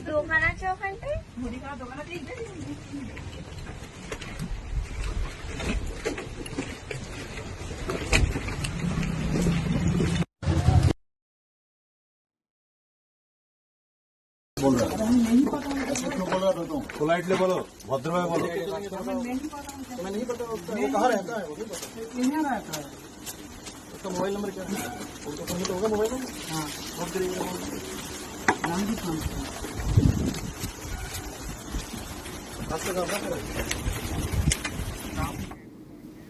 All right, so as we saw there that this top cop is taking his job very seriously. The TMC, however, is not liking this at all. Some TMC leaders are going ahead and issuing threats to these poll observers. We are getting some reactions coming in from the TMC. Let's play it out. पर मैं साफ भाषा में अजय पाल शर्मा जी को एक चीज बताना चाहता हूं। आपके ऊपर हमारी नजर है।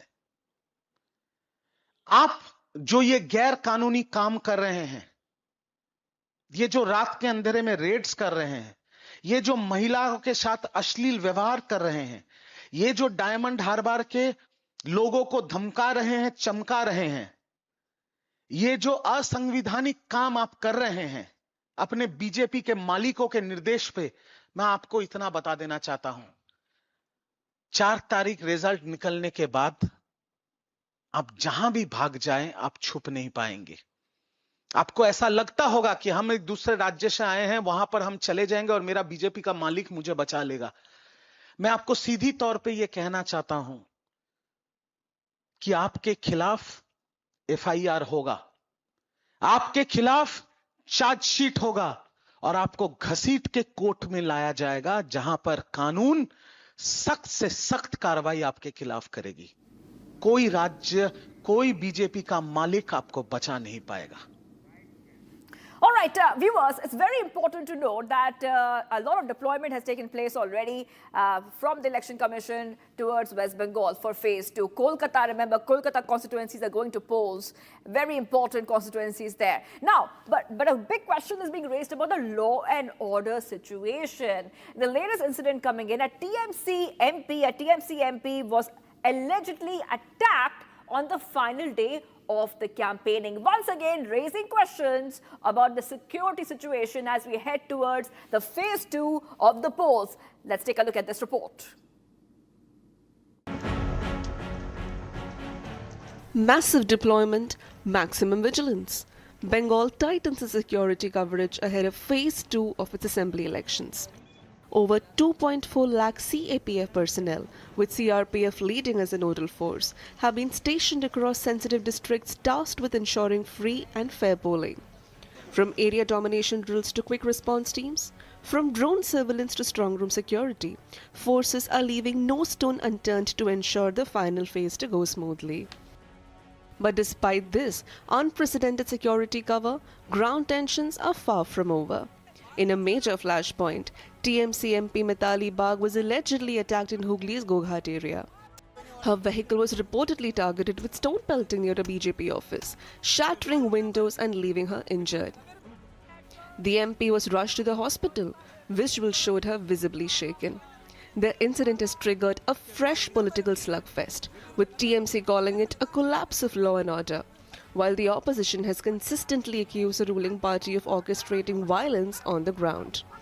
This comes as security forces remain stretched, managing thousands of sensitive booths across districts like Murshidabad, Hooghly, Birbhum and South 24 Parganas.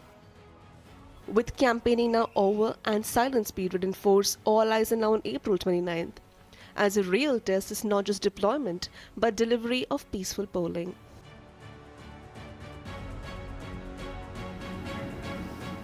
All right, viewers, let's move ahead right now. We're getting some more updates coming in, and we'll put our focus on that blast which took place at a railway track in Patiala. So we're getting some more inputs here in terms of what really happened. We're trying to understand what happened, and there's a lot of speculation about terror angle which is coming in. DGP has exclusively spoken to Republic and said that the main motive behind this high-intensity blast was to spread terror. The bomber has been identified as Jagrup from Taran district of Punjab. In the blast, his body was mutilated and his body pieces were found around 500 meters away from the railway track. A bus ticket has also been found from the body from the Sirhind to Rajpura. And it was a train. It seems the motive was to somehow disturb the development of the train. Till now, no one has taken the responsibility. We are very seriously looking at all possible angles of the investigation. This is a conversation Republic is having with the police to really understand what happened, given the fact that the terror angle is coming out very, very strongly, and the police is trying to find out with other agencies what was really happening which led to the blast. We also understand that the accused hails from Taran district and has been identified through his phone found at that scene. Now, what were they trying to do? What was the accused trying to do on the railway track? Well, the investigation continues. Let's go ahead and play out that entire statement and the conversation Republic TV has had with the DGP.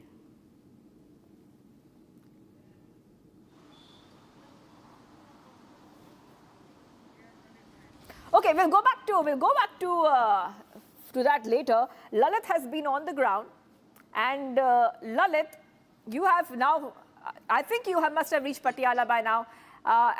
Okay, you're in Patiala, Punjab already. Lalit was on his way. Now he's on the ground, and so he can help us understand what the situation is looking like. Now, we understand, we were discussing this earlier, that the investigation agencies, the police, the others as well, the others are trying to understand what really happened. And the terror angle cannot be ruled out. And that's exactly what the officials are saying, that the terror angle cannot be ruled out because the way the blast happened is raising so many questions. Lalit.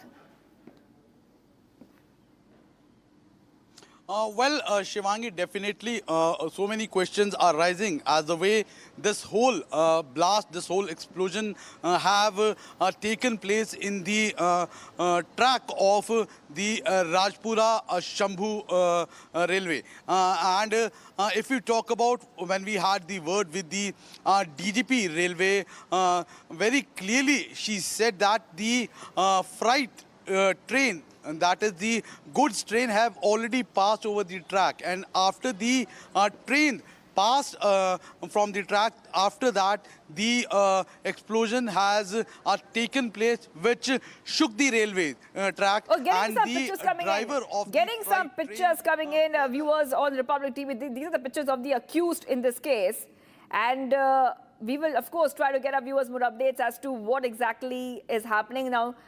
Already we understand that the accused hails from Taran, and right-hand side is the picture of the accused. This is the deceased. He was identified through mobile phone records, and one person has been killed in this case. Now, the railway track blast in Patiala The accused has died. I repeat, the accused has died. Right hand of your screen, you can see the picture of the accused.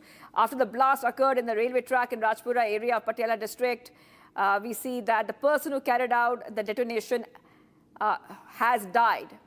So I really want to go back to my colleague. If we have with us Lalit, I want Lalit to walk us through these visuals. Lalit, picture on our screen, we are getting some information about this accused. We understand the accused is from Taran. What else are we learning of? What are the officials telling you? Republic TV has shown the photo of the accused who has been identified as Jagrup Singh, who hails from the Taran district of Punjab. What we are also learning that from our sources that he also has a criminal background. But what sort of a criminal background he holds, very soon these things would also be revealed. But his age is said to be around 35 years, and as per the input what we are also having that from Sarhand to Rajpura, he travelled through a local bus, and in his body which was found in that bus ticket has also been found. Apart from that, how did he reach from Taran to Sarhand? These things are also being investigated. Apart from that, if we talk about two motorcycles have also been recovered from the site. Some wires have also been recovered. So these all things are also in the process of investigation. But yes, till now, the accused, the deceased as Jagrup Singh has already been identified. One more thing which the DGP Railways have told exclusively to Republic TV, the main motive it seems behind this explosion was to spread a terror all across Punjab, as this is the second blast which have taken place in the past 4 months. The first blast which took place was in the month of January, which took place in Sarhand district of Punjab, in which the pilot of the loco train was injured in that blast. The engine was completely damaged also. So if you talk about the blast which took place yesterday, in that also the freight train have already crossed the railway track, and after the train passed away, after that this blast took place, and the information of this blast was being informed by the freight train driver only to the railway authorities. So somehow a big mishappening have been averted, as it seems that when the Jagrup Singh, after the train have passed away, reached the spot to check why the detonators did not blast. Right. That time, unfortunately, it seems that the blast took place in which his body was completely mutilated, and his body pieces were found around 500 meters Thank you so much, Lalit, for getting us all those details. And we will be, of course, tracking the story very closely. This is the accused on your screen, the Patiala blast case on the railway track. Okay, so we'll go back to our top story, which we are tracking, the West Bengal Phase 2 polls. That is going to happen tomorrow. So security has been massively stepped up, and we will get you some visuals coming in and a report from the West Bengal Election War Room. So exclusive ground report from inside Bengal's Election War Room, tracking how authorities are working around the clock 24/7, ensuring peaceful voting, even as incidents in Phase 1 and fresh recoveries ahead of Phase 2 raise serious questions about the security angle. Here's a full report. Take a look.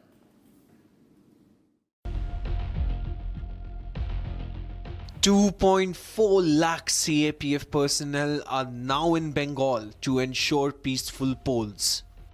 Republic brings to you an exclusive report from the War Room of Bengal. This is the integrated control center. There's also a war room because we have seen the violence in the year 2021. We have seen the violence in 2024, and there's a history of immense violence, and there's also a loss of trust factor in the paramilitary forces also amongst the citizens and among these CRPF forces. There was never a coordination between state and the paramilitary as well. But this time what we see is the paramilitary forces and the kind of integrated center which has been made.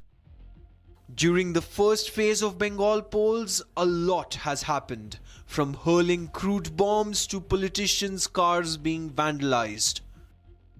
To make sure no stone is left unturned, there has been a special control center set up to gather all the information.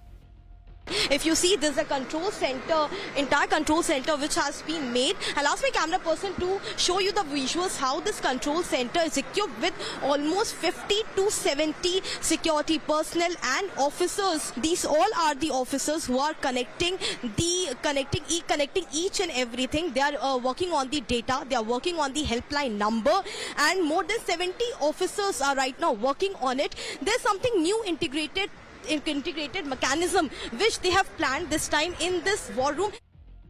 Republic spoke to one of the coordinating officers regarding the SAFE app, a new system which has been integrated. There are different polling locations which are being mapped here. We have the number of personals who are being posted there. If they want to create any kind of alert, we get the live location of these numbers and we respond to any situation in terms of the force augmentation. Any kind of force augmentation that is required in terms of QAT or any other response is required for that system, we are able to provide it. We tried it in the first phase. We got a lot of information, different kind of information which required a consolidated response, and we were able to provide it. So this time again in the phase 2, we will be doing it is done by the consolidated effort of all the CAPF. All the CAPF have consolidated this system and we have tried to incorporate this system here. There was also a wireless system which was set up to make sure everything runs smoothly. So all the company commanders and all the units have a traditional system of wireless in which they intimate there, and in case we have to provide any immediate information or any direction, we use the system to directly transmit the information, because these are the system which works even in the communication shadow area. Just before the second phase, crude bombs and gunpowder were also recovered. To this, the coordinating officer told Republic about how this information is recovered. As directed by the Honorable Election Commission, ma'am, we came here well in advance, and our troops did lot of confidence building measures in different areas, and as the direction was there, we covered almost every street, nook and corner, and we have familiarized our troops with those areas, and we got lot of information from the common men also. So this is how our information system develops. On one hand, we have the social media system. We have integrated our control room with the CO control room. Our DFC, the district force coordinator, sits in the DO control room with the district control room. So every system is integrated so that no information is missed in which we have to make any kind of response. The coordinating officer also told Republic about the number of soldiers deployed. We have around 2,550 companies of CAPF deployed in the West Bengal elections. There is no booth which is not manned by CAPF. We have more than 6,000 QATs which will be, or the QRTs which will be on place. The sensitive booths have been augmented with additional forces. We have the system of sector mobile and the sector police, which is done by the state police. We work in close tandem. All the QRTs work in close tandem. As you have seen the information system, the moment we get any input of any kind, the whole system responds to it. The troops are briefed by all the respective DGs at the ground level. The troops are very motivated. The troops are well prepared. They are doing extensive confidence building measure exercises as directed by the Honorable Election Commission of India. And through you, I would appeal to the public to exercise their right to vote. We have a robust system of security here, and we will respond to any situation. Our all the formation, all the senior formation to ground formations will be on ground very early on the polling day. There were various officers sitting to handle situations in polling booths. More than 50 to 70 officers are here and the clusters have been named here. This is very interesting how this war room has been set up. Atnu, if you can come here and if we can focus on the clusters, that's how the officials are working. So there are the clusters written here, cluster 6, cluster 7, cluster 6, the name of the district, and also, exactly how they get the information and the response time between the state police, which gets the tip first, and the alignment and coordination with the CRPF forces. Sir, अगर आप हमें बता सके कि ये जो cluster है इसके हिसाब से कैसे काम होगा? मैम, क्लस्टर्स में एक जगह में डिटेल कर रखा है. अपना पोल बूथ में कौन कौन डिटेल है उसका हम जानकारी लेने के लिए हम लोग फोन कर रहे हैं मैम. और उधर का सिचुएशन नेक्स्ट है सिचुएशन हम पूछ रहे हैं सर. तो सर आप लोग नोट डाउन करते रहते हैं जैसे आपको इन्फॉर्मेशन पोलिंग बूथ से? Yes ma'am, yes ma'am. Compile करने के बाद कंपाइल करने के बाद हम लोग डाटा इधर स्टोर करते हैं मैम. कोई भी समस्या होगा तो तुरंत हम इमीडिएटली उनको रिसॉल्व करेंगे. With a huge number of CAPF and police personnel ready for any situation, these assembly elections are no less than general elections. Also coming right up, viewers, a US returned man stabs 2 security guards in Mumbai after asking their religion and whether they could recite the Kalma. NI has also begun the probe. And gangster Dawood's aide Salim Dolar deported to India in major anti-drugs crackdown. Stay tuned, viewers, we're live and breaking.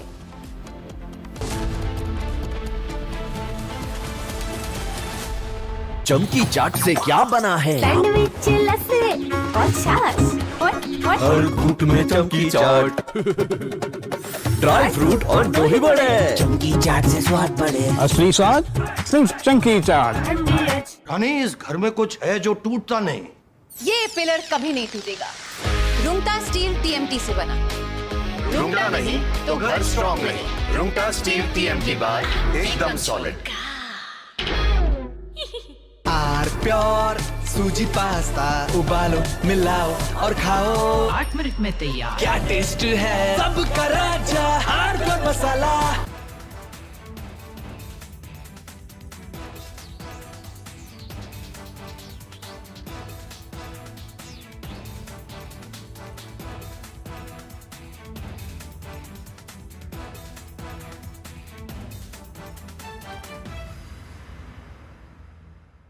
The Indian Air Force is giving its old MiG-29 fighter jets a powerful new weapon from Britain that turns them into modern fighters ready for today's battles.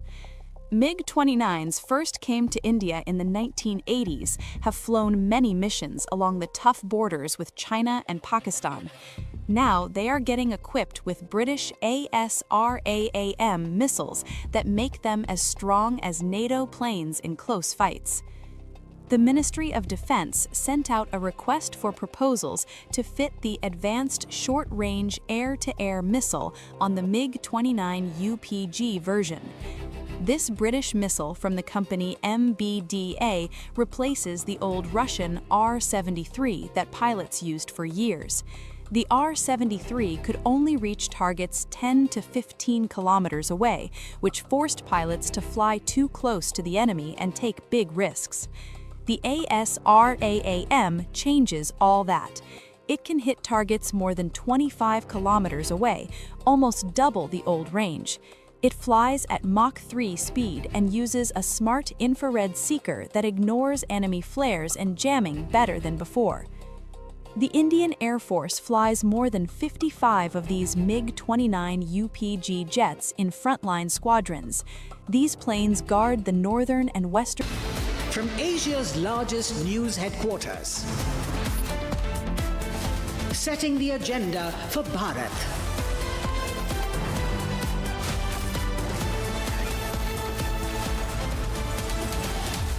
You're watching Republic.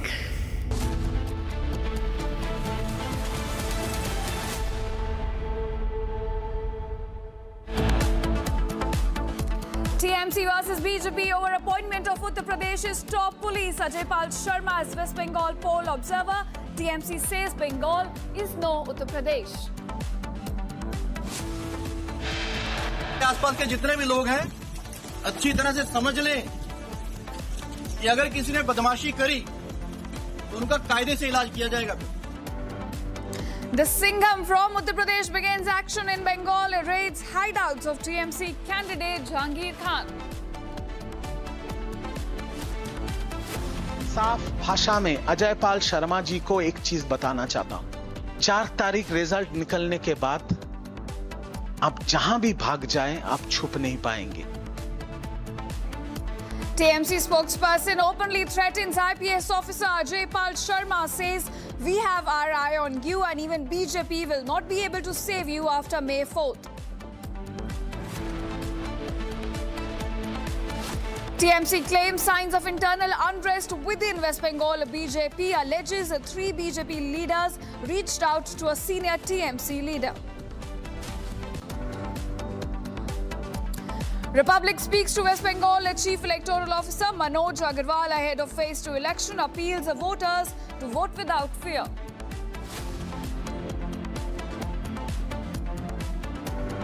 In Pahalgam style attack, Mumbai man stabbed security guard after asking them to recite Kalma.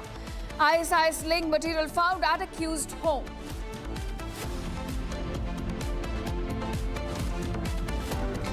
Attempted detonation attack in Patiala on railway track. Body of the accused found in pieces at the blast site.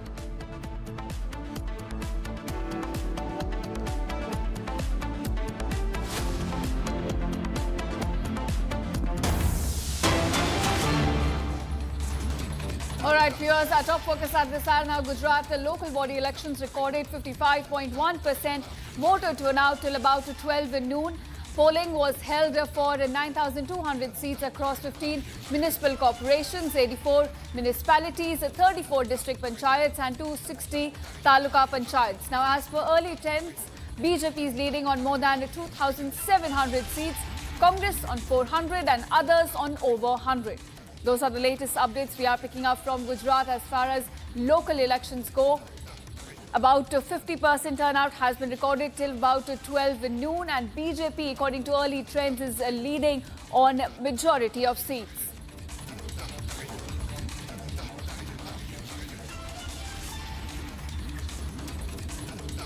All right, viewers, we're getting these latest updates coming in from Gujarat. This is where local body elections are underway till about 12 noon. Over 50% voter turnout has been recorded. And as per the early trends, Republic is picking up. BJP seems to be leading in majority of seats, followed up by Congress and other political parties. Now we are looking at panchayat districts, several talukas going to polls today in Gujarat. This comes as the voting is still underway and the turnout till about 12 noon was over 50%.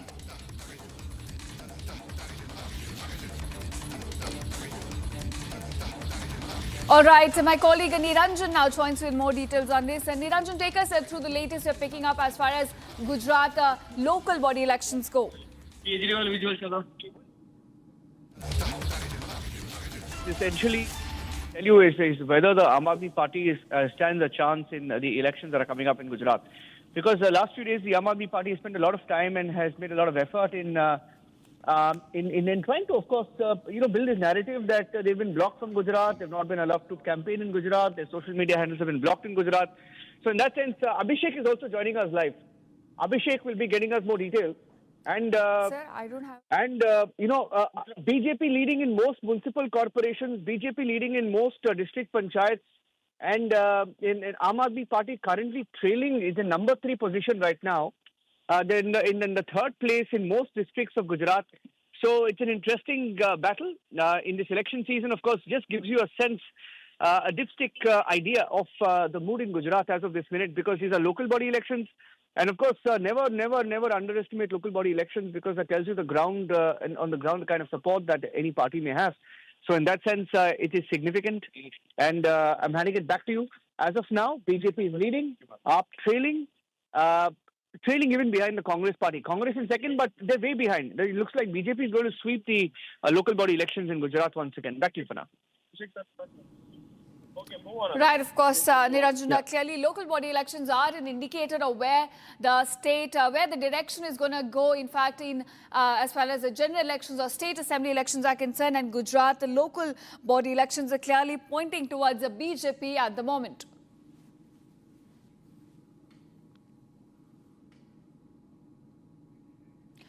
All right, viewers, those are the latest details that we are picking up as far as the Gujarat local body elections go. So far, 55.1% turnout has now been recorded, and these elections are happening across 9,200 seats, across 15 municipal corporations, 84 municipalities, 34 district panchayats and 260 taluk panchayats. Now, as per early trends, viewers, BJP is leading on more than 2,700 seats, while Congress is lagging behind only on about... it is ahead in just about 400 seats, while others are leading in over 100. So there is clearly a very large difference between the seats that BJP is leading on as far as other political parties are concerned. Currently, the early trends point towards BJP in this election.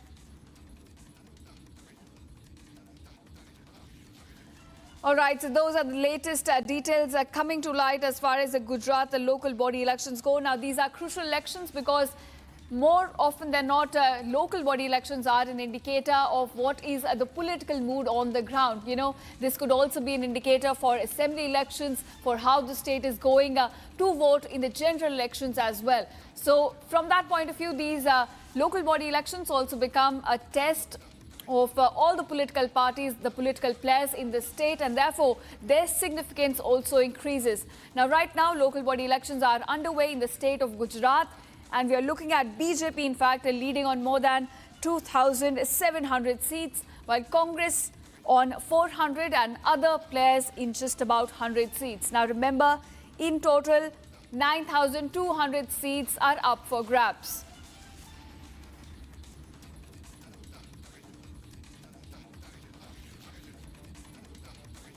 And now, viewers, shifting focus to another breaking news we're getting at this hour. Now, ISA, along with other progressive organizations in Jamia Islamia, protested a program held by RSS titled Yuva Kumbh on campus.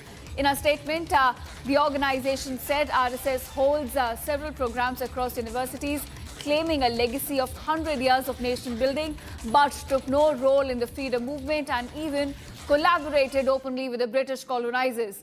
Now, ISA condemned the Jamia administration for open invitation extended to the RSS, while it refuses any progressive organization or group to hold any such program which speaks about education and democracy. The group also said that RSS has no place in Jamia, and its communal agenda, which divides the nation, must have no place in Jamia Millia Islamia or any other university in India. It's a strong statement coming in from several organizations, including ISA, regarding RSS participation at the university campus in some program. In fact, it's a program titled Yuva Kumbh that was set to take place on the campus.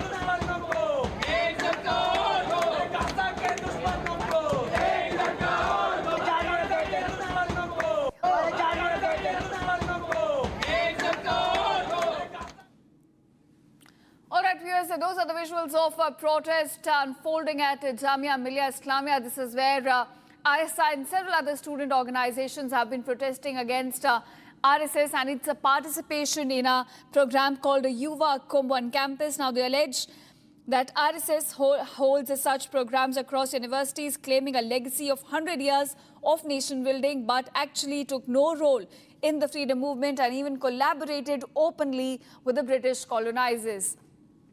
In fact, not just that, ISA goes on to condemn the Jamia administration for open invitation extended to the RSS, while it refuses any progressive organization or group to hold any programs which speak about education and democracy on the campus.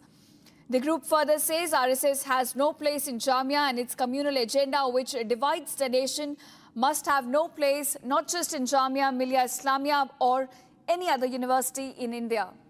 That's a strong statement coming in from ISA as well as other students' organizations who were protesting on the campus against RSS program and its participation. My colleague Saurav, who's been very closely tracking this story, now joins me. Saurav, do take us through the details of this protest held by ISA at the campus of Jamia Millia Islamia against the RSS and its participation in a program called Yuva Kumbh.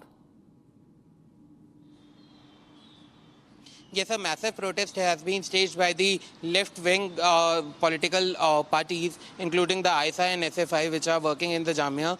They have claimed that the event which is organized by the RSS, which is called Yuva Kumbh, is not basically on the principles of the nation, and they have claimed that the RSS has no legacy in building the nation, as there are several posters and slogans which were raised by the RSS during the preparation of this event, that this is celebrating the 100 years of nation building.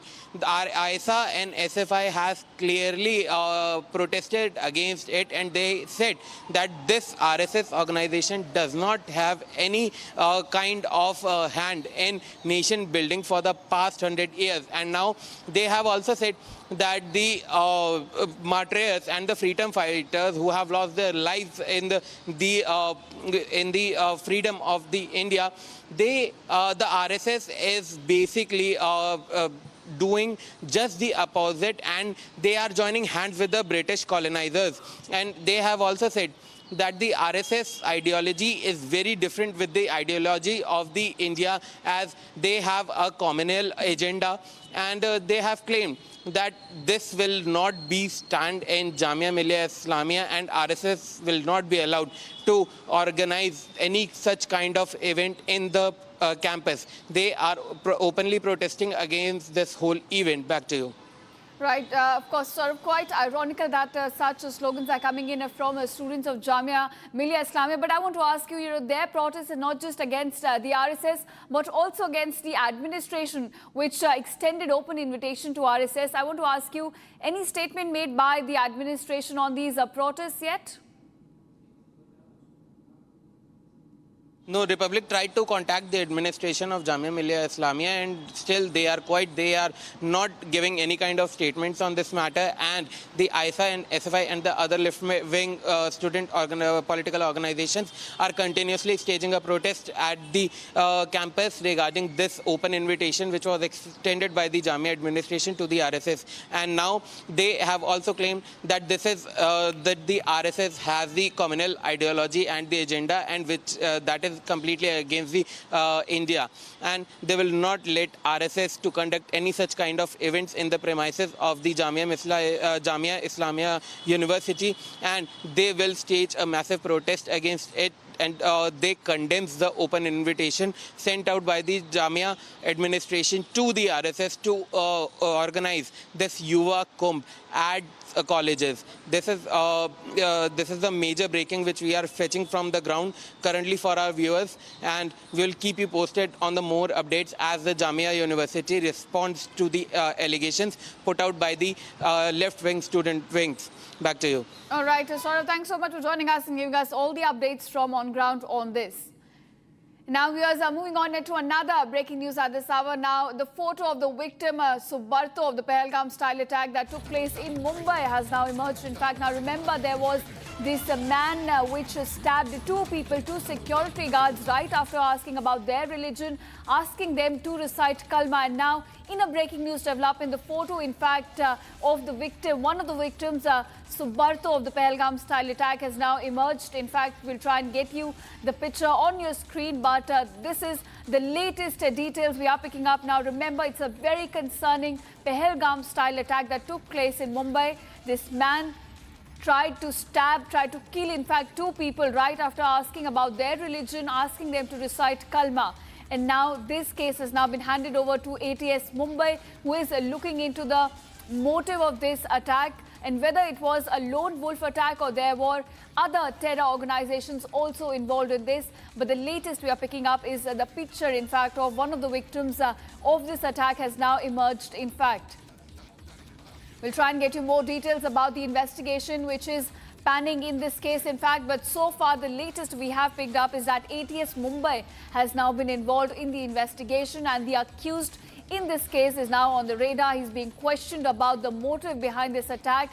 And two victims were, in fact, injured in this Pahalgam style attack. They were stabbed by a knife, in fact, by this accused, who asked them first to recite kalma, and when they refused to do so, they were stabbed by the accused. Now, one of the accused is still in stable condition, while the other one remains in critical condition.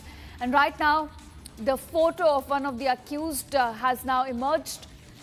This as ATS Mumbai continues its investigation into the motive behind this attack, and to ensure that whether this was a lone wolf attack or there were more terrorists involved in this attack as well. Now, it's a concerning development that has come to light this morning from Mumbai. This is where a Pahalgam style attack took place. A man stabbed two security guards. One of them still remains in critical condition, while the other one is still reported to be stable. In fact, the first picture has now emerged of one of the victims in this Pahalgam style terror attack that took place in Mumbai this morning. Now, remember, these were two security guards. They were on their duty while a man approached them, asking them questions about their religion, asking them to recite kalma, and when they refused to do so, he stabbed them brutally.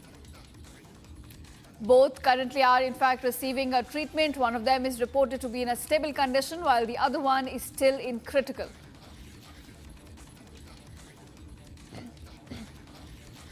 And in fact, those are the visuals on your screen that we at Republic have obtained. The first picture of the Pahalgam style attack victim has now come out. These are two security guards, viewers, who are on their duty this morning while a man approaches them, asking them about their religion, and then asks them to recite kalma. And when they refuse to do so, they were stabbed brutally by knife by this accused, whose picture, in fact, we're showing you on screen, Zubair Ansari.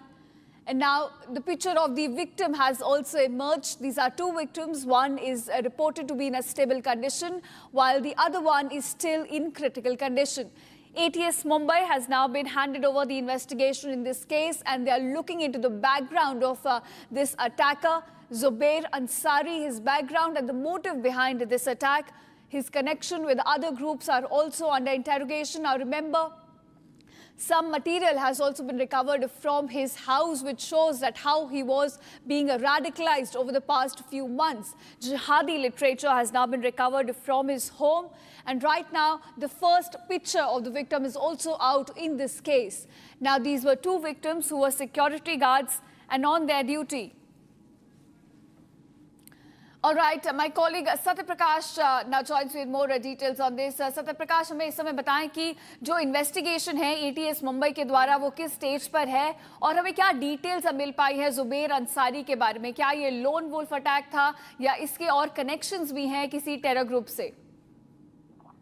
देखिए, इस मामले को लेकर Maharashtra ATS जांच कर रही है, NIA की भी एंट्री हो चुकी है, एनआईए भी जांच कर रही है। और इस मामले में जिस तरह से जुबैर अंसारी का लिंक जो आतंकी संगठन आईएसआईएस के साथ आ रहा है, उसको देखते हुए कहीं न कहीं एजेंसियां लगातार खंगालने में लगी हुई है कि जुबैर अंसारी के बारे में, जिस तरह से वो अमेरिका में वहां पे रहा हुआ है, पढ़ा है, और जिस तरह से यहाँ पे केमिस्ट्री मैथ पढ़ाता था, और जिस तरह से उसके लिंक लगातार सामने आ रहे हैं, जिस तरह से लिंक सामने आया, नोट जो मिला उसमें जिहाद, आईएसआईएस और दूसरा जो जिस तरह से अटैक करने की कई चीजों के बारे में आया है, उसको लेकर लगातार महाराष्ट्र एटीएस एनआईए जांच कर रही है। फिलहाल लगातार पूछताछ किया जा रहा है जुबेर अंसारी से, लेकिन जिस तरह से नाम पूछकर सुरक्षा गार्डों के ऊपर अटैक किया गया है, पहले वो पूछा गया कि आपका नाम क्या है, आप कौन से धर्म को हो, इसके बाद तुरंत रिटर्न आता है जुबेर अंसारी बोलता है कि कलमा पढ़ो।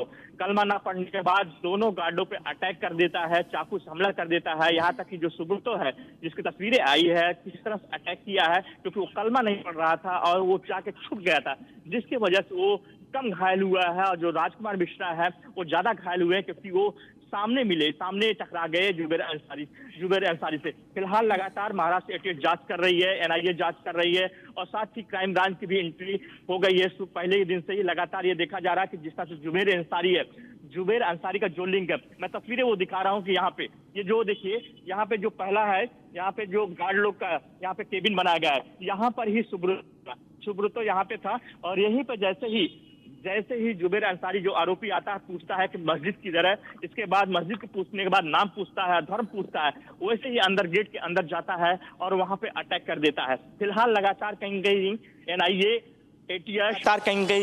एनआईए एटीएस और यहाँ की जो लोकल पुलिस है लगातार जांच कर रही है और ये देख रही है कि जुबेर अंसारी, क्योंकि जिस तरह से आईएसआईएस के साथ लिंक जुड़ते हुए दिख रहे हैं, कई ऐसे चीज़ मिले। आज महाराष्ट्र एटीएस ने 3 जगह पर रेड किया है, जिसमें जुबेर अंसारी के लैपटॉप, मोबाइल और कई ऐसे डिवाइसेस बरामद हुए जो कहीं न कहीं संदिग्ध है। और एक चीज़ और मिला है कि साहित्य मिला हुआ है। और साथ ही जो है जुबेर अंसारी लगातार सोशल मीडिया पर कहीं न कहीं जो ऐसे वीडियो देखता था जो आतंकी से जुड़े हुए थे, आईएसआई से जुड़े हुए थे। और ये भी देख रही है महाराष्ट्र एटीएस की जो सोशल मीडिया से उपयोग किया है, उसमें कौन कौन लोग से जुड़े हुए थे। तो लगातार कहीं कहीं एजेंसियां, दोनों एजेंसियां, एनआईए हो, महाराष्ट्र एटीएस हो, और सारी एजेंसियां लगातार जांच कर रही है, जुबेर अंसारी के बारे में पता कर रही है। और कई लोग का अभी तक बयान दर्ज किया है महाराष्ट्र एटीएस ने।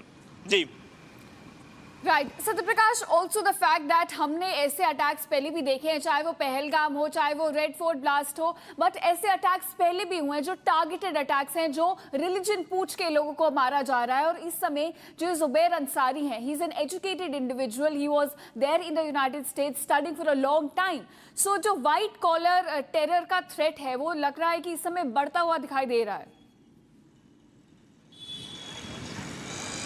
देखिए, कल जब घटना हुई उसके बाद यहाँ पे लोकल पुलिस जांच कर रही थी, लेकिन जब जांच में पता चला कि उसके जो लिंक है आईएसआईएस से जुड़ रहे हैं, जिस तरह से एक अमेरिका पढ़ा लिखा है, केमिस्ट्री का टीचर है, पढ़ाता है, ऑनलाइन पढ़ाता है, और जिस तरह से उसने अंजाम दिया, क्योंकि जब पहले यहाँ घुसा एंट्री किया तो उससे पहले पूछा कि नाम क्या है, फिर धर्म पूछता है, फिर कलमा पढ़ने के लिए बोलता है। तो एक पढ़ा लिखा इंसान, यहाँ के लोगों को विश्वास नहीं हो रहा। जो कई लोगों से हमने बात किया, आई विटनेस से बात किया, उनका कहना था कि जिस तरह से उसका स्वभाव था उससे लग नहीं रहा था, काफ़ी पढ़ा लिखा था, शिक्षित था, अमेरिका में रह चुका है, तो कहीं न कहीं लोगों को संदेह नहीं था। लेकिन जिस तरह से घटना का अंजाम दिया और जिस तरह से उसकी लिंक लगातार जुड़ते जा रहे हैं, उसको लेकर कहीं न कहीं कई अहम खुलासे अभी और आना बाकी, क्योंकि कई ऐसे तार जुड़ रहे हैं, कई डिवाइस मिले हुए हैं। लगातार उसको जो महाराष्ट्र एटीएस है, एनआईए है, खंगालने में लगी हुई है।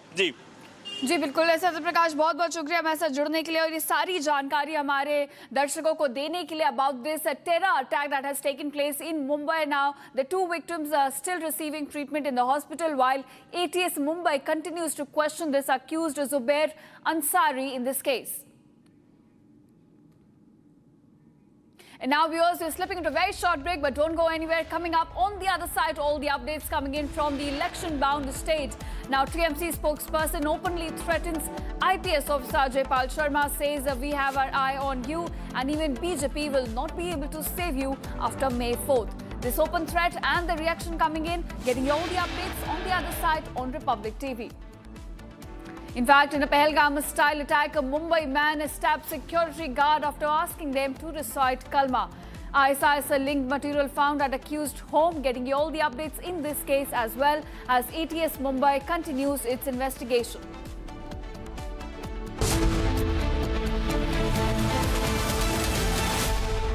AU सेविंग्स अकाउंट में मिलते हैं amazing benefits, paperless banking and higher interest, वो भी हर महीने। Money money money money every month. सोच बदलो और बैंक भी। थोड़े में ज्यादा स्वाद, यही तो है इसकी खास बात। वाओ मम्मा, क्या स्वाद है। अरे मेरे राजा, सबका राजा pure masala.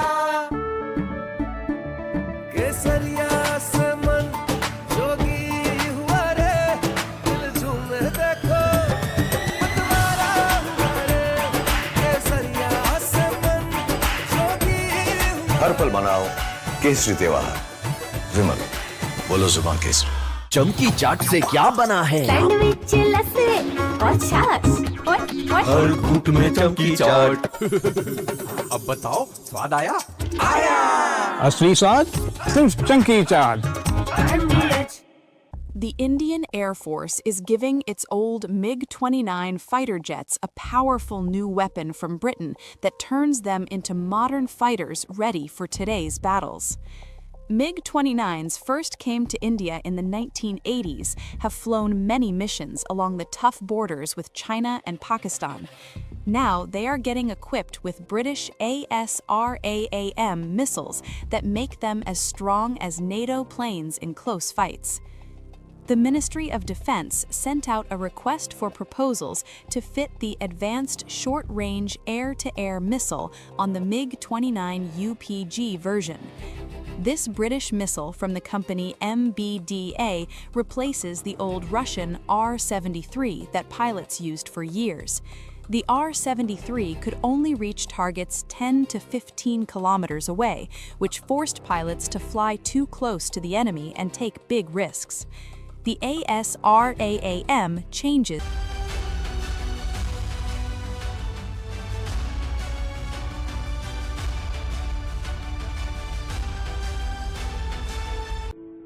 In the India Today Best Universities Survey, India's #1 ranked universities in various streams are JNU Delhi, Amity University, AIMS Delhi, IIT Delhi, and National Law School, Bengaluru.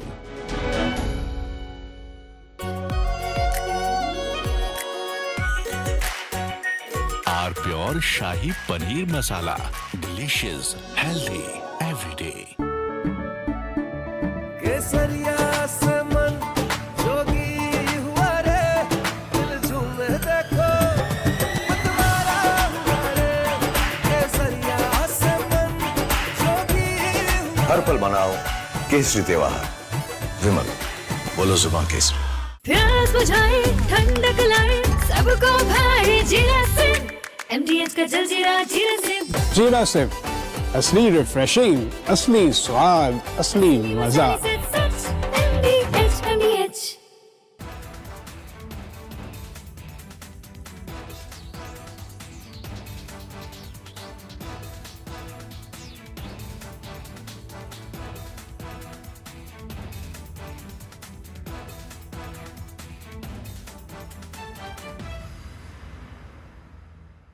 The Indian Air Force is giving its old MiG-29 fighter jets a powerful new weapon from Britain that turns them into modern fighters ready for today's battles.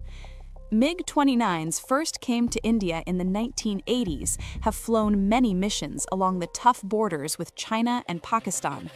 Now they are getting equipped with British ASRAAM missiles that make them as strong as NATO planes in close fights. The Ministry of Defense sent out a request for proposals to fit the Advanced Short-Range Air-to-Air Missile on the MiG-29 UPG version. This British missile from the company MBDA replaces the old Russian R-73 that pilots used for years. The R-73 could only reach targets 10 to 15 kilometers away, which forced pilots to fly too close to the enemy and take big risks. The ASRAAM changes all that. It can hit targets more than 25 kilometers away, almost double the old range. It flies at Mach 3 speed and uses a smart infrared seeker that ignores enemy flares and jamming better than before. The Indian Air Force flies more than 55 of these MiG-29 UPG jets in frontline squadrons. These planes guard the northern and western borders day and night. Earlier upgrades added new radars, engines, and digital cockpits, but the short-range missiles stayed old. Now the ASRAAM brings fire-and-forget technology. Once the pilot locks on and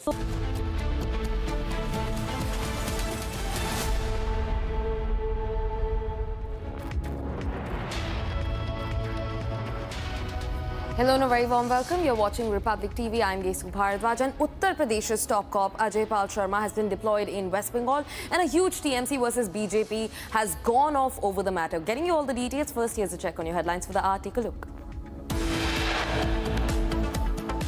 TMC versus BJP over appointment of Uttar Pradesh's top police Ajay Pal Sharma as West Bengal poll observer. TMC says Bengal is no Uttar Pradesh. आसपास के जितने भी लोग हैं अच्छी तरह से समझ लें कि अगर किसी ने बदमाशी करी तो उनका कायदे से इलाज किया जाएगा फिर। The Singham from Uttar Pradesh begins action in Bengal, raids hideouts of TMC candidate Jahangir Khan. साफ भाषा में अजय पाल शर्मा जी को एक चीज बताना चाहता हूं। 4 तारीख रिजल्ट निकलने के बाद आप जहां भी भाग जाएं, आप छुप नहीं पाएंगे। TMC spokesperson openly threatens IPS officer Ajay Pal Sharma, says we have our eyes on you and even BJP won't be able to save you post the 4th of May. TMC claims signs of internal unrest within the West Bengal BJP unit, alleges that 3 BJP leaders reached out to a senior TMC leader. Republic speaks to West Bengal Chief Electoral Officer Manoj Agarwal ahead of phase 2 elections, appeals voters to vote without any fear. In a Pahalgam-style attack, Mumbai man stabbed security guard after asking him to recite Kalma. ISIS-linked material found at the accused's home. Attempted detonation attack.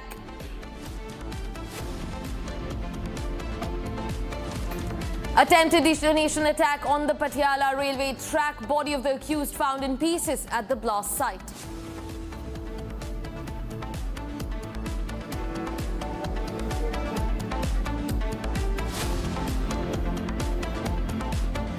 Viewers, now quickly shifting focus to a breaking development that we're getting in now. Maharashtra's Chief Minister Devendra Fadnavis has reached to the Pahalgam-style attack that took place in Mira Road. He said that this appears to be a case of self-radicalization. Now, in fact, the case is currently being investigated by the Anti-Terror Squad, and even the National Investigation Agency and the state government is providing full cooperation to the 2 central agencies. Now, the scope of the investigation will not just be limited to the accused, but it will also investigate the individuals or even networks behind his radicalization. The entire case will be thoroughly investigated to uncover any possible conspiracy. This comes from Mira Road in Mumbai, where a man asked a security guard to read Kalma and then stabbed him when he was unable to do so. Now, Maharashtra's Chief Minister Devendra Fadnavis has taken full cognizance of the case. In fact, listen into what he has to say.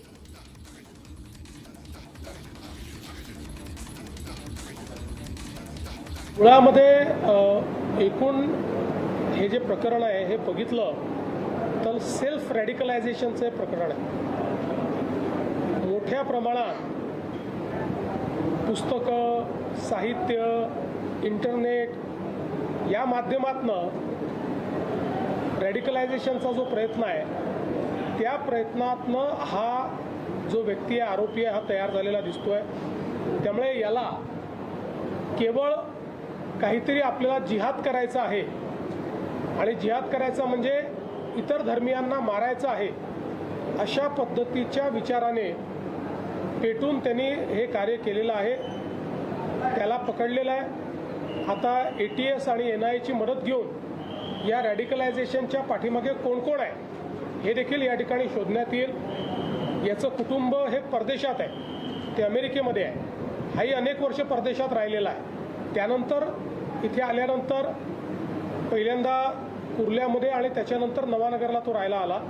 त्यामुळे आता याच्या पाठीमागे कोण कोण आहेत, याच्या लिंकमध्ये कोण कोण आहेत, अजून कोणी असे रॅडिकलाइज झाले आहेत का, या सगळ्या गोष्टी ज्या आहेत त्या आता तपासामध्ये पुढे येतील। Viewers, now this case comes from Mira Road in Mumbai. Chief Minister Devendra Fadnavis says that the Mumbai police, along with the anti-terror squad and the NIA, will go to the ends of the investigation to not just investigate the accused, but also look at the larger conspiracy that's unfolded. Now, in fact, joining me live on the broadcast is my colleague Satya Prakash from Mumbai to get us more details into the matter. Satya Prakash, this is an extremely precarious case, a Pahalgam-style case that has taken place in Mira Road. Now, the Chief Minister has given his statement. Give us details about how far the investigation has reached, with NIA, anti-terror squad and Mumbai police operating in a triangular operation in the case. Satya Prakash.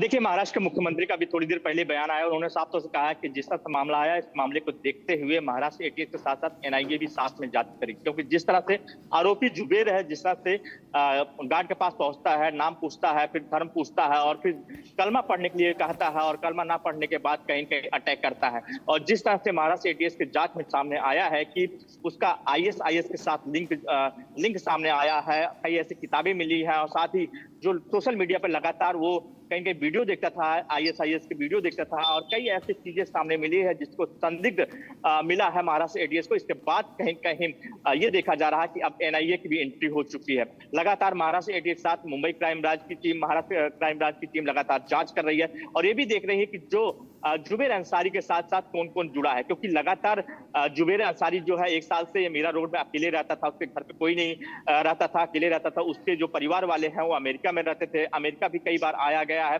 और साथ ही ये भी देखा जा रहा है कि जो कुर्ला भी रहा हुआ है जुबेर अंसारी, इन सारी चीजों को लेकर महाराष्ट्र एटीएस देख रही है। और जिस तरह से नोट्स मिले हुए हैं, जब महाराष्ट्र एटीएस की टीम ने आज मुंबई के अलग इलाकों में, कुर्ला में, मीरा रोड में, अन्य इलाकों में जो छापेमारी की है, छापेमारी में कई ऐसे संदिग्ध चीज मिले हैं जिसको लेकर कहीं जांच कर रही है। जुबेर का जो लैपटॉप है, मोबाइल है और कई ऐसे नोट्स और साहित्य मिले हैं जिसको लेकर संदिग्ध धारा बनते हुए जा रहा है और जिसको लेकर महाराष्ट्र एटीएस जांच कर रही है। जी धन्यवाद हम तक ये इन्फॉर्मेशन पहुंचाने के लिए Satya Prakash. In fact, viewers, let's quickly also listen into Chief Minister of Maharashtra Devendra Fadnavis, who has now said that the Maharashtra police will give full coordination to the anti-terror squad and the NIA in their investigation in the case. Listen in. मुळामध्ये एकूण हे जे प्रकरण आहे हे बघितलं तर self रॅडिकलायझेशनचे प्रकरण आहे। मोठ्या प्रमाणात पुस्तकं, साहित्य, इंटरनेट या माध्यमातनं रॅडिकलायझेशनचा जो प्रयत्न आहे त्या प्रयत्नातनं हा जो व्यक्ती आहे, आरोपी आहे, हा तयार झालेला दिसतोय। त्यामुळे याला केवळ काहीतरी आपल्याला जिहाद करायचा आहे आणि जिहाद करायचा म्हणजे इतर धर्मियांना मारायचं आहे अशा पद्धतीच्या विचाराने पेटून त्यांनी हे कार्य केलेलं आहे। त्याला पकडलेलं आहे। आता एटीएस आणि एनआयएची मदत घेऊन या रॅडिकलायझेशनच्या पाठीमागे कोण कोण आहे हे देखील या ठिकाणी शोधण्यात येईल। याचं कुटुंब हे परदेशात आहे, ते अमेरिकेमध्ये आहे, हाही अनेक वर्ष परदेशात राहिलेला आहे। त्यानंतर इथे आल्यानंतर पहिल्यांदा कुर्ल्यामध्ये आणि त्याच्यानंतर नवानगरला तो राहायला आला। त्यामुळे आता याच्या पाठीमागे कोण कोण आहेत, याच्या लिंकमध्ये कोण कोण आहेत, अजून कोणी असे रॅडिकलाइज झाले आहेत का, या सगळ्या गोष्टी ज्या आहेत त्या आता तपासामध्ये पुढे येतील। Viewers, now our most important aim as journalists is to get the entire roundup of a story, and in that effort, Republic also managed to get an exclusive conversation with one of the eyewitnesses of the attack. Listen into what he says and how he explains the ordeal. मैं बाहर गया था काम से, तो घर जा रहा था, तो उतने में वॉच में अंदर घुसा ना, तो वॉचमैन लोग डरे हुए थे, मेरे को रुकाए, बोले ऐसा ऐसा हुआ है। तो फिर मैं डायरेक्ट उसका हाथ पकड़ा, चौकी लेके गया फ़ौरन उसको। फिर उसने पुलिस चौकी में सब बताया। फिर उसने बोला कि किसका हाथ पकड़े थे? पहले वॉचमैन का लिया, क्योंकि जो दूसरा लगा सुबह था वो अंदर छुपा हुआ था, मतलब डर के मारे छुपा था, अंदर बाहर नहीं आ रहा था। तो वॉचमैन ने, उन लोगों ने बोले कि वो अंदर ही है, तो मैं उसको ढूंढा, मिला तो उसको ही पकड़ के मैं चौकी लेके गया। फिर पुलिस वाले लोग ने बोले कि उसको जाके तेम्बा हॉस्पिटल में पहुंचा दो। तेम्बा हॉस्पिटल में पहुंचा के मैं आ गया अपना। उस समय जो राजकुमार थे मिश्रा, उस समय थे वहाँ पे? नहीं, वो टाइम थे उनको, वो उनकी वो सुब्रतों की जान बचाने के लिए उसने उसको भी चाकू मार दिया। ऐसा बोल रहे। अच्छा, कौन बोल रहा था? वॉचमैन लोग ही बोल रहे थे। तो सुब्रतो कहाँ छुपा था? सुब्रतो मेन सुब्रतो यहाँ पे बाहर बैठा था तो बाहर हुआ था पहले वो अपनी जान बचाते बचाते अंदर भागा। अंदर जो मिश्रा जी करके वो हेड है यहाँ के, उन लोग के हेड है, सुपरवाइजर है, तो उनने इन लोग की जान बचाने के लिए तो उसको भी मार दिया चाकू। उस समय कैसी स्थिति, कैसी उनका हालात था राजकुमार मिश्रा का? वो मैं देखा नहीं। और सुब्रतो का? सुब्रतो को ज्यादा नहीं लगी, थोड़ी एक ही पीठ पे लगी थी खाली। कुछ बोल रहा था सुब्रतो? हाँ वो बोल रहा था, वो कुछ तो हुआ था, बोल रहा था साइको था, कुछ पागल था, आके मार रहा था।